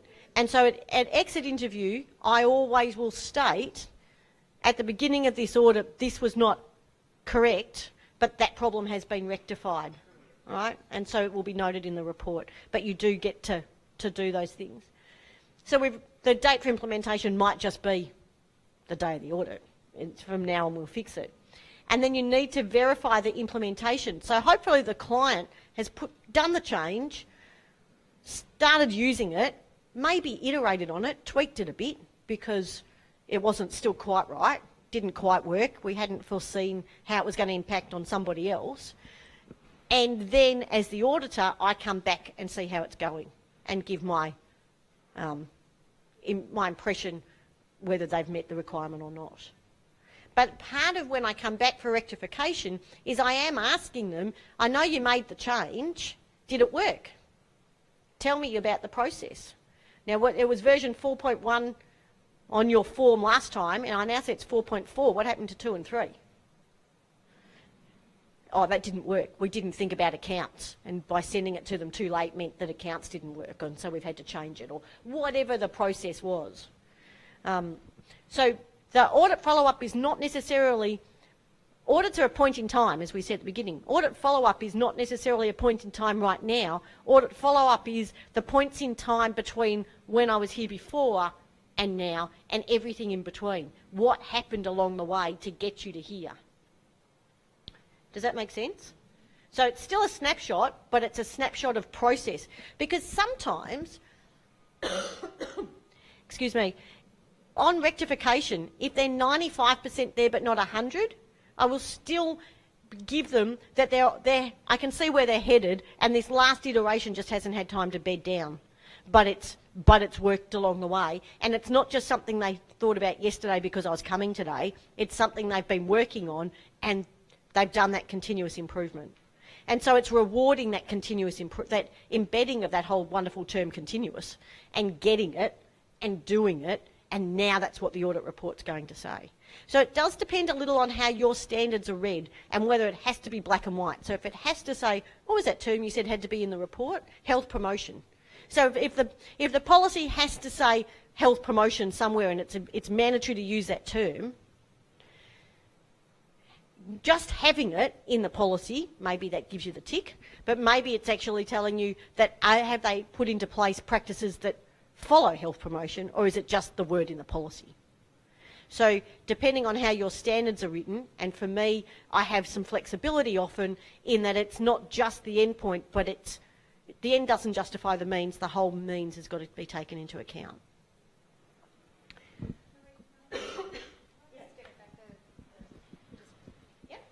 Sorry, I just wanted to step back to the exit interview. Something that I've come across before, maybe others have also, is the difficulty during an exit interview to deliver any sort of non-conformity to someone who is a perfectionist, who, it doesn't matter how soft you say it, they still are insulted. How do you deal with that sort of a situation? Does anyone else want to answer it? I'm happy to. I'm not here to hold their hand. I've been brought in to, and you do it as gently as you can. Given that they then are able to report back to the given that they're able to report back to the organisation about us as an auditor, sometimes that potentially could reflect inappropriately, like they're unhappy because they thought they were perfect and they're actually not as perfect as they thought they were. So who are we going to blame? Well, she was just a really shoddy. She was too tough. Yeah, it's Chloe. We know that she's unreasonable. Yeah. In response to that, I'd be saying, well, the facts are what they are. Okay. This is not about tantalising people's emotions. It's just stated as simple as a fact, and how others interpret it, you need to walk away from that. You can still make it a positive experience. You can. Yeah. I'm not here to judge you. I don't set the standards. We're just here to measure against the standards. But still, it's just something that I would personally like to improve, and I thought might be an opportunity for someone else for me to say. You can't change a person's way of responding to a situation. Yeah. So we need to live with that as much as we want to make it as a positive outcome. Okay, well, we're done. You feed back things in such a way to keep the majority happy, maybe, I don't know. But when you come across situations like that, it is what it is. So. I'm very much in agreement, because remembering the first or second slide that I showed you was that we're auditing the process, not the person, and we're not about blame. And if the majority in the room are reacting the same way, then maybe it's the way I'm issuing that, and I need to think about it. But I am not here to hold your hand and make you feel good. Yeah, it's not a common occurrence. I just thought it was an opportunity to ask others if they So had it's any about stating the ideas. facts as plainly as you can. It's really hard to not automatically become defensive when someone is like that sometimes too. And so that's a skill, and we didn't talk about that as a skill and an attribute, to not become defensive and kind of play snap with, well, I know the regulation and, that's what it is. And depends how tired and emotional you're feeling yourself at the time, I suppose. Just touching on that, generally I've already mentioned to the practice manager or the practice nurse what my findings are prior to the exit interview. So they're expecting it anyway. They're expecting me to, put this in place at the exit interview. So I I try and I talk to them personally first. I sort of say to them, this is what the standards say. This is where, you know, you're not meeting the standards. So they already know. So generally I always get that, you know, face, but generally they already know what I'm going to mention to them at the exit. This particular incident I'm talking about was where it was the practice nurse who got a bit bent out of shape because she'd been obviously given one part of the audit to prepare for and thought she'd done it really well, and I guess she was trying to save space, but just the way it happened, she sort of flipped it a bit, and I didn't mean for it to be a big deal. I just thought someone might have come across something similar. My approach on this is at the beginning, middle and end, I always ask the question, are there any areas that you wanted us to particularly have a look at arising out of the self-assessment or out of the process to date? So by the time we get to the interview at the end, the question comes back to, are there areas where you think, what areas do you think you've got the most opportunity for improvement? And then that discussion, and often they just, you know, they know what it is. And then they lead into the discussion and say, yeah, at this stage, we need to do a few things to sort that out in terms of the conformities and things like that. So I don't go up and say, you have 10 non-conformities, and these are bang, bang, bang, bang, bang. No, I discuss it as I go. Yeah, exactly. Yeah. With that process, but yeah. I think most practices, unless they're really closed down mentally, they will identify as a result of the process that they've got difficulties in some areas.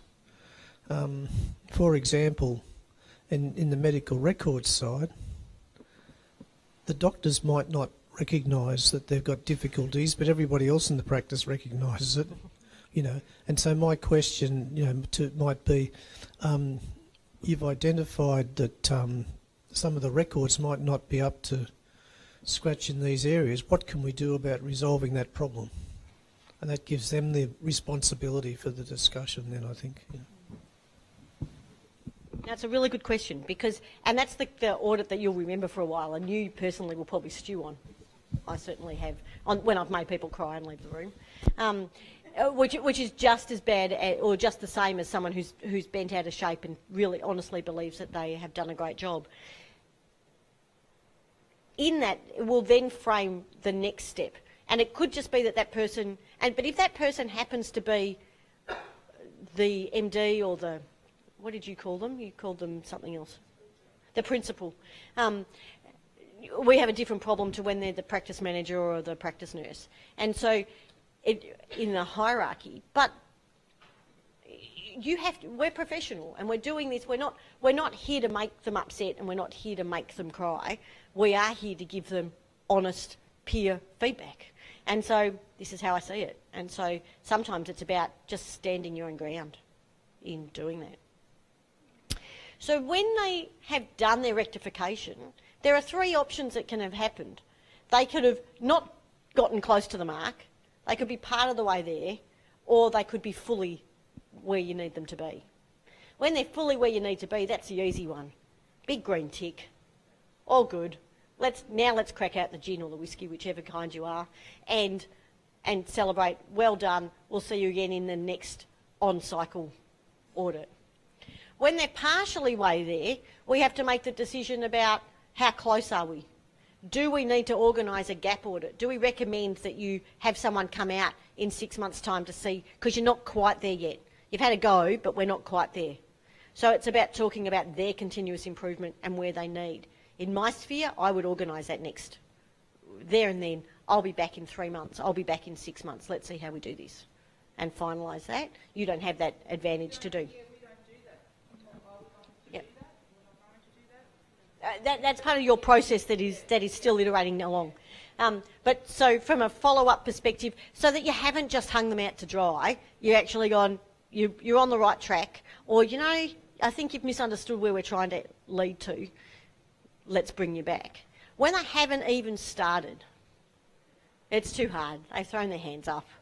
They've made a a really superficial attempt at fixing the issue, then that obviously goes through to, in this case, to QPA to make a decision about whether you end up pulling that certificate off the wall or what you end up doing. Is it worth continuing to follow up? So they're the different chances. For me, I report them in for deregulation and they get closed down. But you don't take that kind of step lightly. Like, you know, you've given people chance and they've had the go and you've hopefully been able to give them that follow-up. Do they ever contact you off cycle, like you because you were there? No? But do they ever, but they could potentially Yep.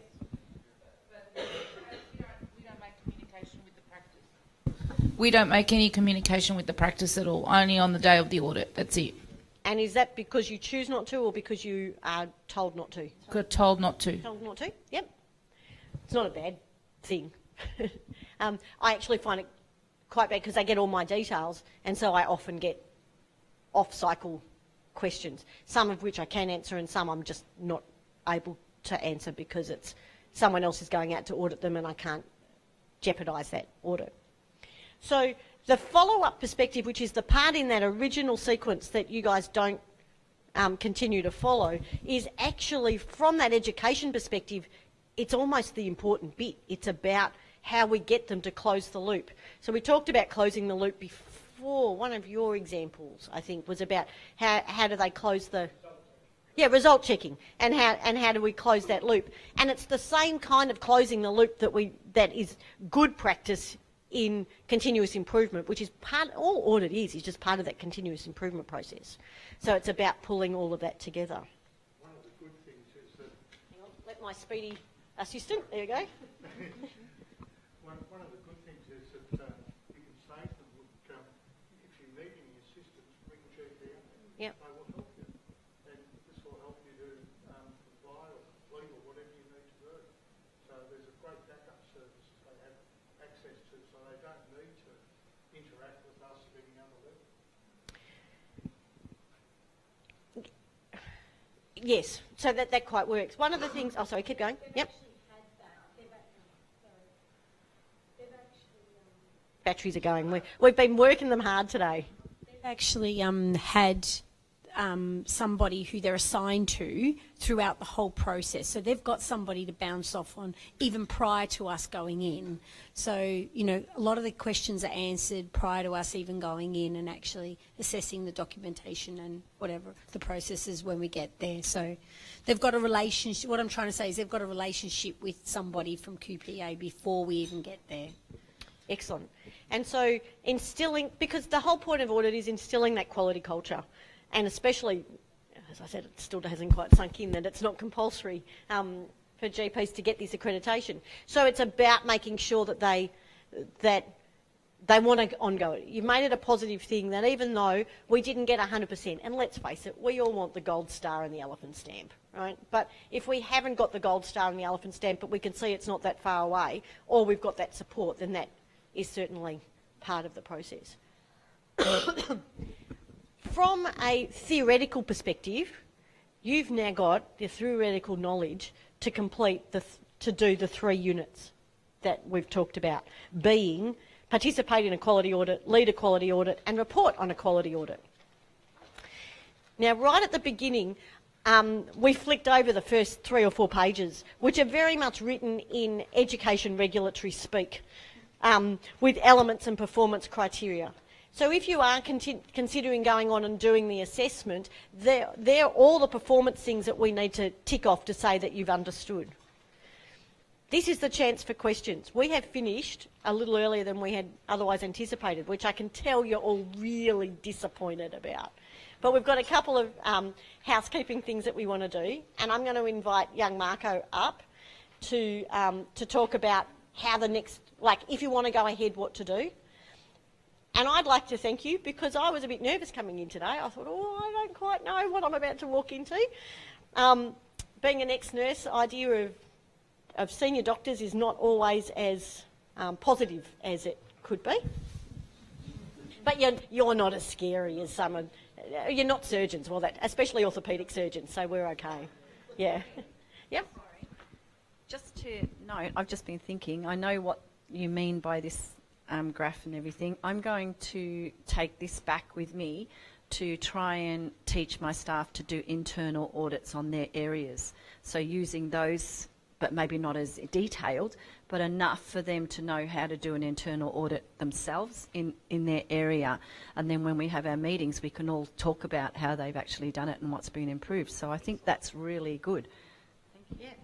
No, I'm glad that's useful. So I'll get to say goodbye at the end, but I just want to say thank you because you warmed up. It took you a little while, but you got there. All right, Marco.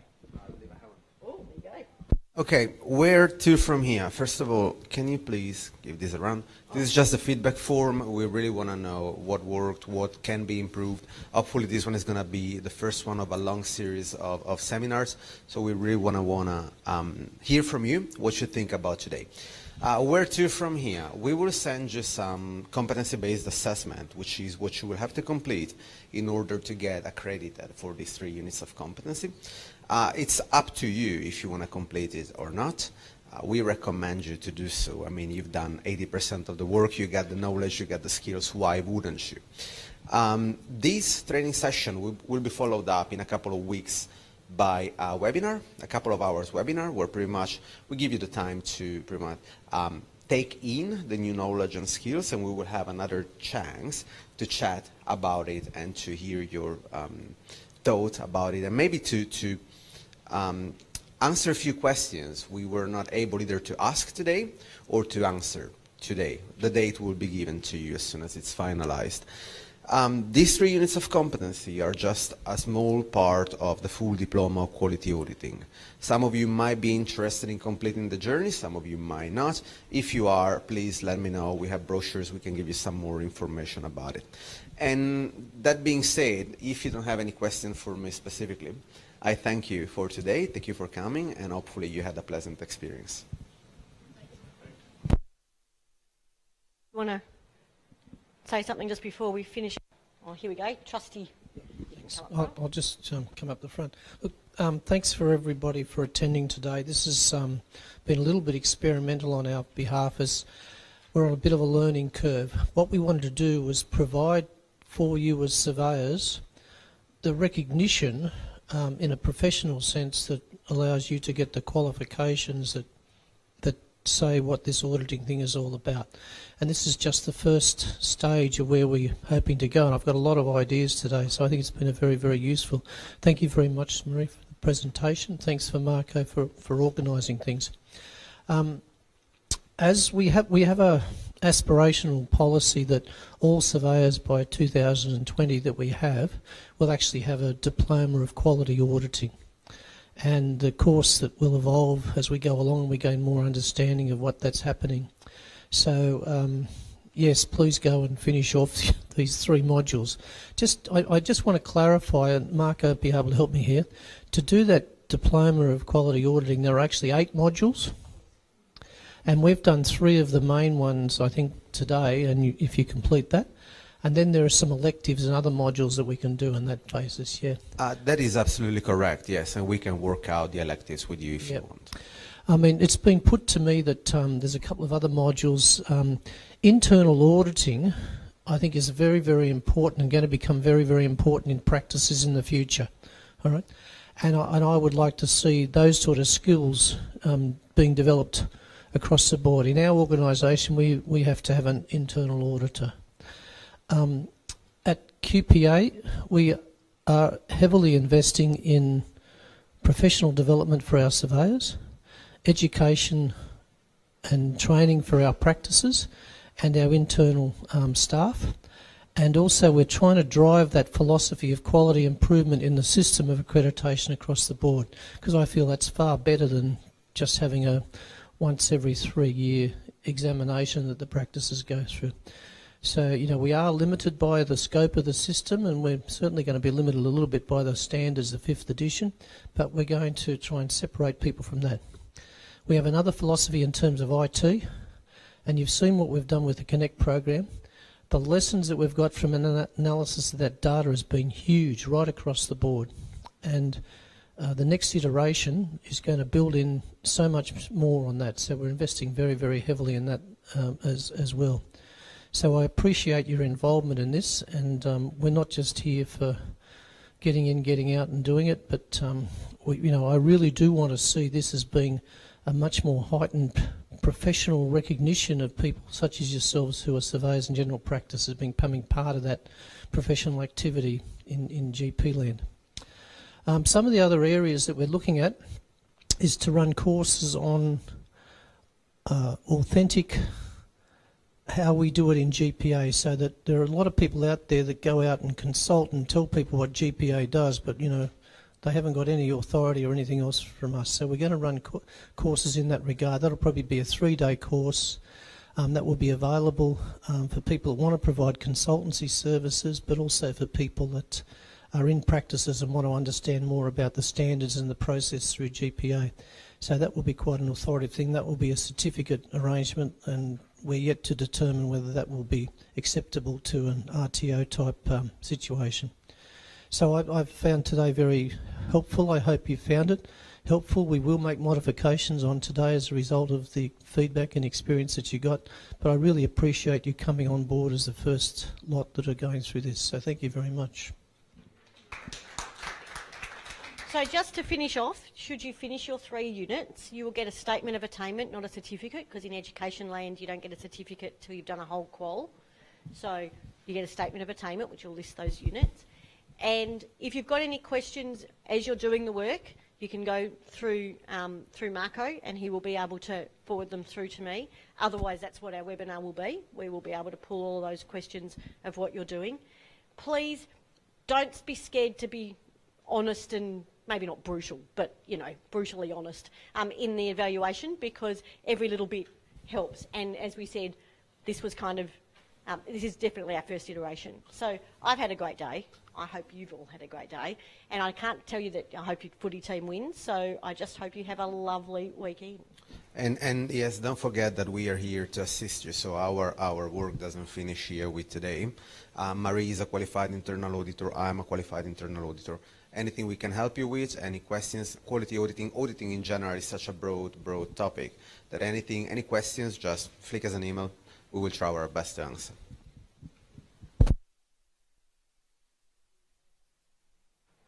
If you decided to do the full diploma, how long do you have from doing this now to completion? Compliance-wise, we have to provide time frame saying that there is a nominal duration. We normally tend to give 8 months to complete the diploma. We tend to say that busy people, on average, complete 1 unit of competency a month. It totally depends on which way we are going to run it. If we were running it as a self-paced learning, then I would stick to the 8 months. If we're running it in a seminar fashion like this one, then the time frame gets compressed a lot because you cluster units of competency and we can leverage on your experience. So rather than using what things from the books are, then it gets tailored. But that is something we need to work out a little bit more. But, yeah. We're pretty excited that you're asking the question, though. Just on that, it sounds like there's a few that are interested in doing it. Wouldn't it be better if we sort of did it, if we could, did it together? I'm not talking about QPA actually doing it. If we're interested, like I know for a fact, just looking around, I know that 4 of my colleagues are really interested in doing this. Instead of doing it on our own, I think we get a lot of feedback when we're doing it together. Is it possible for us to do it together? The short answer is yes, of course. Okay. Of course it is possible. We have plenty of flexibility here. We can organize something like this easily. And just one question about the webinar. It won't be in a fortnight, will it? Because half of us won't be around. We'll be in a conference because you said a fortnight.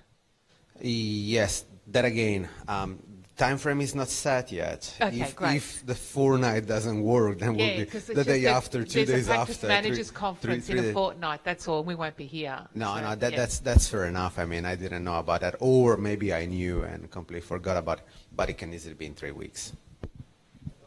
What we'll do is I'll have a discussion with Marco and Mari in regard to potentials for other modules that meet the requirements of the course. will put them out, and it may be that there's a bit of a choice that you can have in terms of those other modules.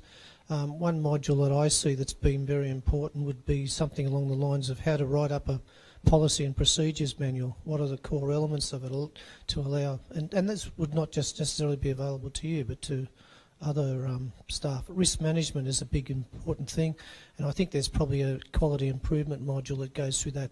And what we'll try and do is structure those around specific areas in the health environment that are important, that we're seeing each day. I think part of the benefit of this is that you've been doing survey visits for a long time. You've been writing reports and all that sort of stuff. This provides you with a bit of that background theory, if you like, underpinning that. And in some areas, I think we've probably gone beyond that theory, but in other areas, there's a whole lot of notes that I've made where we can improve our processes as a result of this. So, great. And we should say goodbye, Gundagai. Yeah. Thank you. Goodbye. And thanks to the IT guys. Thanks very much. It's been wonderful. Okay.